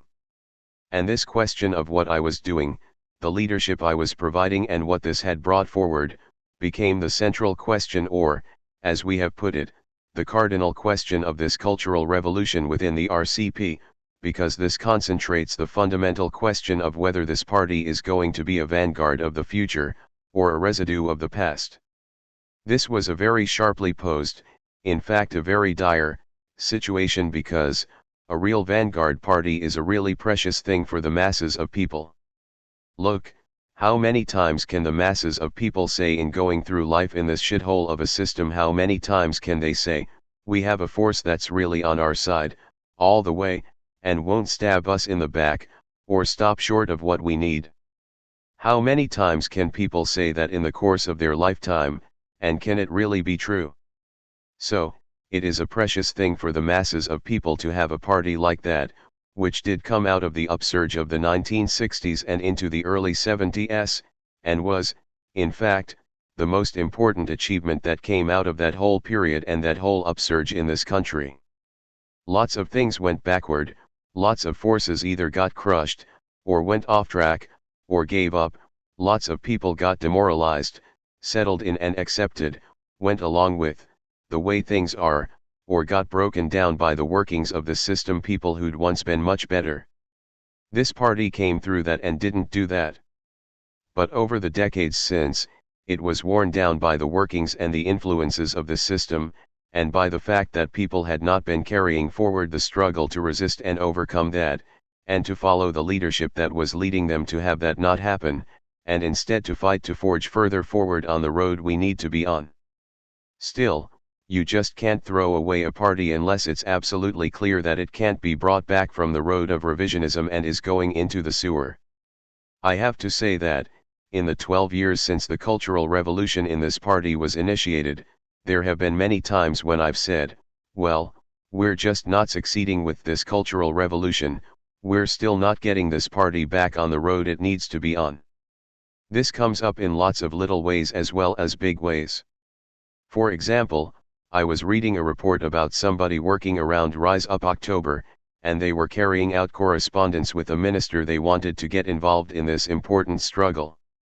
Well, the minister sent this comrade an email. This was during the time when the finals of the NBA, the Professional Basketball Championships, were going on, and this was in the Bay Area, where the NBA team there, the Golden State Warriors, was in the championship series, playing against the Cleveland Cavaliers, and the minister is all caught up in this, and in part of his email, while talking about political questions, he also says that he really hopes the Warriors win. And the comrade sends back an email and, among other things, says, yeah, I hope the Warriors win, too, but, by the way, you really ought to listen to this NBA talk by BA.64. Now, there is a really acute contradiction involved here. The NBA talk by BA is all about how the NBA is not a real contest that takes place mainly on the basketball court, but is more governed by the marketing strategy of the NBA executives, and that they shape the way the playoffs and the championship get worked out. So what's happening on the court is happening on the court, but it's being governed by much bigger things, by billion-dollar marketing, which is much more shaping which teams are gonna be playing in the championship series, and which will win. So here you have this person saying, listen to this NBA talk by BA, but, yeah, I hope the Warriors win, too. If I were the minister reading this, I'd be thinking, well, you send me this talk by BA, but, when I listen to it, it seems like you don't really believe what he says, because you're also talking about how you hope the Warriors win. So that, to understate it, is kind of a problem. Once again, you have two kinds of goods you're promoting here. On the one hand, you're trying to develop something that is very important, Rise Up October, but you're tailing this minister. Instead of coming at it like we have different ideologies, and different views of the fundamental problem and solution, but we have a common interest in fighting this horrible police brutality and murder and mass incarceration, and therefore we should work together to make Rise Up October as powerful as it can be. You're trying to find a way to sort of suck up to this minister, if you want to put it crudely.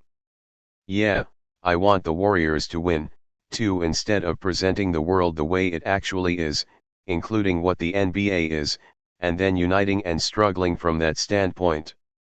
This is perhaps a small-scale example, and I don't want to blow this one example, in and of itself, out of proportion, and pick on the person who fell into this kind of thing in this case, but the fact is that this type of thing has gone on, and still continues to go on, over and over again. You come with a mishmash of communism and populist reformism, and try to maneuver around and tail people, in order to get them to do what you want them to do in the immediate situation, forgetting the larger picture and where it all needs to go. So this is a real problem, and sometimes it gets discouraging. But, we still need to keep the struggle going, for two very important reasons. Under the present conditions, it would be very difficult to bring into being a new party that could play the vanguard role that's needed. You don't just create a party because you want to, you don't just conjure up a party out of your head, and you can't just call one forth out of nothing, or out of conditions which at this time are not very favorable for creating that. Secondly, and this is very important, there is still a significant number of people in this party who do want to be what they're supposed to be, who do still want this party to be the vanguard it needs to be, and there are many people out there who need to be brought into this party on the basis of what it needs to be, and not on something opposed to that. So, even with all the disappointments, we have to keep carrying forward the fight for that. But I'm just putting this out in very straight terms. This cultural revolution has not yet been fully won in this party. And it is not a cultural revolution that has ended, by the way. All too often you hear people talking as if it's a thing of the past, like, yeah, back in the time when we had this cultural revolution in the party. There are all too many people, on different levels of the party, referring to this in the past tense, but that is not the case. The fact is that this cultural revolution is still continuing, but in some new forms and in a new framework, continuing the struggle to further transform the party in the context of transforming the larger world, building the movement for an actual revolution, and, yes, bringing forward waves of new people as a key part of building and strengthening the party as the leading core of that revolution, even as we're continuing the struggle to transform the party to be more and more what it needs to be. In this connection, here is a very important question: why should people join this party if it has been necessary, and it is still necessary, to carry out this kind of cultural revolution in order for this party to be the vanguard it needs to be? There's an answer to that question, but the answer is not a simple or superficial one. The answer is that many more people, wave after wave of people, should join this party on the right basis. But there are a lot of different dimensions to that answer, and it is important to grapple deeply with this question. Now, in speaking about the continuing need for this cultural revolution, I'm not saying this to spread negativity. I'm being scientific. This is my best scientific understanding, and, collectively, it's the best scientific understanding of the leadership of the party. There is still a struggle to be waged. The masses of people need this vanguard. Now, it would be worse for this party to betray what it's supposed to be about, than if it had never existed. And we can't allow that to happen. But that's the challenge, and, look, there's nothing mystical about this. These kinds of pulls and this kind of struggle will go on within every party, otherwise you wouldn't have had the restoration of capitalism in China, you wouldn't have had so many parties which were once good, or relatively good, but went completely off course when they couldn't correctly deal with things like the coup in China and the restoration of capitalism there, and many other important changes in the world. So, once more, it comes back to the basic things I'm stressing here: the need for science, and the need for the orientation of constantly, on a scientific basis, coming back to the question of for whom and for what. And what is the content of that what? And how do we fight for that in the world at large, as the main thing, but also, at the same time, fight for it within the ranks of the revolutionary movement and the party that does need to be at the core, leading that revolutionary movement. So, we should dig deeply, think deeply, and grapple deeply with this question. This is still a real challenge. But look, if I thought this party were hopeless, I wouldn't be here, I'd be doing something else to form a different party. I'm not doing that, not because, oh, I just can't let go of this. It's because you make a scientific assessment that there is a basis for this party to be what it needs to be, and, as a key aspect of that, there are the forces inside the party, and others who are at this time still outside the party who want to fight to go forward on this road, and who need to be led to fight forward on this road, including new people coming into the party. But we all have a role to play in that. If you're in the party, or not at this time in the party, we all have a role to play, based on a scientific recognition of the reality and the great need.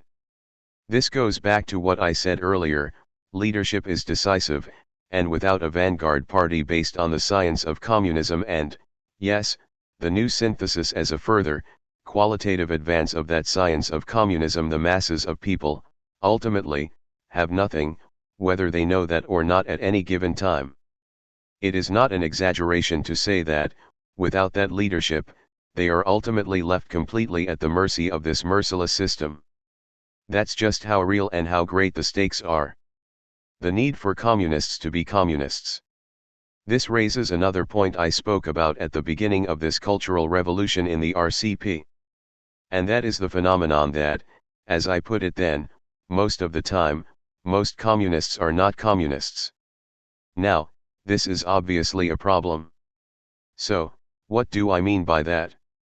I mean that people, even people who sincerely consider themselves and want to be communists, are influenced strongly by all the pulls of living in a world which obviously is not communist and is powerfully pushing things in the opposite direction, in terms of how the system operates, the ways of thinking it promotes, and the influence of all that on people. And it seems that communists, living in this world of bourgeois relations, have many times found it very difficult, in their own thinking, to get beyond the realm of bourgeois right, to get beyond thinking that all we need to do, or the most important thing we need to do, is improve democracy, to get beyond thinking that we just need to have more equality, to get beyond thinking that, for example in a country like China, and this was a major theme of the revisionists there, since China for centuries has been trampled on by all these other powers in the world, what is needed, and what should be the basic goal, is to build China up as a powerful country so that it can take its rightful place in the world, which then strongly influences things to go on the road of capitalism. Because that seems to be a kind of shortcut to building up the country as a power to contend with all the other powerful countries in the world, and this takes the place of thinking about the whole world and how to move beyond oppression and exploitation for the masses of people in the whole world. You see, another form of bourgeois right is just thinking in terms of my nation, my people, my country, in opposition, at least objectively, to every other nation, people, and country. Where does my nation, where does my people, where does my country stand in relation to everybody else? It becomes a contest of commodity relations on the level of nation to nation, or people to people, or country to country. A lot of communists have had a very hard time getting beyond that whole way of thinking and instead approaching things with the orientation, yes, we make revolution in particular countries, yes, we have to struggle against the inequalities that are embedded in the system, within and between nations and countries, but the goal is way beyond that. The goal is to get to a radically different world where we have moved beyond all the things that constantly give rise to inequality and oppression and exploitation, all the things that are concentrated in that formulation of the four alls. A lot of communists or people who call themselves communists have forgotten about the four alls. They just concern themselves with the immediate struggle and what they can do to improve things here and there within the given framework, particularly the framework of the particular country they're in.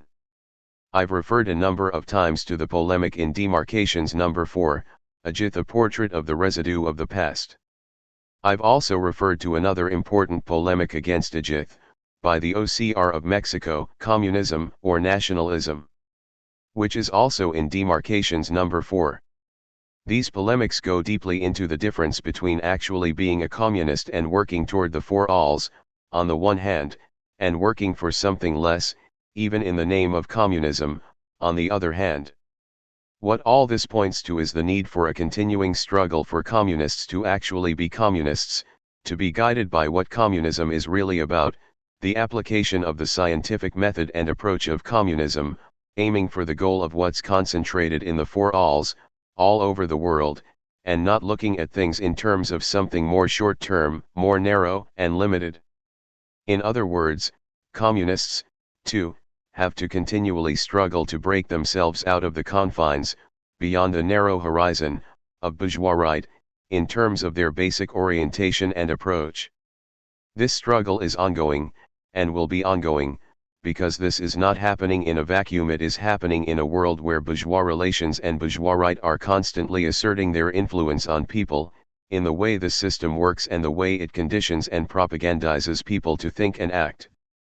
A fundamentally antagonistic relation and the crucial implications of that. I want to focus now on a point that is emphasized in the interview with Ardea Skybreak, and it's something that needs to be repeatedly emphasized, in fundamental terms, the relation between the party and the ruling class of this society and its state which, after all, despite its outward trappings of democracy, is in essence and in fact a dictatorship of the bourgeoisie, with everything that means this relationship is, after all, an antagonistic relation. Let's get into what that means and the implications of it. Whatever the particular status is, at any given time, of that relation, and whatever the outward appearances of that are, in other words, whether the powers that be are fully going after the party, or apparently ignoring it, or infiltrating it on a certain level but to appearances not doing more, whatever the particular expression of that relationship is or appears to be at a given time, it is always an antagonistic relation, which means it is one in which, ultimately, one side has to destroy the other. That's what it means when it's antagonistic. It doesn't mean this will fully come to a head immediately, and, again, we're not setting out right now to overthrow the system and go for the seizure of power, but that doesn't change the fact that this relationship is, fundamentally and in its essence, antagonistic all the time. The Ardea Skybreak interview goes on to point out that there are, among the representatives and functionaries of this ruling class and its state, those who recognize and take seriously the threat posed to the system, even potentially, by an actual vanguard party and its leadership, and especially outstanding leaders when they emerge. Here it's worth thinking about a comment by Donald Rumsfeld, who was the Secretary of Defense under George W. Bush when they invaded Iraq. By the way, I just have to say, as a matter of method, I never really agreed with the criticism of Donald Rumsfeld's statement about known unknowns and unknown unknowns, which he made during the Iraq War. When asked, at a certain point about the situation there, he said, "There are some things we just don't know," and he added, "There are known unknowns. But there are also unknown unknowns." Many people ridiculed him for that statement. But I thought he had a point, methodologically. There are things that you know that you don't know, and then there are things you don't even know about that you may not know. He was correct about that. So, even though it's Donald Rumsfeld, you have to be scientific. But, to get back to the more important point here, Rumsfeld was asked, "Why are you going after these Islamic fundamentalists with such a vengeance?" In response, he made an analogy which we should think about seriously. It demonstrates that there are some people in the ruling class who think strategically. His analogy was this: back when Lenin wrote that little pamphlet What is to be Done? In the early 1900s, if we had known everything that would lead to, we would have crushed it right then. So this is something to think about. You have people in the ruling class who think about things in that kind of way, and they don't always wait until things pose an immediate threat to them before they pay attention to them and recognize the potential threat. Maybe not all the representatives of the ruling class approach things that way, but there are representatives who pay attention to these things and call the attention of others to it. And the question sharply poses itself: to what degree is this understanding clearly and firmly grasped among the ranks of the party and the movement for revolution, and to what degree are the standards of this party and this movement an expression of a correct understanding of this fundamentally antagonistic relation, or to what degree are the standards an expression of something else? Now, besides the Ardea Skybreak interview, there was an important article that I'm sure you're familiar with, the article about watching the movie Fruitvale Station with BA.65. There were two basic points made in that Fruitvale Station article. One of them more or less corresponds to the point in the Skybreak interview about the rare combination represented by BA, someone who is highly developed theoretically and has brought forward very advanced theory, and at the same time has a deep understanding of and a deep identification with the masses of the oppressed. That was one of the points. That was the first point that this Fruitvale Station article was making. It wasn't just look how sensitive BA is, he isn't the stereotype of a cold, machine-like communist. That was a point, but the essential point was the same point that's in that section of the Ardea Skybreak interview about the rare combination. And then, flowing from that, was the point that was explicitly emphasized in that Fruitvale Station article: we had better recognize what this means, what we have here, and do everything we can to prevent the other side from taking it away from the masses of people. And the question, again, poses itself, how much, in reading the Ardea Skybreak interview, did people really pause on this section that I'm referring to, speaking to this antagonistic relationship, and how much did it make them think of what was emphasized in that Fruitvale Station article? These are questions people should think about and grapple with. Strengthening the party qualitatively as well as quantitatively. So, with everything I've said about the contradictoriness of this party, there is, in fact, a great need to strengthen this party, quantitatively and qualitatively, with growing numbers of people, and with people who come into this party and join the fight to further rupture it onto the revolutionary road, and have it more thoroughly be on the revolutionary road. There's a need for that. I'm gonna say it straight up, there is a very real and great need for that. There's a need to wield basics as a handbook of revolution, communist revolution, in a consistent way. There's a need to use the film of the dialogue with Cornel West and revolution, nothing less. There's a need to consistently use the website revcom.us, not simply as some sort of guide for communists alone, or as a place where you can find interesting information, but as a crucial means to influence and provide leadership for broad masses of people, as well as the party and the ranks of the revolutionary movement at any given time. The website is being developed with that purpose in mind, to build the revolutionary movement, and to continually draw forward new people toward and into that movement, aiming for an actual revolution and a radically different world. That's what is said about the website when you look on the website itself.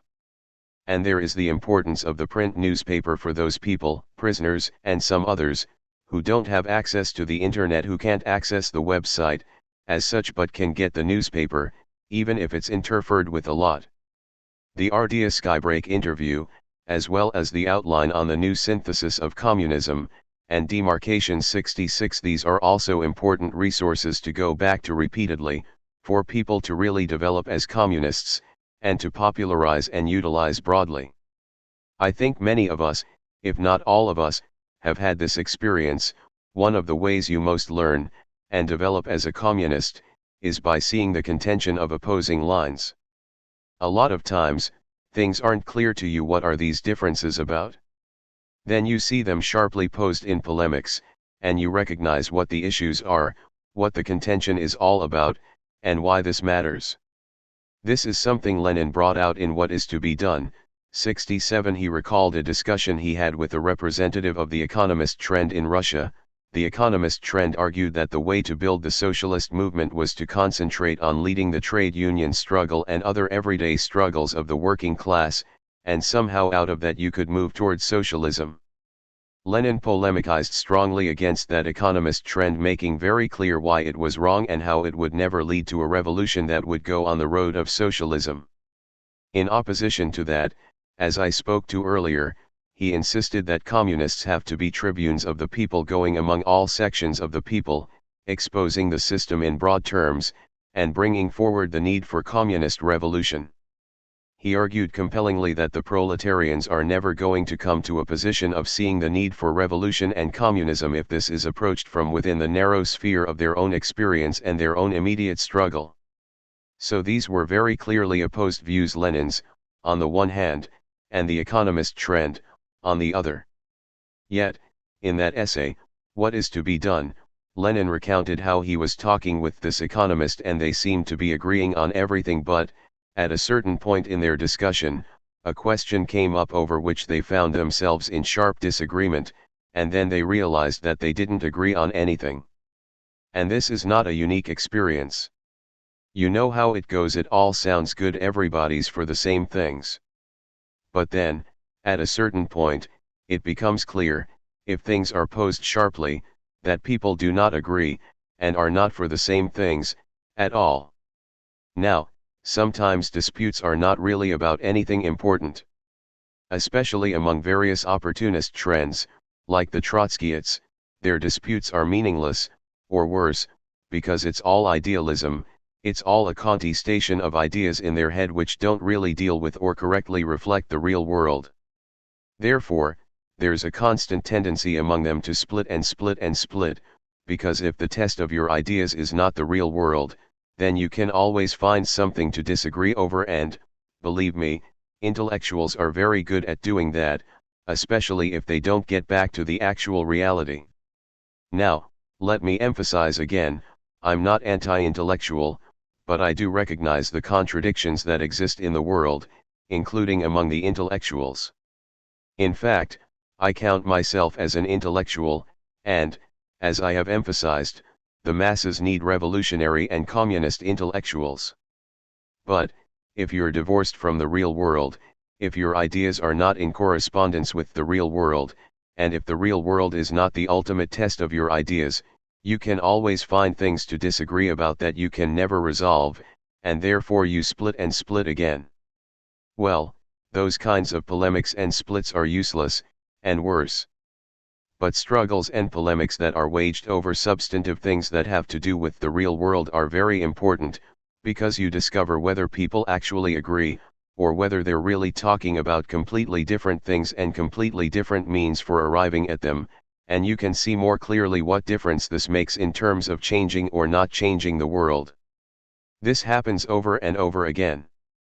This is why demarcations is so important. The different polemics against Ajith are very important. Ajith wrote a whole long thing, about 100 pages, with the title Against Avarkianism. 68. Well, a number of different people, including communists from different countries, wrote substantial answers to that, and much of this has been published in demarcations. It's very important to get into these things, what is being said by way of opposing the new synthesis of communism. What is correct in opposition to that attack on the new synthesis? And why is this new synthesis correct? We shouldn't act as if we are what people accuse us of being. People say we're a cult. Well, if you don't have any substance underneath what you're talking about, that's what you're going to be. You go around talking about this new synthesis, and so on, but what if somebody asks, well, what is this new synthesis? Oh, well, that's a different story. I don't know what it is, I just know I'm supposed to talk about it. That, to say the least, is not very convincing, that is not going to get us where we need to go. So, things like demarcations, the Ardea Skybreak interview, the outline on the new synthesis of communism, these are very important and substantial things that people should go back to repeatedly. I happen to enjoy reading polemics, because I like to see the lines sharply posed, and opposed. But even if at first it's difficult, you have to fight your way through these things, because it really is a matter of life and death, ultimately. It really does have everything to do with whether the masses are actually going to get out of this nightmare or not. At the same time, this is another important point to emphasize, and it is emphasized in the interview with Ardea Skybreak, while we want, and we need, to struggle to win people to be communists, this is not all or nothing, all at once, and it shouldn't be approached that way. The point is made in that interview, there is a place for everyone who can't stand this world as it is and wants to work for a radically different world. There's a place, and there needs to be a place, to be a part of and contribute to this movement for revolution, while you are learning more about it. As it is put in that interview, you don't have to go from 0 to 60 right away, and we shouldn't insist that people do that. We shouldn't be putting those demands on people, and we shouldn't be running them around, keeping them busy all the time, while never engaging in any discussion and struggle with them over what this is all about, which, unfortunately, is all too common a tendency. It's not that there aren't many pressing things, as Mao said, so many deeds do cry out to be done. We have far too few forces and there's so much we need to do. But it's not the correct approach, and you won't solve the problem and make breakthroughs, if you just run people around and run them into the ground, or expect them to be 24/7 revolutionaries the first week that they're getting involved. There has to be a process, and we have to lead people through this process, which, yes, involves struggle, sometimes very sharp struggle, but it has to make allowance for the fact that it is a process, and that people need to work their way through contradictions. We have to lead them in this process of working through contradictions, and not expect them to zoom forward at breakneck speed, in a straight line, and we definitely should not just fill them up with busy work, without any time to really get into what this is all about. That's one of the reasons why people will not stick around if you just get them to do, and you never go into the deeper questions of what this is about, why there's a basis for this, and how we're proceeding strategically, and why therefore we shouldn't get thrown off by temporary twists and turns, or ebbs and flows in the struggle, because we have a deeper grounding and a deeper understanding of what the basis is for all this, and here's how we're going to work on this. If you don't take the time to go into that, and struggle with people over that, people are going to continually fall away, because you're putting incessant demands on them, and they're running up against obstacles and they don't understand the larger and, yes, complex process, so they expect things to go forward in a straight line, and they don't have a basis for dealing with it when that doesn't happen. We have to have the right combination, the right synthesis. We used to have that formulation of struggling all day against the powers that be, and talking about big things all night. Maybe today, as some people have suggested, it might be the opposite, maybe the nights when the resistance, the fight, the power, goes on, in the main, and it's during the day that you talk about big things of theory and strategy and so on. But even there has to be some rhythm and pacing, in the sense that you have to allow for people to go through a process, even while you're struggling with them to keep going forward in that process, but not expecting them to just come zooming along, 0 to 60, in a straight line. So, that point in the interview with Ardea Skybreak, and, again, the whole interview is a really important resource for party members, and those close to the party at any given time, but also for people who are newly coming around, and even people in society much more broadly who don't even know anything about communism, and what they do know is all wrong. That's also why the special issue of Revolution on Communism, its history, and how this relates to the future of humanity, the special issue with the interview with Raymond Lotta, You Don't Know What You Think You Know About. The Communist Revolution and the Real Path to Emancipation, its history and our future, is so important. It's very important to be steeped in that, and to popularize and use it broadly with people. Forms of revolutionary organization, and the Ohio. Besides the party, which is the most important form of organization of the masses, in relation to their fundamental need for a revolution whose ultimate aim is a communist world, there are other important forms of revolutionary organization. There are the revolution clubs, which is an important form of basic revolutionary organization of masses, particularly when they are new to the revolution. Now, again, if people come into this and stay in the same place, and kind of find a niche, a little resting place, for years and years, that's a problem. That means we're not doing what we need to do. Not everybody is going to advance forward. Some people are going to learn more about this and decide they don't want to be part of it, because they don't want to give their lives to this, even if they're sympathetic. At the same time, many people should be moving forward. But, particularly for people who are newer, the revolution clubs embody a means for them to take part in the revolution in an organized way, while they are learning more about this.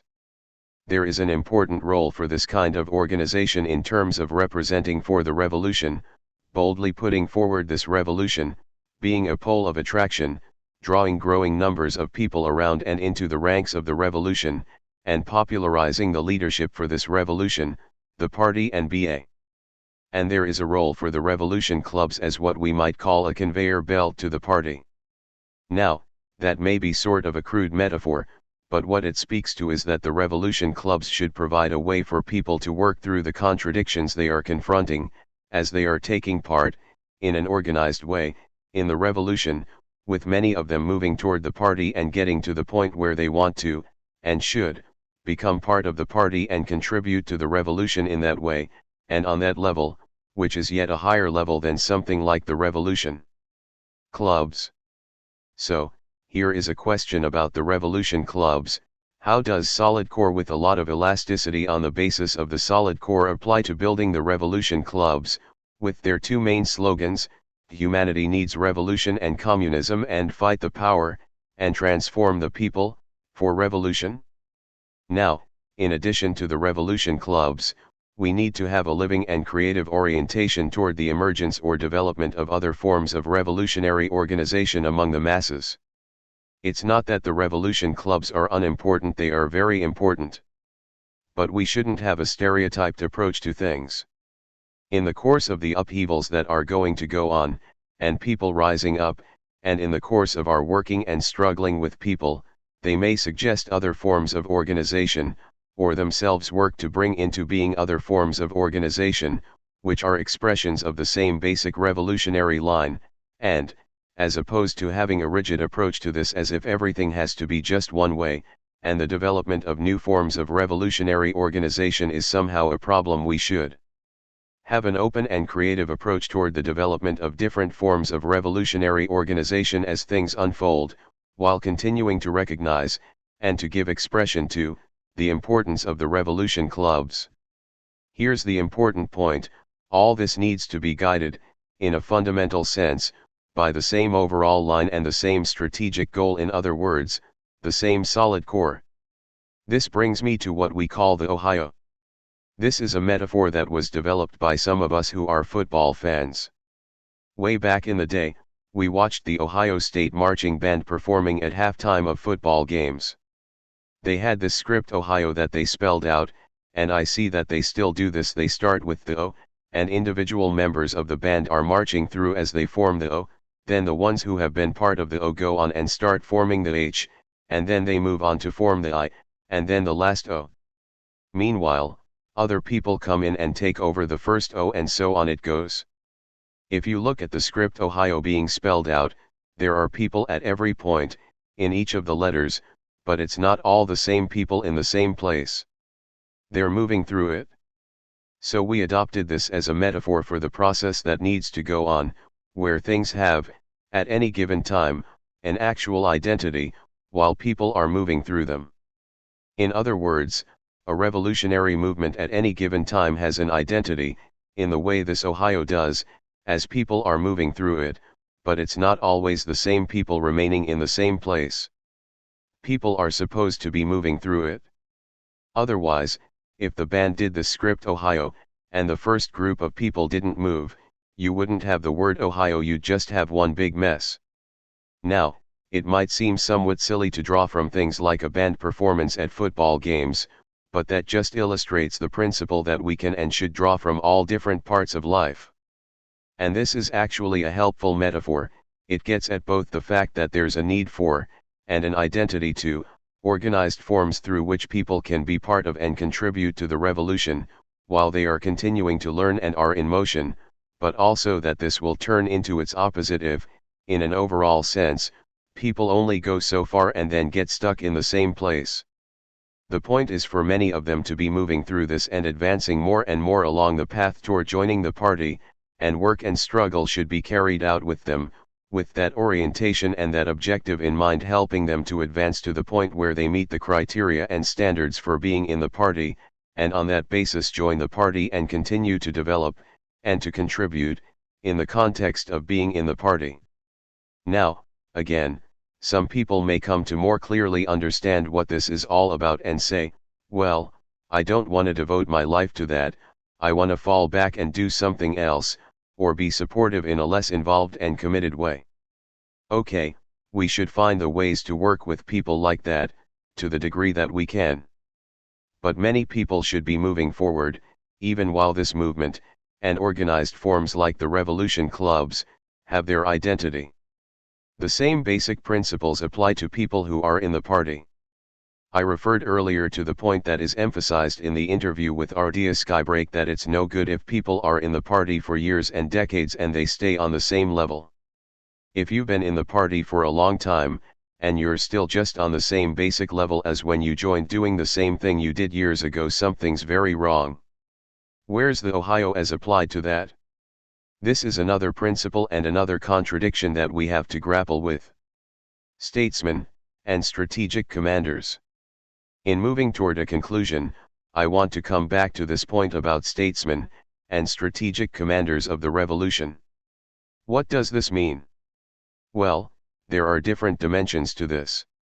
Most basically, it means grasping, applying, and contributing to the development of the theory and strategic approach for communist revolution.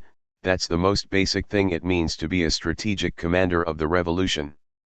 It means you understand your role, and act, as an overall leader of the revolution, whatever your place or position is within the revolution, or within the vanguard party of the revolution. You think and act, in the appropriate ways, as someone who is contributing to the overall leadership of this revolution, as opposed to just being a cog in the machine and making an absolute out of a division of labor. A party needs a division of labor.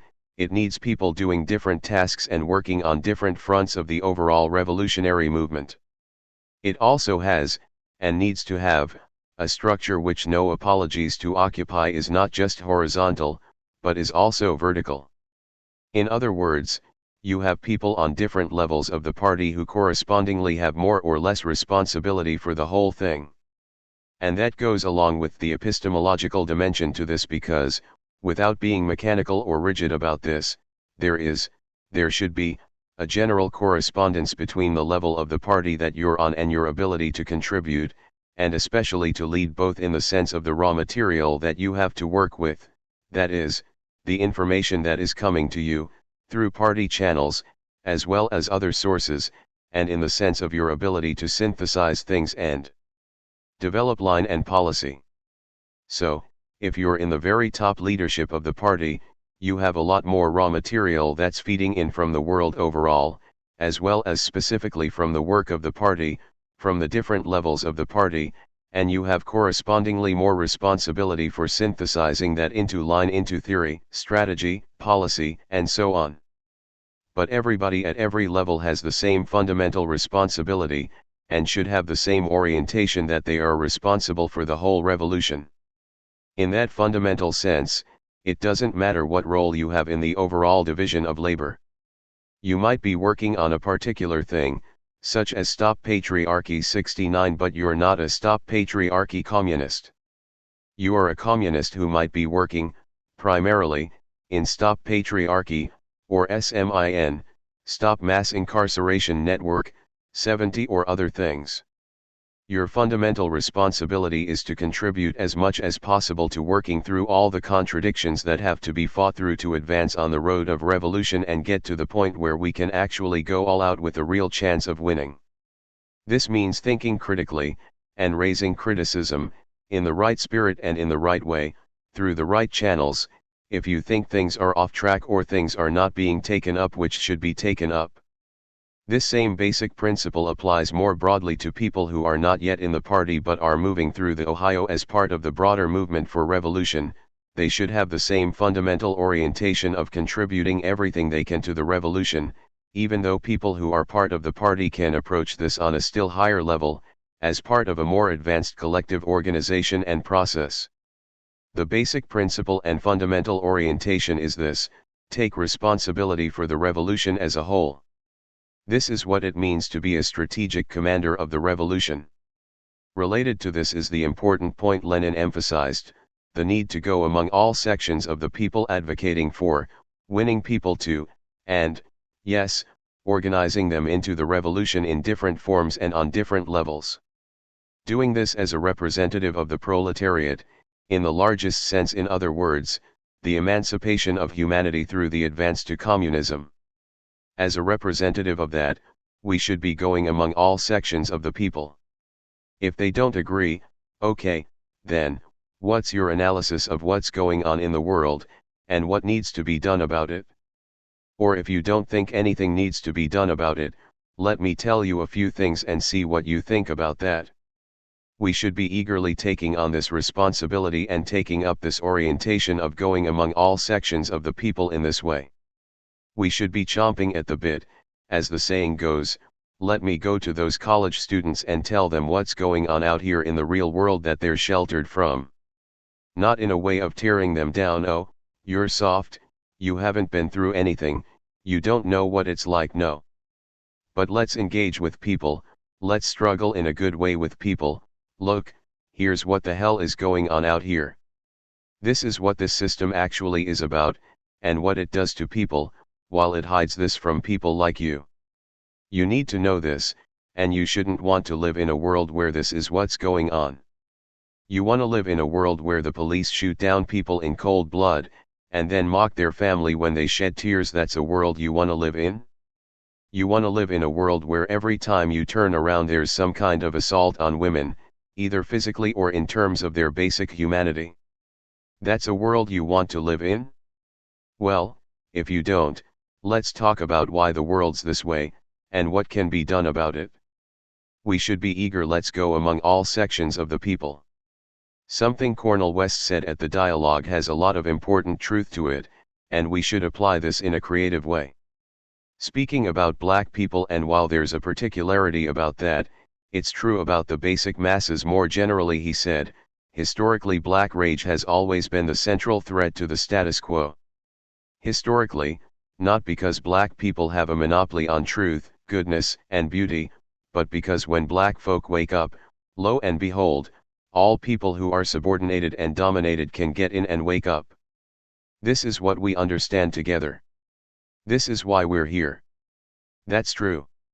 And that's something that should be wielded by us, as representatives of that in the fullest sense. Let's go among all sections of the people and be very bold about it, and very firm about it. If people give us shit, we should give it back to them, but in a good way, in a way that's lofty and pointing them toward what really matters, not petty things.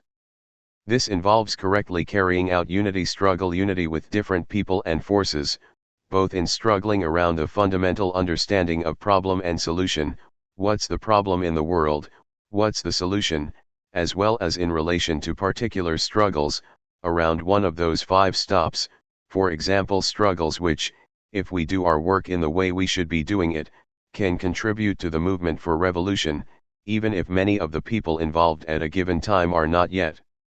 1 to revolution. That's another contradiction we have to handle correctly. That's another expression of the Ohio, so to speak. We need both revolutionary organization, and broader mass organization, of people standing up and fighting back, fighting the power. And we need to work so that all of this contributes to the revolution that is needed. Methods of leadership, the science and the art of leadership. The last major point I want to talk about in this presentation is methods of leadership, the science and the art of leadership. I want to start by drawing from some important developments over the last few decades to illustrate this. Some people are more familiar with some of this, and some people less, but in the period of the 1980s there was a people's war that was developed in Peru, led by the Communist Party of Peru. It made a lot of advances. Now, there were things about their line that we did not agree with. There were ways in which we felt they were veering toward religiosity, or actually lapsing into religiosity, with the idea that communism was the inevitable development of matter in motion. We raised these things and struggled over them. But, at the same time, because this was an important struggle that emerged in the world where people were trying to fight on the communist road, and mobilize masses to do that, we supported that and built support for it. And then, at a certain juncture, when this people's war was making significant advances, the ruling class in Peru, with the US imperialists behind this, moved more decisively against the party leading this. They did surveillance, they found out where the leadership, including the top leader, Gonzalo, was located, and they busted in and arrested them. This situation presented a number of acute challenges for the international communist movement, including for our party, which had played an important role in the development of the Revolutionary Internationalist Movement, the RIM, which was an international organization of Maoist parties, including the party in Peru. For the reasons I summarized, we had taken the approach of supporting the People's War in Peru, even while we had significant differences over some important questions of orientation and method, and we were struggling over those differences without, by the way, advertising it to the whole world to prove how smart we were, or how much better than the party in Peru we understood things, or any of that kind of nonsense, which has nothing to do with what we are, and need to be, about. We carried out struggle in the way we thought would contribute to, rather than undermine, the revolution they were waging, and the overall struggle this was part of in the world. But when this arrest took place, some new contradictions posed themselves very immediately and very acutely. There was a very real possibility that the regime there would move to execute Gonzalo. So, immediately, we and some others associated with the RIM moved to build a movement internationally to defend Gonzalo, to work against the possibility of his being executed. We, in saying we, I mean the RIM, organized delegations to go to Peru and put pressure on the regime not to carry out such an execution, and to demand that Gonzalo and the other leaders be released. At the same time, ideological struggles were growing more and more sharp, including within the party there. Their difficulties were compounded by their tendencies toward religiosity, which found concentrated expression in terms of their view of Gonzalo. They basically regarded him as infallible, incapable of making mistakes, or at least any serious mistakes. As an aside here, but a relevant one, I always have to laugh at the bourgeoisie and their mouthpieces and intellectual camp followers when they say things like, "You communists, you think people like Mao are infallible, blah, blah, blah." Well, I have to say, what about the Pope, motherfuckers? They celebrate the Pope as a great man. The Catholic Church actually declares that the Pope is infallible in matters of faith and morals. That's the doctrine of the Catholic Church. Can you imagine if we said that the leaders of the communist movement are infallible when it comes to matters of politics and ideology? Every time you hear them going on and on about this, you have to say the hypocrisy is quite astounding. Oh, the revered leader, the Pope. Have they elected a new Pope? Is the smoke coming out of the Vatican? These anti-totalitarian bourgeois minions and hangers-on in the media, etc., don't say, "What a bunch of dogmatic totalitarians, these Catholic authorities, actually proclaiming that their leader is infallible." Anyway, to return to the matter at hand, the party in Peru had a tendency to treat their leader as more or less beyond question and beyond criticism. They put him in a special category, which we didn't agree with and struggled against, as part of some broader ideological questions we were struggling over, particularly tendencies toward religiosity. But, again, there's the question, what do you do in the face of the enemy when the enemy is moving viciously against people who are striving to lead things on the road of revolution and communism, even if you think they are making some significant mistakes? You have to make a scientific analysis, you have to apply dialectical materialism. What do you understand to be the main thing, or, to put it another way, what do you understand to be the principal aspect of the contradiction? Is the principal aspect, the defining and main character, that this is a righteous struggle on the road of revolution, which, however, is making some significant mistakes? Or is it basically on the wrong road and going toward the wrong place? That's a fundamental question you have to determine. And then, if you determine that it's fundamentally correct, even with serious shortcomings, you have to support it, all the more so when it is under serious attack from the enemy. But then things got still more complicated. Within a year or so, the regime in Peru came out with statements and videos they attributed to Gonzalo, saying that the party should fight for negotiations for a peace accord to end the people's war in Peru. Well, things became very sharp. What do you do about this? How do we approach this? This was, obviously, a new and significant development. The government is claiming this is what's happening, and it is a major development if the leader of this party is calling for negotiations to end the people's war. Well, the rest of the leadership of the party there, that is, the leadership that remained outside of prison, simply refused to investigate this scientifically. Instead, they carried further their kind of religious approach, because they had built up Gonzalo in such a way as to make him essentially infallible. They refused to even consider the possibility that he was calling for negotiations to end the people's war. Therefore, they insisted, this had to be a hoax perpetrated by the government, and that's the end of the discussion. Well, we said, no, you can't do that, you have to approach this scientifically. You can't simply dismiss this, just because it would be a very negative thing. You can't say, I don't want to believe that, because it would have very negative consequences, so I'm just going to say it's not true, and not look at it. We argued, First of all, we have to investigate and authenticate, that is, we have to find out if these statements being attributed to Gonzalo are authentic. We have to do our best to determine if Gonzalo is actually calling for negotiations to end the People's War. And while we're investigating that, we also have to, even more fundamentally, evaluate whether, whoever is saying this, it is correct or not to call for such negotiations.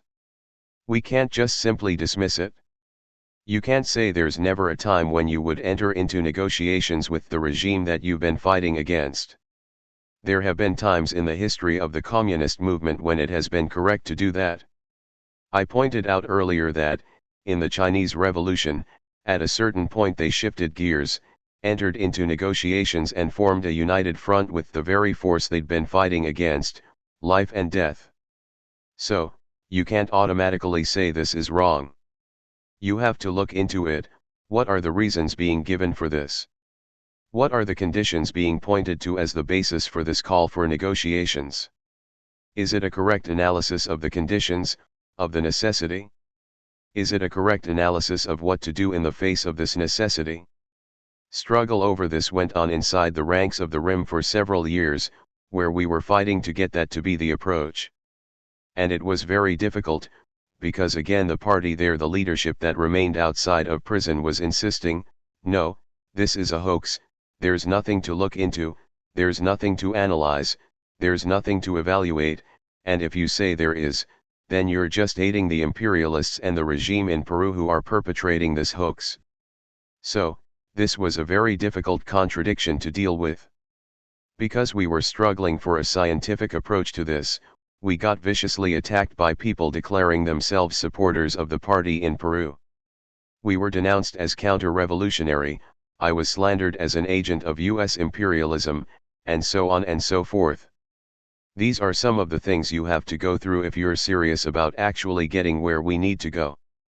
This is what it means, and what it involves, to be a strategic commander of the revolution, to take responsibility for the revolution, including in its international dimension. It's not that we were trying to run the revolution in Peru, but we were doing our best to act on the responsibility to contribute everything we could to the advance of the revolution in the world as a whole. And that means, at times, that you have to struggle with people in other countries about the course of the revolution there. It's like when Leibel Bergman told me, there you go again, telling the Chinese people what to do. Well, that was a juncture where we had to become involved in struggling over what had happened in China, and what to do about it. And this was the case with the situation that had become acutely posed in Peru. Well, finally, after several years, the RIM did put out a statement which basically said, we cannot at this point fully resolve the question of whether Gonzalo is actually calling for negotiations to reach a peace accord to end the People's War, but whoever is calling for it, it's wrong, and here's why. A big part of the reason why we couldn't determine, definitively, if Gonzalo was actually calling for these negotiations was because he was in prison, and the authorities wouldn't let people from the delegation sent by the RIM talk to Gonzalo in prison and pose the question, are you actually calling for this or not? But it needs to be emphasized that the statement that finally came out from the RIM wasn't just snap like that. We did a lot of work to analyze different situations where negotiations had been entered into by revolutionary forces that had been at war with the ruling regime. We analyzed as best we could what were the actual conditions in Peru with the development of the struggle there. On that basis, we wrestled with the question, was it right or wrong to call for negotiations to end the People's War? And we came to the conclusion that it was wrong. All this involved a lot of intense struggle. As I said, it involved being called CIA agents every other week, and so on and so forth. But you have responsibility. Your responsibility is not just to the movement or to the organized forces as they exist at any given time. That's part of it, but your fundamental responsibility is to the masses of people in the world, and you always have to proceed from that. This doesn't mean that, in carrying out that responsibility, you don't have to take into account, or, to put it in positive terms, in carrying out that responsibility you do have to take into account what the advanced forces, the vanguard forces in a particular country, or in general, are doing and saying. But you still have to apply science to figure out what is right, what is the road that leads forward, and what is the road that leads to the wrong place, into the swamp, especially at crucial junctures like the one that shaped up in Peru at that point. Now, even after the RIM issued that statement, on the basis of the kind of approach I've summarized, the forces that were promoting the idea that this was a hoax didn't give up. They actually managed to reverse things and get a statement signed by the RIM several years later that denounced this as a hoax, even at the point where it was becoming increasingly clear that it was not a hoax, that, in fact, Gonzalo had been calling for a peace accord all this time. Even when the evidence was more and more strongly pointing to that, people would not give up on the claim that this was a hoax. And it's worth noting that one of the main people pushing for this continuation of the hoax line was Ajith, who, along with far too many others, proceeds with an orientation that we can't be thoroughly and consistently scientific, we just have to go by what we think, at any given time, will advance the revolution, which is a very narrow, pragmatic approach to the question of what will advance the revolution. If what will supposedly advance the revolution is going against material reality and inventing a reality to superimpose on the actual reality, then that's not a revolution that you want to be advancing. If your method for doing what's good for the revolution is inventing truths and, to put it in somewhat crude terms, conning the masses of people into believing that things are not as bad as they might be at a given time, if that's your way of going about doing what's good for the revolution, that's not a revolution we should be part of, because that's not going to take things where they need to go. You're not going to be able to deal with all the real-world contradictions that you have to deal with, if that's the method you're using. And it's not accidental, or incidental, that someone like Ajith argues that communism is not a science in the same way that other sciences are, that communism is different, that its truths are significantly determined by the subjective element of the position and class feelings of the masses of the oppressed, that this is more determining of what's true than a scientific approach, and that it's dogmatic to insist that science applies to revolution just as much as it does to any other sphere of material reality. Well, again, denying the scientific character of communism and substituting subjective notions of truth, what you'd like to be true, that is a method and approach that can only lead to someplace other than revolution aiming for communism. So it's not surprising that someone like Ajith is attacking the new synthesis for its insistence that communism is a science, which has to apply the same basic principles and methods of science in general, and that we have to be consistently scientific, and investigate and deal with the real world as it actually is, and as it's moving and changing. Another experience I want to touch on here, which also holds important lessons in terms of method and approach, is the experience with Nepal, where, unfortunately, at another critical juncture, the coming together and concentration of a lot of contradictions, the leadership of the party there went off the revolutionary road. I referred to this earlier in talking about how the argument was made to them, you comrades face a lot of great necessity, but you should not impose unnecessary necessity on yourself. And here, once again, the question was posed, with a revolution that, in an overall sense, you consider to be part of the same revolution in the world that you're a part of, even if it has its own particularity, as the revolution in every country does. What do you do when you can see that this revolution is going off track and will plunge over a cliff if it keeps going the way it's going? As people should know, we wrote many letters to the party in Nepal, sharply raising criticisms of the line they were pursuing after a certain point. 71 Now, when we first started recognizing this, around 2005 to 2006, we didn't come out in Revolution newspaper and say, the revolution in Nepal is not being led in accordance with the new synthesis of communism, therefore it's no good. No. That's not what we did at all. We raised, in letters that were not at the time made public, here is our understanding of the actual contradictions you're dealing with, and here is why we think you're dealing with them in the wrong way. If you give up on the goal of overthrowing the present regime, and instead try to go on the parliamentary road of electing yourself into a position of running the government under the present system, and with the present state still in power and in effect, you are going to be swallowed up by that system, and all the gains of the revolution that you've achieved so far, waging people's war in the countryside, establishing revolutionary political power in parts of the countryside, carrying out some land reform, lifting certain burdens of oppression from women, all that's going to be given up, and the revolution will end up being abandoned and defeated. What were the conditions and contradictions they were confronting? At that point, besides the people's war they were waging in the countryside, there was a big upsurge in the cities, in particular the capital, Kathmandu. The country was being ruled by a monarchy, and there was a mass movement that got to the point of demanding the abolition, the overthrow, of the monarchy. Now, it was correct that they couldn't stand aside from that movement, and act aloof, as if, oh, we're off over here doing our people's war, and that struggle in the capital doesn't mean anything, that's just a bunch of bourgeois reformist stuff. It was correct for them to take part in and fight to lead that upsurge in the capital in a revolutionary direction. But in the process of it, they came to accept, more and more, the terms that were being set by that movement, as it was. To go back to what Libel Bergman raised in regard to Zhou Enlai, the question is not why would the Nepalese comrades want to go revisionist. It's not that they wanted to go revisionist. There were certain shortcomings in their understanding of things all along, and there were some in the leadership who were more and more openly arguing for a bourgeois democratic orientation, but mainly they were on the road of revolution and making important advances on that road. But they ran up against certain new obstacles and contradictions. They came up against the prospect of not just fighting more limited battles in the countryside against outposts of the police and sections of the Nepalese army, but actually having to fight the backbone of the Nepalese army.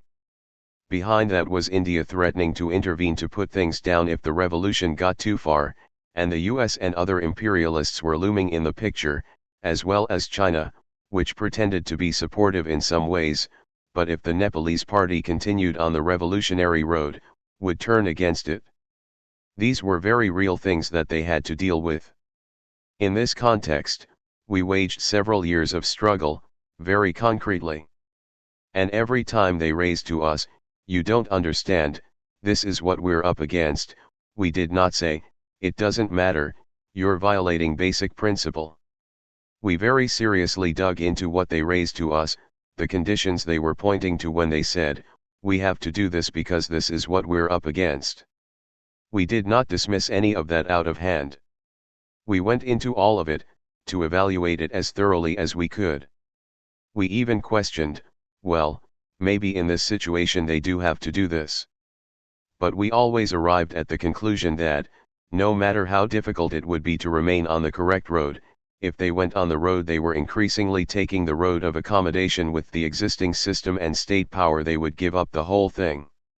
There was certainly no guarantee of victory. They might get defeated if they persevered on the road of revolution, and that would constitute a serious setback, not just in that country but for the revolution in the world as a whole. But it would be much worse to throw away the revolution by taking the road of revisionism and betraying the masses of people who were willing to sacrifice to fight for this revolution, because they had come to see it in their interests. Here again we see the difference between dialectical materialism and determinism in the name of materialism, where you analyze the conditions before you, but you don't look at the larger picture and the deeper underlying dynamics and contradictions. For example, on the one side, it's true that, had they continued on the road of revolution, there would have been a real possibility of powerful forces, India, perhaps China, maybe even the US or other imperialists, intervening more directly against them. But it also would have raised the banner of revolution and communism powerfully in the world and set off a lot of contradictions, or sharpened a lot of contradictions, including in countries like India. And if they'd been able to hold out for a while, things could have gotten very sharp in India, in terms of exposure of the Indian government for its role in opposing the revolutionary struggle in Nepal. Once again you come to a juncture like this and you don't know in advance, you can't say, how all this might turn out, but if you just look at what's immediately before you and the difficulties you're up against right then, and you don't grasp the potential to transform necessity into freedom and set off a whole chain of events which might get contradictions going in a whole different way, in your more immediate circumstances and more broadly in the world as well, then you're going to take the road of revisionism because it seems to be more realistic. In relation to this situation, in assessing our responsibilities and recognizing the need to struggle sharply, we understood that the point is not to act like a petty critic finding fault with and poking at every little thing you don't agree with. It's so ironic, you hear certain opportunists saying, the RCP, they just denounced what was happening in Nepal on the basis of a misreading of a few Marxist works, like the Critique of the Gotha Program 72 and the State and Revolution Point 73. This from people who never carried out any scientific analysis of the actual concrete conditions facing the revolution in Nepal, but were just trying to jump on a bandwagon to say, well, we can still call ourselves Maoists even while we're betraying everything we're supposed to have been about. At every stage, every key juncture, we were very assiduously, very systematically, digging into things. Even far into this process, when it had become more and more clear that the Nepalese comrades were going completely onto a trajectory leading to disaster, there were a few times when there would be a little spark of something that raised the possibility that maybe they were trying to get back on the right road, and each time we would jump at that and try to figure out if there were something there that could and should be united with and encouraged. This was our approach even for some time after we had published our letters openly, which put the whole struggle out to the world for several years after that. Whenever there was any kind of a spark, we would look very seriously into it. Why?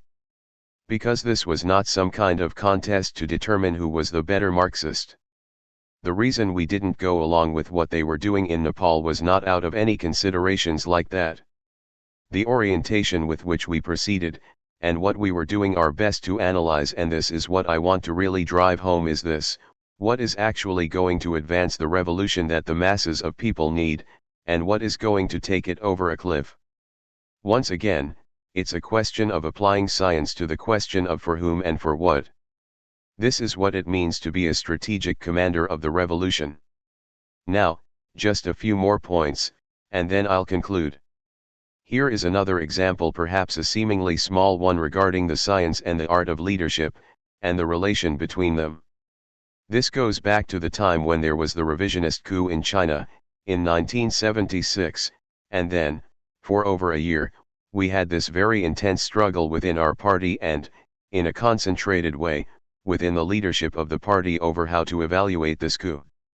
Although the RU, Revolutionary Union, had existed for a number of years as the forerunner of the party itself had just been formed in 1975, and then, within a year, wham, we were hit with this.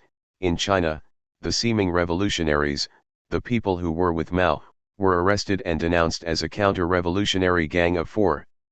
The people who seemed most closely allied with Mao are arrested and denounced as counter-revolutionaries, and people like Deng Xiaoping, who you knew were sharply opposed to Mao, are, after a little while, being brought back into positions of power and authority. What do you do in response to that? Well, we had an intense struggle within the party, over the course of more than a year, because there were people in the leadership of the party who wanted to support this coup, Leibel Bergman, and some others, whom we called Mensheviks, harking back to the Russian Revolution, and the people who were opponents of Lenin. They wanted to support this coup, for two reasons. First, because it would make things much more difficult, in more immediate and narrow terms, if you didn't support this coup. You wouldn't get to go to China anymore, and you would be on the outs with a powerful country that was still pretending, for a time, to be revolutionary and socialist. You couldn't go to masses of people and say, China is a great inspiration as a socialist country. When the masses of people would raise, prove it to me that you can really do this, you couldn't say, well, there's China. Of course, you shouldn't rely on that kind of approach anyway, that isn't scientific. But if you have a kind of pragmatic approach, you could try to hold up the existence of China as a supposed socialist country as proof that this can be done. But, especially in more immediate terms, there were all kinds of difficulties that would arise, if you did recognize the reality of what had happened. Well, these Mensheviks in our party didn't want to do that. They approached this very pragmatically: what will work in the short term, what truths will be best for things in the short run. And the second reason they supported this coup is that they actually liked the program of the revisionists better than they liked Mao's program. They need to get down to the practical nuts and bolts of developing the economy, and cut out all the singing and dancing in the factories, all this culture that is just a waste of time that, believe it or not, was actually put forward by one of the leading Mensheviks, in defending this coup and arguing that it should be supported. As if Mao and the Gang of Four didn't care about developing the economy. Here I have to tell a story about when I was in China in 1971. At that time already, this struggle, between communism and revisionism within the Chinese Communist Party, was getting sharper, and the revolutionary forces were being accused of not caring about developing the economy. All they wanted to do was talk about revolution and the class struggle. They didn't care about developing the economy. That was the accusation. Well, when we went to Shanghai, which was where the revolutionary forces, the so-called Gang of Four and their followers, had their strongest base, we were hosted at a dinner. And something happened which went against the whole stereotype of dogmatic communists. The guy hosting the dinner was a member of the Central Committee of the Chinese Communist Party and, unfortunately, he was arrested, and I believe executed, as a consequence of the coup. But, at this dinner, we were treated to a very special dish, freshwater crab, a real delicacy. And, at one point, as we were eating this crab, the leading comrade hosting the dinner started enthusing about how great this crab was, and he declared, "The person who invented crab is a genius." Well, I'm thinking, this is a little different than the stereotype of the dogmatic communist. But earlier, before that dinner, we had a meeting where the same leading comrade went on, for something like an hour, regaling us with statistic after statistic after statistic relating to how they were developing the economy in Shanghai, and using that to help the economy in the surrounding rural area, and contributing to the development of the socialist economy in the country as a whole. I'm sitting there listening, and after a while I say to myself, okay, we get it, you're being accused of not developing the economy, but you are developing the economy. But the point is that the revolutionary leaders in the Chinese Communist Party felt the need to go into details about production like that, because of the attacks that were coming down on them, and specifically the accusation that, since they were, very correctly, putting emphasis on the importance of the class struggle, the struggle between the socialist road and the capitalist road, that was somehow supposed to mean that they didn't concern themselves with developing the economy, which was not only a false but an absurd accusation. So, when the coup happened in China a few years later, those of us who recognized the need to analyze what had happened scientifically did a tremendous amount of work. We were combing through every source we could find, including intelligence service reports from Hong Kong, which was then under the rule of the British, and from Taiwan, which is where the counter-revolutionaries went under the protective umbrella of the US imperialists. When the Chinese Revolution succeeded on the mainland in 1949, the counter-revolutionaries of the old ruling class went to the island of Taiwan. We were reading reports from the intelligence services out of Hong Kong, and out of Taiwan, which were purporting to tell what had been happening, before the coup, in the internal struggles inside the Chinese Communist Party. What were the so-called Gang of Four saying? Hua Qiabeng, who was the nominal leader at the time of the coup, what was he saying? What was the role of Deng Xiaoping in all this? And I remember, at one point, there was something that struck me, something that I, and others, did believe was authentic in these intelligence service reports. As you combed through them, you saw an exchange of notes between two of the leaders of the Gang of Four, Jiang Qing, who was Mao's widow, and Zhang Chunqiao, who was a major theoretical leader of the revolutionary camp. In this exchange, they were talking about the new naval uniforms that the revisionists were proposing for the Chinese Navy. Jiang Qing's note stated strongly that she really didn't like those new Navy uniforms, that they were very bourgeois. And she definitely had a point. If you look at the uniforms of the Chinese military now, and compare them to the very simple uniforms of the People's Liberation Army when Mao was there, it's a vast difference. Those uniforms from Mao's time were deliberately simple uniforms, as an expression of the fact that this was not a military with heavy divisions of rank, and all that there were some differences of rank, but they weren't emphasizing that, they were emphasizing that this was a people's army, an army of revolution, an army linked with the masses of people. In contrast to that, the present uniforms are an outward expression of how the Chinese military, under a bourgeois regime, has become a standard, conventional bourgeois military. And this was already apparent when these new naval uniforms were being proposed. This was even before Mao died, but he was largely out of the picture because he was sick, and basically dying. So, Jiang Qing said, "I really don't like these navy uniforms that are being proposed, they're really bourgeois." I still remember what Zhang Chunqiao wrote back. He said, "I agree with you, comrade, about these uniforms, but there are many good comrades in the Navy who are enthusiastic about these uniforms, so we really shouldn't make it a point of struggle right now." I remember thinking to myself, that's the nuance, the subtle difference, that is so important here. Now, why? It wasn't that Zhang Chunqiao was tailing the people in the Navy, and saying that their sensibilities should count for more than matters of principle. What was he doing? He was analyzing different contradictions, and different levels of contradictions. What was the larger picture here? How did this proposed change in the Navy uniforms relate to that larger picture? Is this something we should focus the struggle over right now? Or will it lead to confusion, rather than clarifying matters, if we focus a lot of struggle over this right here, right now, when a lot of people will spontaneously not understand why we're making such a big deal about these uniforms?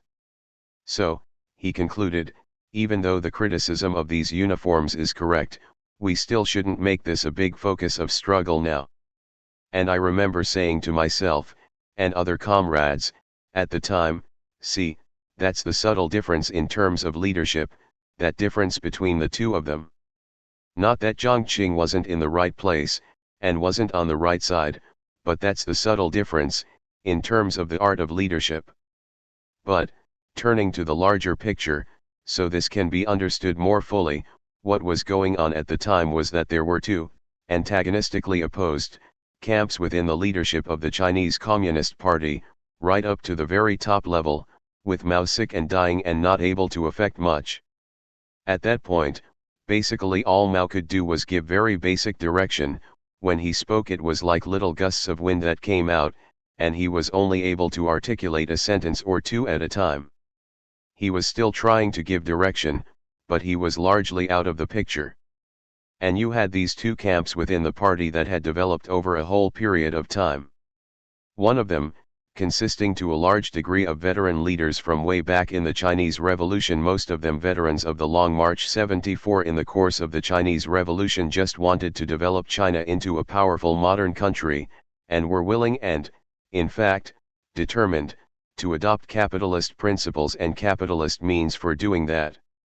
And then you had other people who were grouped around Jiang Qing and Zhang Chunqiao, who were determined to stay on the revolutionary road of transforming Chinese society, and ultimately the world as a whole, toward the final goal of communism and the achievement of the Four Alls.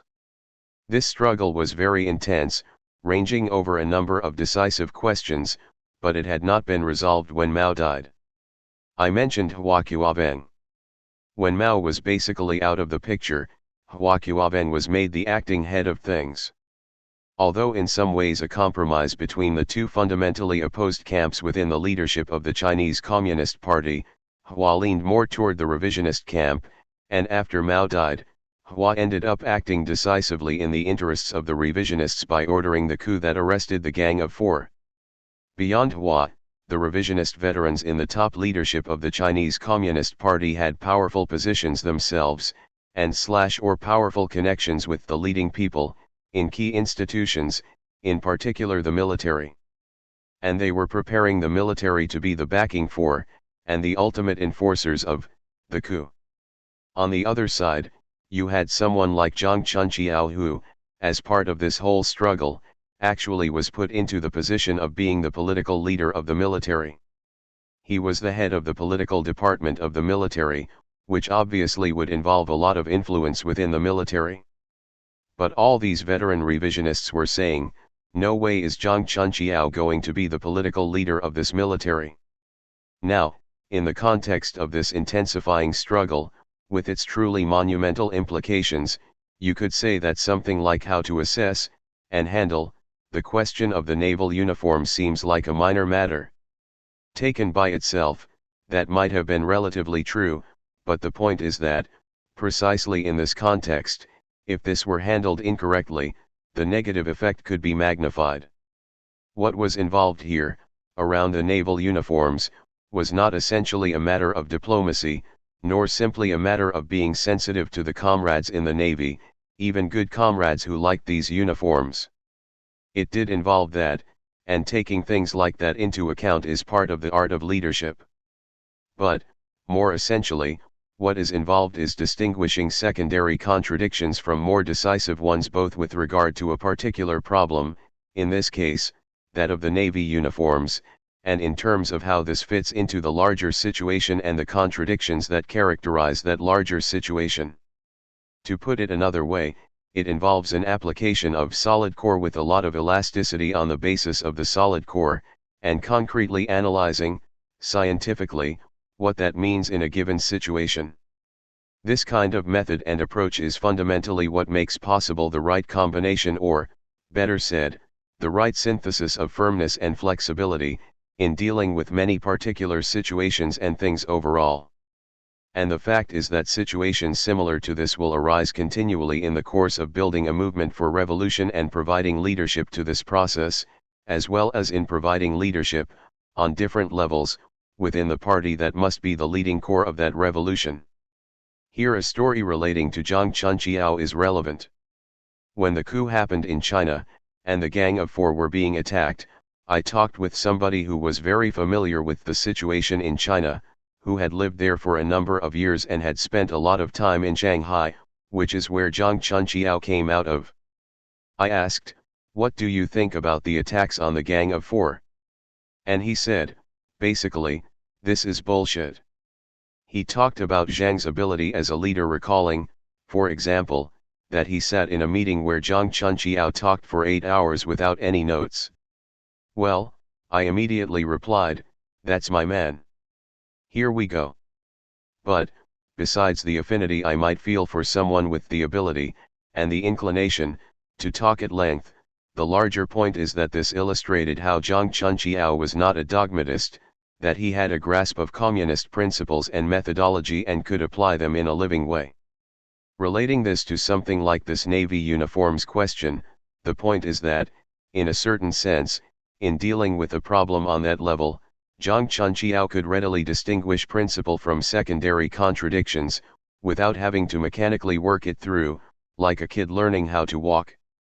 And the point is that we should all be aiming to get to the point where, in many instances, we can do this as a matter of method. We generally, and in an overall way, apply without having to stop to think about applying that method. We all have to learn how to do that, and we all have to keep on learning, and do the necessary work involved, and sometimes, all of us will have to apply ourselves very conscientiously and systematically to struggling with questions like, what are major and secondary contradictions here, and what is the relation between them? Reality continues to change, and there are always further developments in theory that are brought forward in response to this. For example, it's very likely true, almost certainly true, that Zhang Chunqiao had never heard of the formulation, solid core with a lot of elasticity on the basis of the solid core. But he was applying the basic principles and methods that go into that formulation. The point is that there is an art to communist leadership, and knowing how to handle something like this Navy uniforms contradiction is an example, but that art of leadership is fundamentally based on and proceeds from a scientific method and approach and a clear sense of the strategic goal. Now, just one more or two more examples, on the art of leadership and its relation to the science of leadership. Back in the 1970s, when the RU was working to unite forces to form the party, we were in a kind of liaison relationship, a working relationship, with some other organizations, including the Black Workers' Congress, the BWC. and some people from the BWC did become part of this party, which is a very good thing. But, at that time, very sharp struggle developed which was basically over nationalism versus communism or communism versus an eclectic combination of nationalism and communism. One of the forms this took was that the BWC leadership was arguing that, as the Communist International, the Comintern, had analyzed, more than 40 years earlier, I believe this was in a Comintern resolution of 1928, the black national question in the US was essentially a question of the black peasantry, small farmers, sharecroppers, and others, in the South. Therefore, the BWC argued, invoking this Comintern resolution, the key to ending this oppression was the right to form a separate black republic in the South. Now, you'll notice that in the Constitution for the new Socialist Republic, it upholds the right of self-determination, the right to form a separate republic, for the black nation within what has been the U.S. within the new Socialist Republic when it's formed. But the question back then was, not is there a right to do this, but is that right the heart of the struggle to end the oppression of black people? And a lot depended on this. We were arguing that, yes, black people are an oppressed nation, and, yes, there is a right to self-determination of that oppressed nation, but that nation is no longer primarily a peasant nation anchored to the land and spread, more or less evenly, throughout the rural areas of the South. Instead, we analyzed, this black nation has become much more proletarianized, concentrated in the urban areas of the South as well as the North, and much more closely and directly linked to the proletarian revolution itself, even while there definitely remains a question of national oppression, which has to be taken up in its own right. This has to do with what I was talking about at the beginning of this presentation, in terms of changes that were brought about in the forces of production and the relations of production in the rural South, coming out of World War II and continuing since then. So, a very sharp struggle developed, was the heart of the oppression, and the fight for the emancipation, of black people, the right to form a separate black republic in the South, or was that a right, but it wasn't at the heart of what the struggle for the emancipation of black people, and the revolution overall, should be about.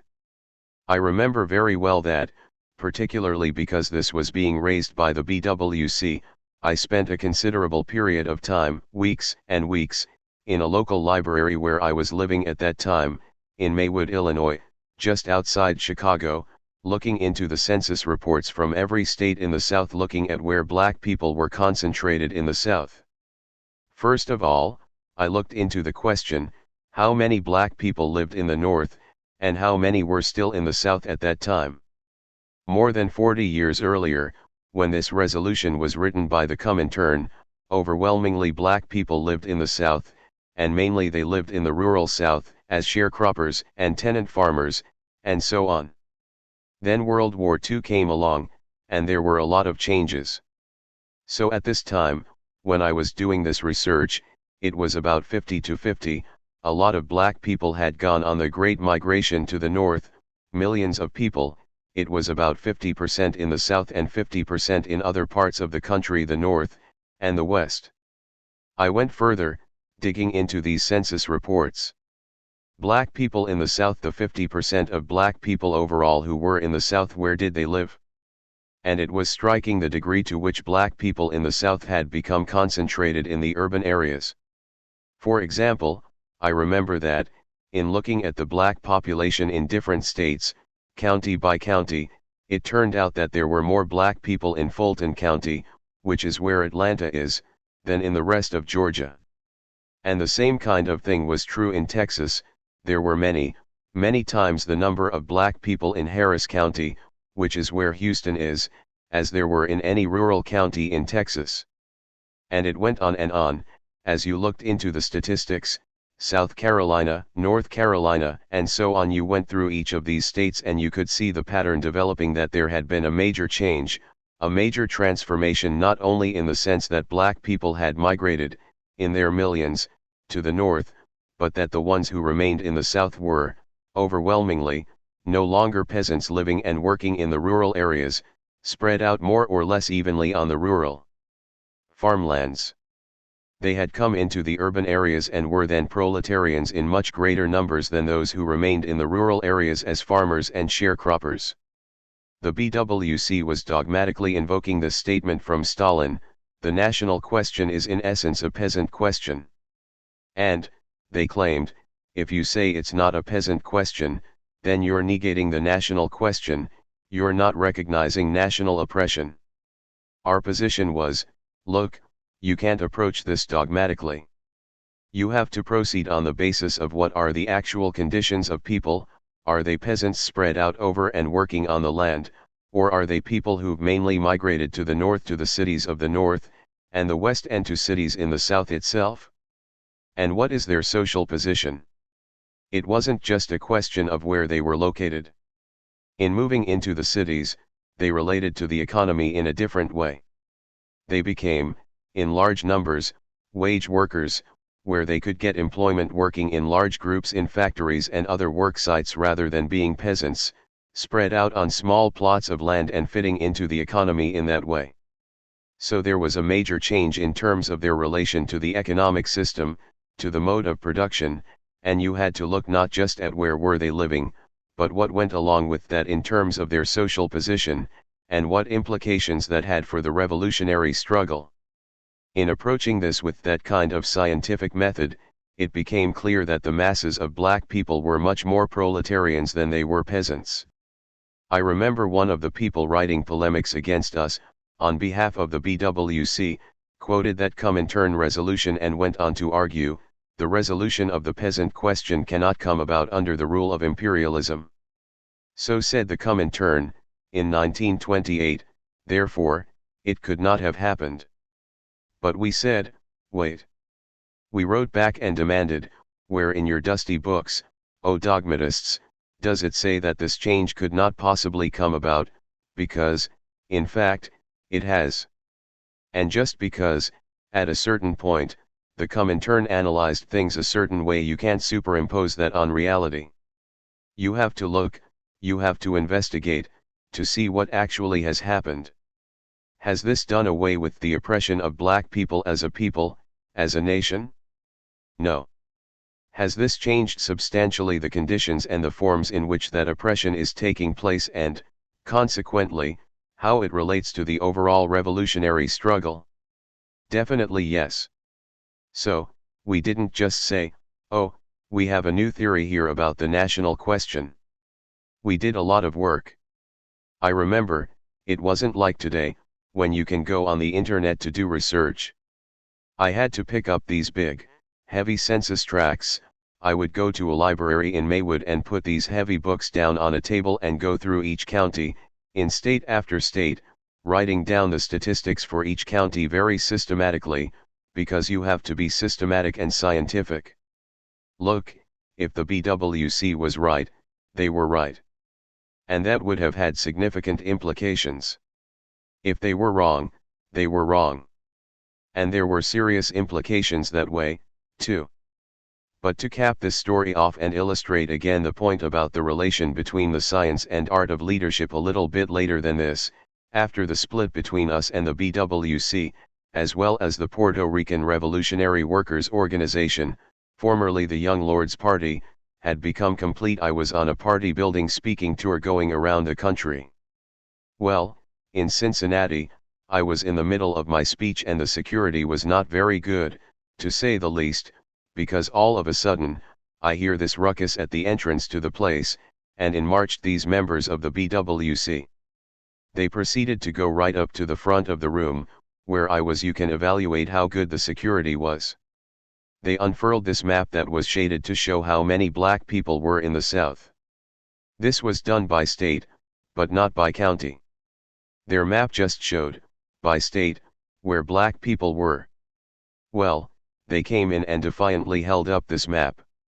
So, I decided, since the security is shot to shit, I might as well just go ahead and make the best of this situation. I said, okay, I'm glad you brought that map, because there are a lot of important things we can learn by looking more deeply at what the situation is.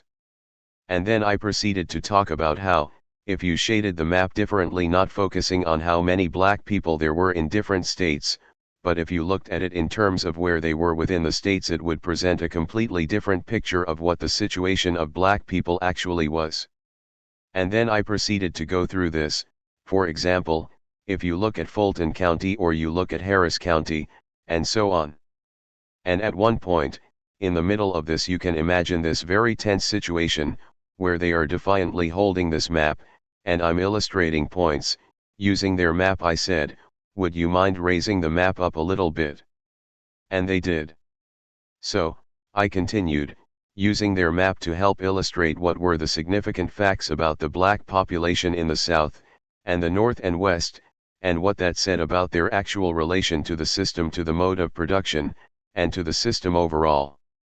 What was involved here was a combination of the science and the art of leadership. It wasn't just a matter of not being cowed in some abstract sense, or dealing with a difficult situation with a certain amount of finesse. It was a matter of having a scientific method and approach, and proceeding on that basis to do the work to actually see if reality conformed to what the BWC was arguing, or if it was very different.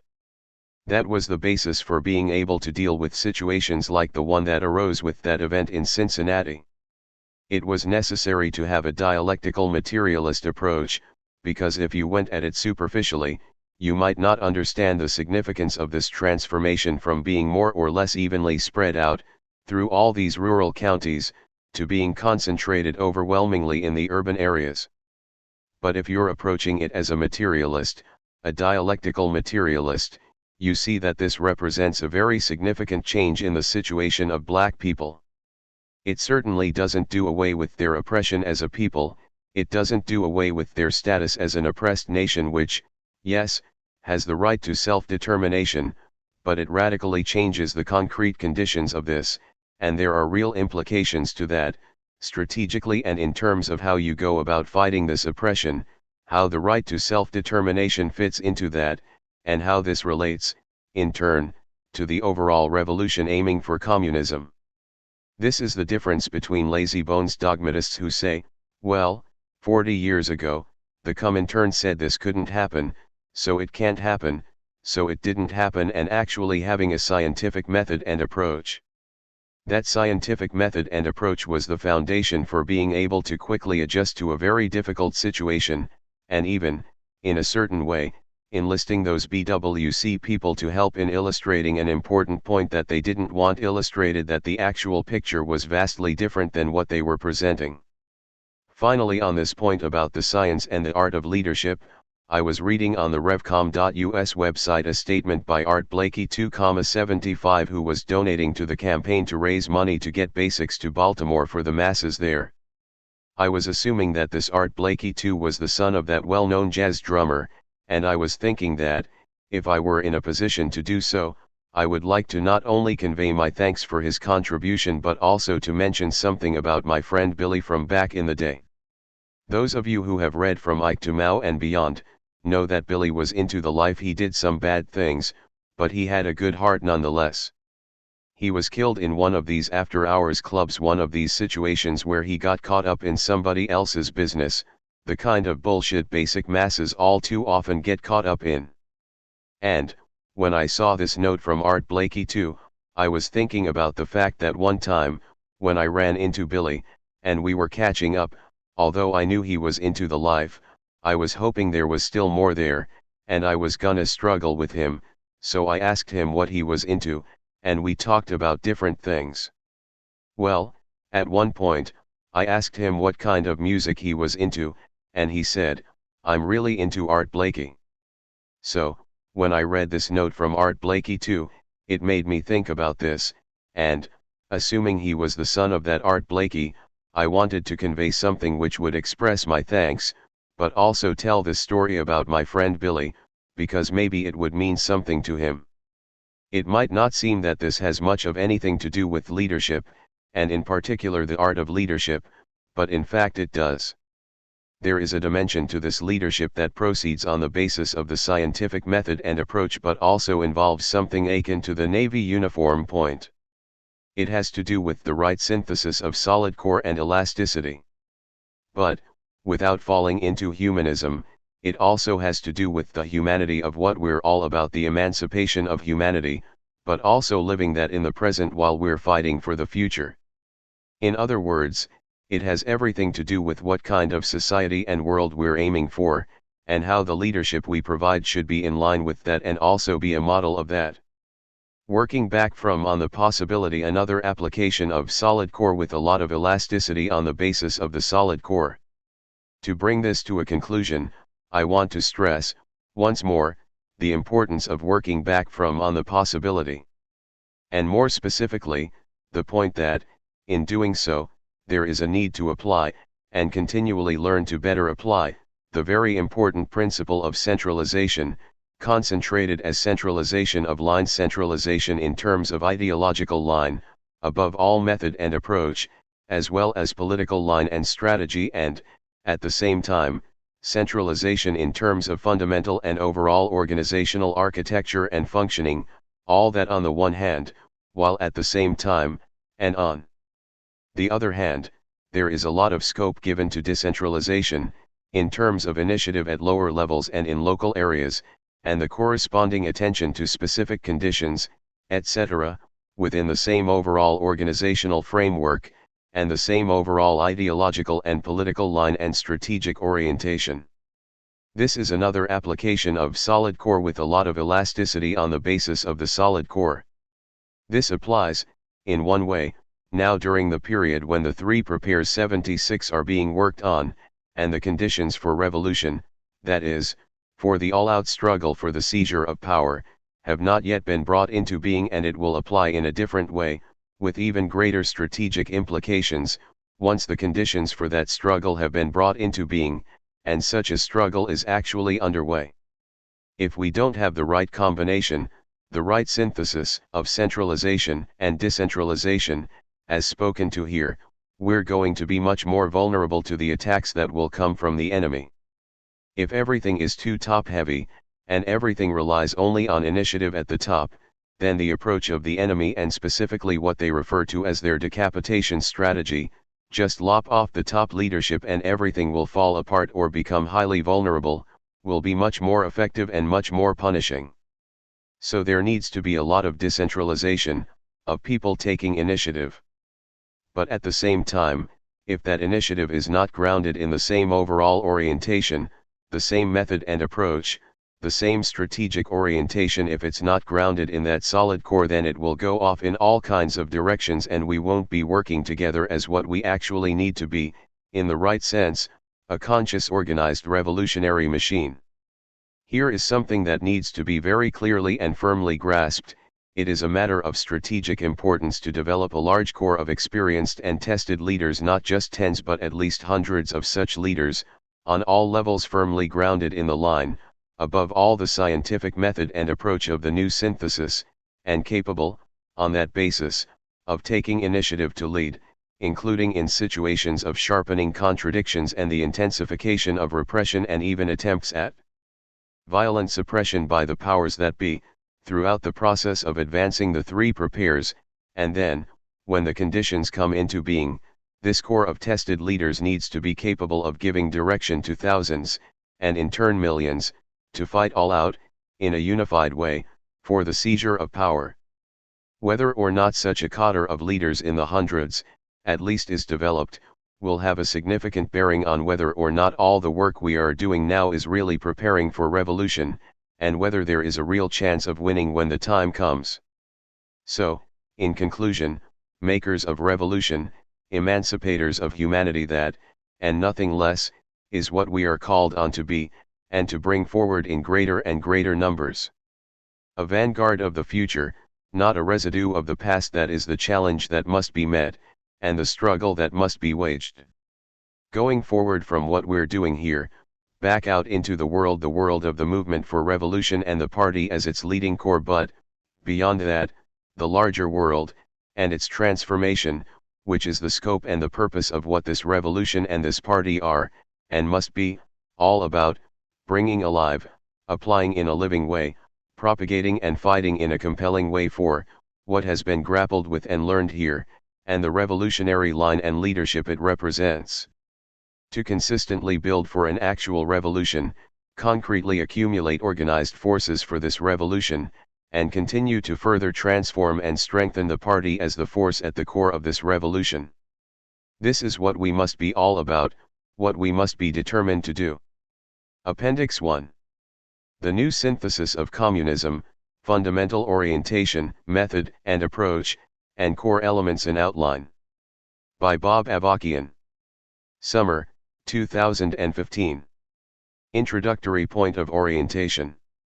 The new synthesis is, in a real sense, a work in progress, as I am still actively applying myself to leading and to learning, from many sources, and hopefully this new synthesis will continue to be further developed and enriched as a result of ongoing work in the theoretical realm in dialectical relation with further developments in the world and in particular the further advance of a revolutionary struggle whose ultimate aim is a communist world.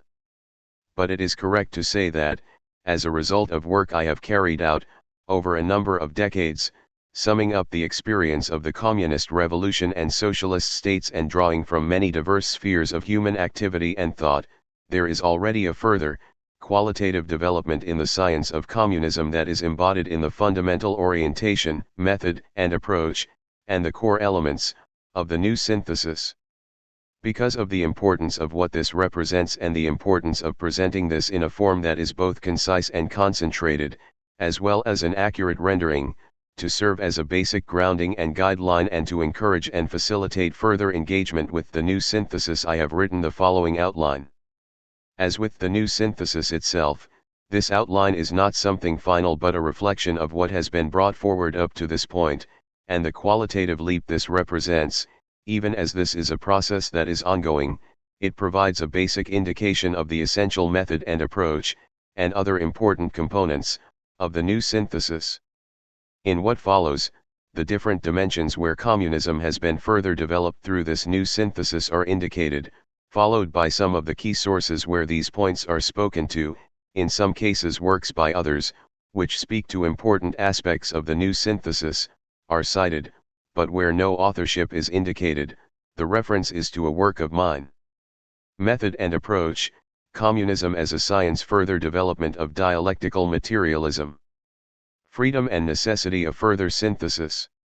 Neither the emergence of the human species nor the development of human society to the present was predetermined or followed predetermined pathways. There is no transcendent will or agent which has conceived and shaped all such development, and nature and history should not be treated as such as nature and history. Rather, such development occurs through the dialectical interplay between necessity and accident, and in the case of human history between underlying material forces and the conscious activity and struggle of people.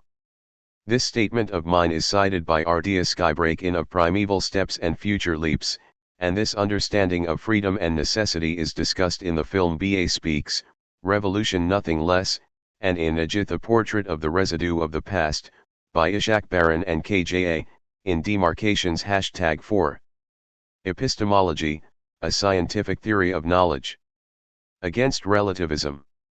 Science and Revolution, on the importance of science and the application of science to society, the new synthesis of communism and the leadership of Bob Avarkian, an interview with R.D. Skybreak, available at revcom.us, Ajith, A Portrait of the Residue of the Past.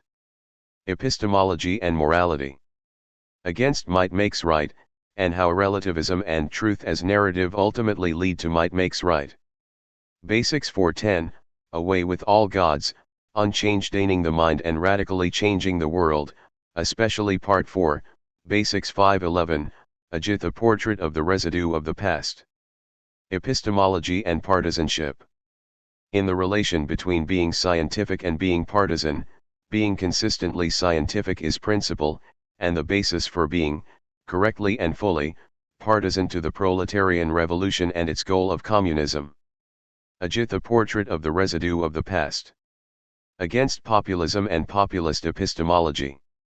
Against reification, the mistaken concept that the oppressed, because of their exploited condition and place in society, have a special purchase on the truth, and in particular a special ability to understand the dynamics of society and its transformation. Against religiosity/religious tendencies in communism. Basics 411, Observations on art and culture, science and philosophy, crises in physics, crises in philosophy and politics, in Demarcations Number 1, Communism, the Beginning of a New Stage, a Manifesto from the Revolutionary Communist Party, USA. A consistently scientific political economy, a consistently dialectical materialist approach to the relation between the economic base and the superstructure of politics and ideology. On the Driving Force of Anarchy and the Dynamics of Change, by Raymond Lotta in Demarcations Number 3, Can this system do away with, or do without, the oppression of women, a fundamental question, a scientific approach to the answer, in the compendium Break All the Chains, Bob Avarkian on the Emancipation of Women and the Communist Revolution, Birds cannot give birth to crocodiles, but humanity can soar beyond the horizon, Part 1. Beyond Democracy and Equality. A further development of Marx's profound insight that the advance to communism involves society, and the people who make up society, moving beyond the narrow horizon of bourgeois right, in their material conditions and in their thinking, and his critical understanding that right can never be higher than the economic structure of society, and the culture conditioned thereby. Democracy, can't we do better than that, making revolution and emancipating humanity, Part 1. Solid core with a lot of elasticity on the basis of the solid core. Observations on art and culture, science and philosophy, science and revolution, on the importance of science and the application of science to society, the new synthesis of communism and the leadership of Bob Avarkian, an interview with Ardea Skybreak. Emancipators of Humanity. The communist revolution is not about revenge, or the last shall be first, and the first shall be last, but is about emancipating humanity, ending all exploitation and oppression throughout the world. Ajit, a portrait of the residue of the past. Internationalism. The material basis and philosophical basis, and the overall approach, of communist internationalism.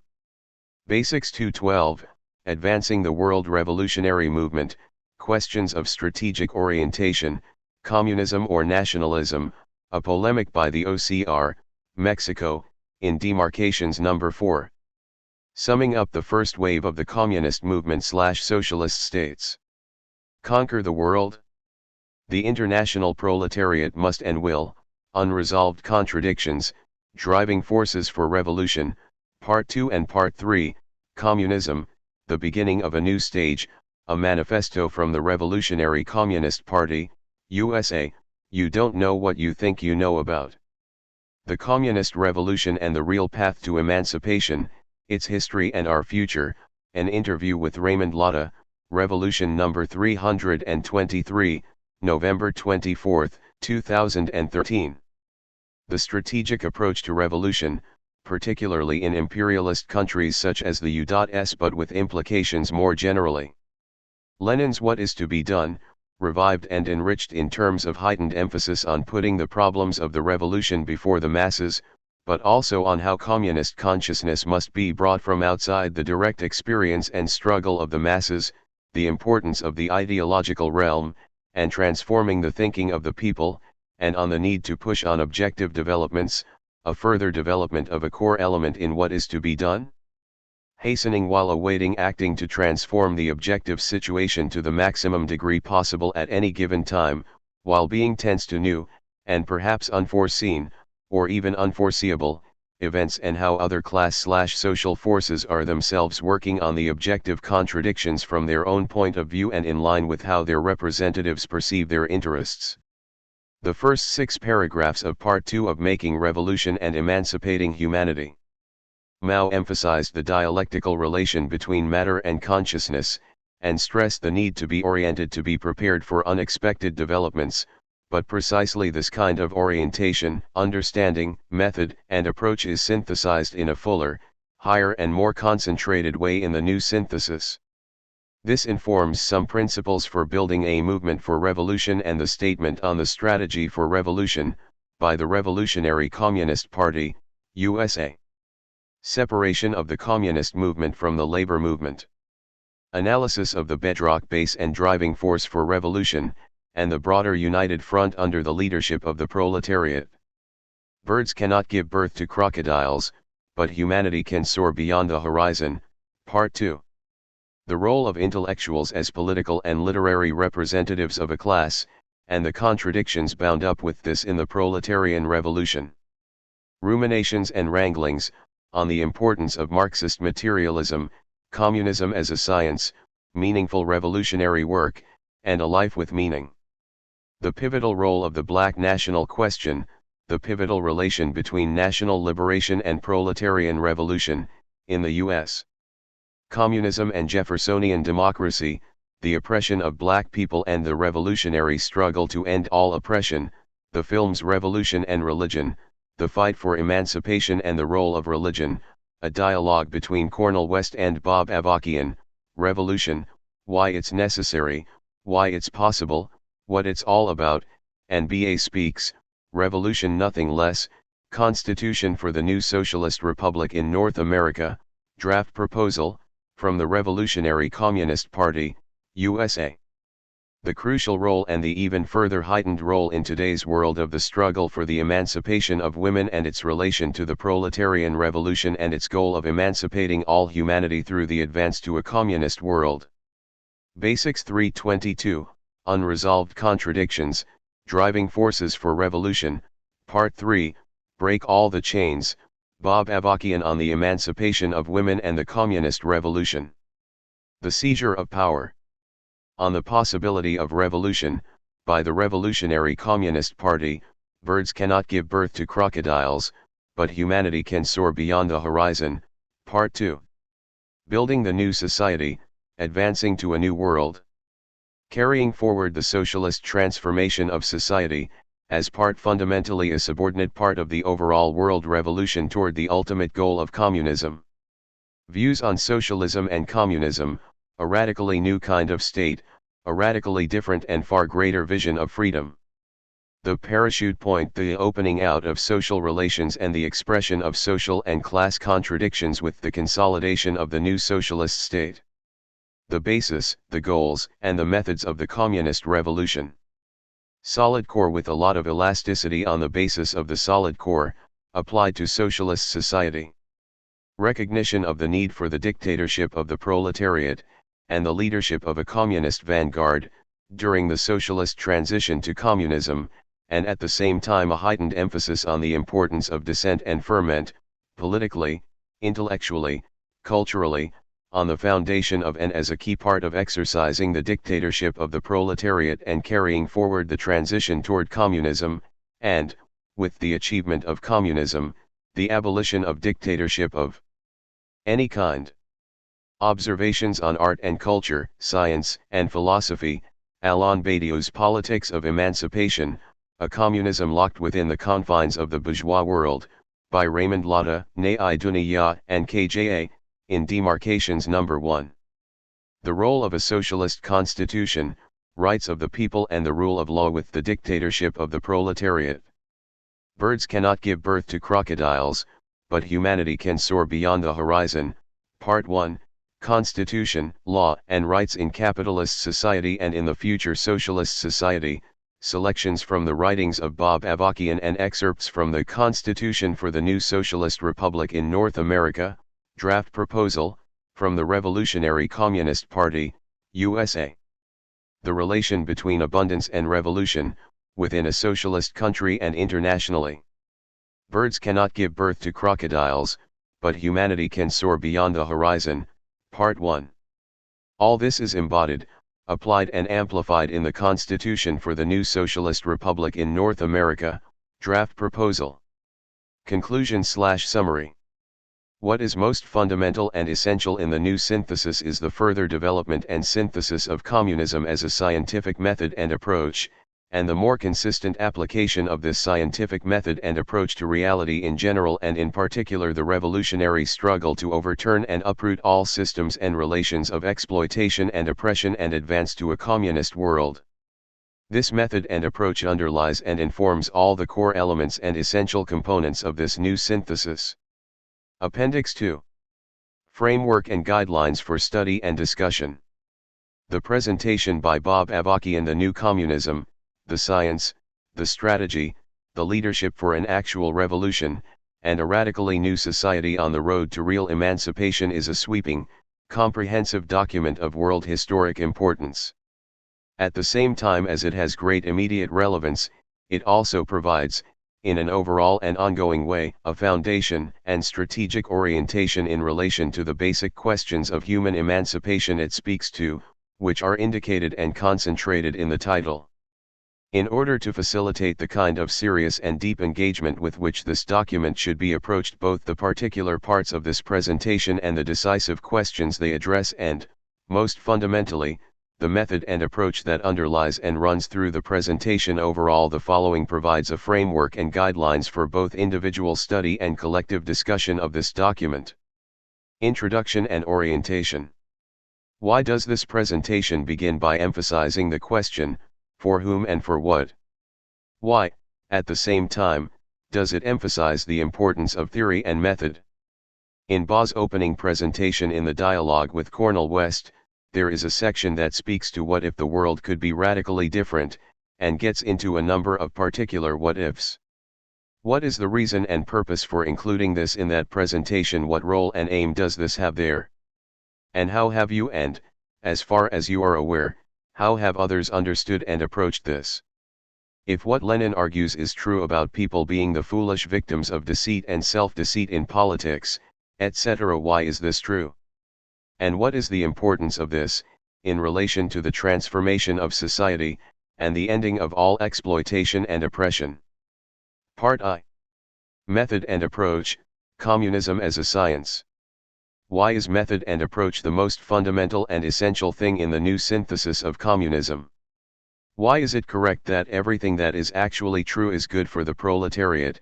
All truths can help us get to communism. Why is class truth wrong?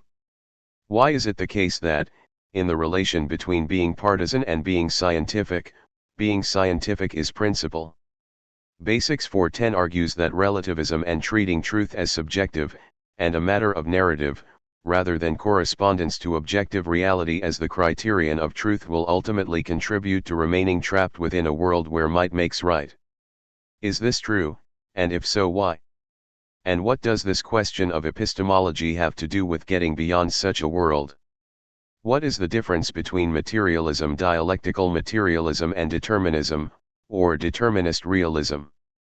In an episode of the TV show The Good Wife, there is a scientist who makes the statement that human beings are just clusters of atoms, like everything else in nature. What is correct and what is incorrect about that statement? How can it be determined whether what is correct, or incorrect, about this statement is the main thing, the principal aspect? How should the following statement by Raymond Lotta, cited in the presentation, be understood? The basic change wrought by bourgeois society is the socialization of production. How does this relate to the fact that capitalism represents and embodies the generalization of commodity production and exchange, and the key and pivotal role of labor power, the ability to work, as a commodity under capitalism? Why is it that through which mode of production, is the most important question in how any social problem is addressed? What is the relation between this and the understanding that this system cannot be reformed, but must be swept away? What difference does it make whether the driving force of anarchy, the contradiction between anarchy and organization in capitalist production and accumulation, or the class struggle between the bourgeoisie and the proletariat, is the more important expression of the fundamental contradiction of capitalism? Is solid core with a lot of elasticity on the basis of the solid core just a policy, or is it something more, and if so, what? Which is principle, which is the main and most decisive aspect in the relation between epistemology and morality? Part 2. Socialism and the advance to communism, a radically different way the world could be, a road to real emancipation. The four alls. Why is the goal of the communist revolution not equality? What does getting beyond democracy and beyond equality have to do with Marx's statement that right can never be higher than the economic structure of society, and the culture conditioned thereby, and with getting beyond the narrow horizon of bourgeois right? What is the materialism, and the dialectics, of the four alls, and how should the interrelation of these four alls be understood? Marx begins the statement on the four alls by talking about how the dictatorship of the proletariat is the transition to the achievement of these four alls. Why is the dictatorship of the proletariat necessary for this? Basics 212. Why is what is said in Basics 212 correct, and what is its importance? How is this different from how this has been widely understood in the international communist movement? What does Basics 212 have to do with why it is that, while socialism is three things: a radically different economic system, a radically different political system, and a transition to communism, a socialist state must be, above all, a base area for the world revolution?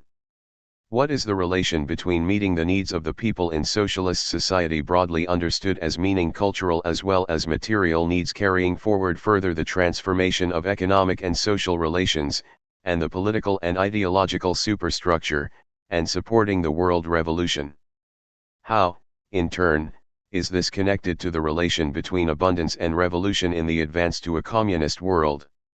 The Constitution for the new socialist republic in North America. How is this constitution an application of solid core with a lot of elasticity on the basis of the solid core? What does the parachute point have to do with this? Why is there provision for a military draft in this constitution? And why is there inclusion of measures that may be taken in an emergency situation, which restrict the rights of the people?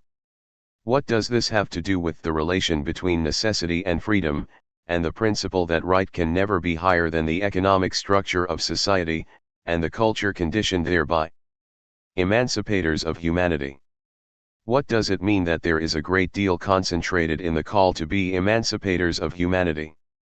What is the relation between materialism and morality in this formulation, emancipators of humanity? Part 3. The strategic approach to an actual revolution. Why, and in what way, is it correct to speak of strategically working back from on the possibility of revolution, and that there is one overall strategic approach for revolution, with distinct but interrelated stages? How should the relation between hastening and awaiting a revolutionary situation be understood and applied? Discuss the content of some principles for building a movement for revolution and the questions posed in the presentation about this and on the strategy for revolution. Speak to the question posed in the presentation about the dialectical relations involved in fight the power, and transform the people, for revolution. The United Front under the leadership of the proletariat, UFULP, strategy. Why is this the correct and necessary strategic orientation for revolution? What is the meaning and importance of the separation of the communist movement from the labor movement, and what is the relevance of this for revolution in this country? What is the importance of the two maximizings? It has been said that there can be no revolution without a powerful student movement with a strong current favorable to revolution and communism within that student movement. Why is that true? Why is it important for a section of the intelligentsia understanding this to mean people in the arts, as well as in academia, and others to be won to this revolution? Discuss the point in the presentation about the relation between the importance of waging struggle against lines, programs, tendencies, etc., that are representative of the petite bourgeoisie, and maintaining and applying the strategic orientation of UFULP. Why is the oppression of black people an Achilles heel for this system in this country? Why is what is said in Basics 322, about the emancipation of women and its relation to the communist revolution, correct, and why is it correct to say that, in today's world more than ever, the woman question, the struggle for the emancipation of women and the relation of this to the communist revolution is more pronounced and more important than ever? Internationalism and this revolution. What is the importance of revolutionary defeatism, particularly in a country like the US? To what degree is this orientation understood and taken up by people opposing the crimes committed by US imperialism, and, more particularly, how well is this understood and applied as a matter of basic orientation, in terms of people in and around the party and the movement for revolution? Discuss what is said in the presentation about how a revolution in, what is now, the US not only needs to be internationalist in its fundamental orientation but also may have a significant aspect of being international. How does bringing about revolution here relate to bringing forward another way in key parts of the world, and the world as a whole? The promotion and popularization of the new synthesis of communism and the leadership of BA. Why is this promotion and popularization, as concentrated now in the BA Everywhere campaign, a crucial part, one of the two mainstays and the leading edge of building the movement for revolution and the party as its leading core? How should the accusation of cult be understood and answered in relation to this? In the interview with Ardea Skybreak, the title is Science and Revolution, on the importance of science and the application of science to society, the new synthesis of communism and the leadership of Bob Avarkian. To what does on the importance apply in that title? Discuss what is said, including the questions posed in the presentation about the role of the website/newspaper, as the second mainstay of the party's overall and ongoing work. Why is popularizing the strategy an important part of carrying out this strategy? Part 4. The leadership we need. If the masses make history, why is it true that leadership is decisive in order for the masses, and humanity as a whole, to be emancipated? Why should people join the RCP if it has been necessary, and is still necessary, to carry out a cultural revolution within the RCP to keep it on the road of revolution and communism? Discuss what is said, including the questions posed, in the presentation drawing from the interview with Ardea Skybreak about the fundamentally antagonistic relation between what is represented by this party, and its leadership, in particular BA, and the ruling class. What is the importance of having a party in this country based on the new synthesis of communism and the leadership of BA? What particular internationalist responsibilities does this place on this party, and generally those upholding and applying this new synthesis? The Ohio. How should this be understood and applied in building the movement for revolution and the party as its leading core? What is the role and importance of the revolution clubs in relation to this Ohio, as well as more generally? Strategic commanders of the revolution. What is the meaning and importance of this formulation? Does this apply only to the leadership of the party, or more broadly? How does the discussion in the presentation on methods of leadership, and in particular the science and the art of leadership and the relation between the two, relate to being strategic commanders of the revolution? Conclusion. What is most fundamental and pivotal in this presentation? What is the relation between the basic orientation of for whom and for what, and the role of a consistently scientific method and approach, overall and specifically in relation to human society and its revolutionary transformation toward the goal of a communist world without exploitation and oppression?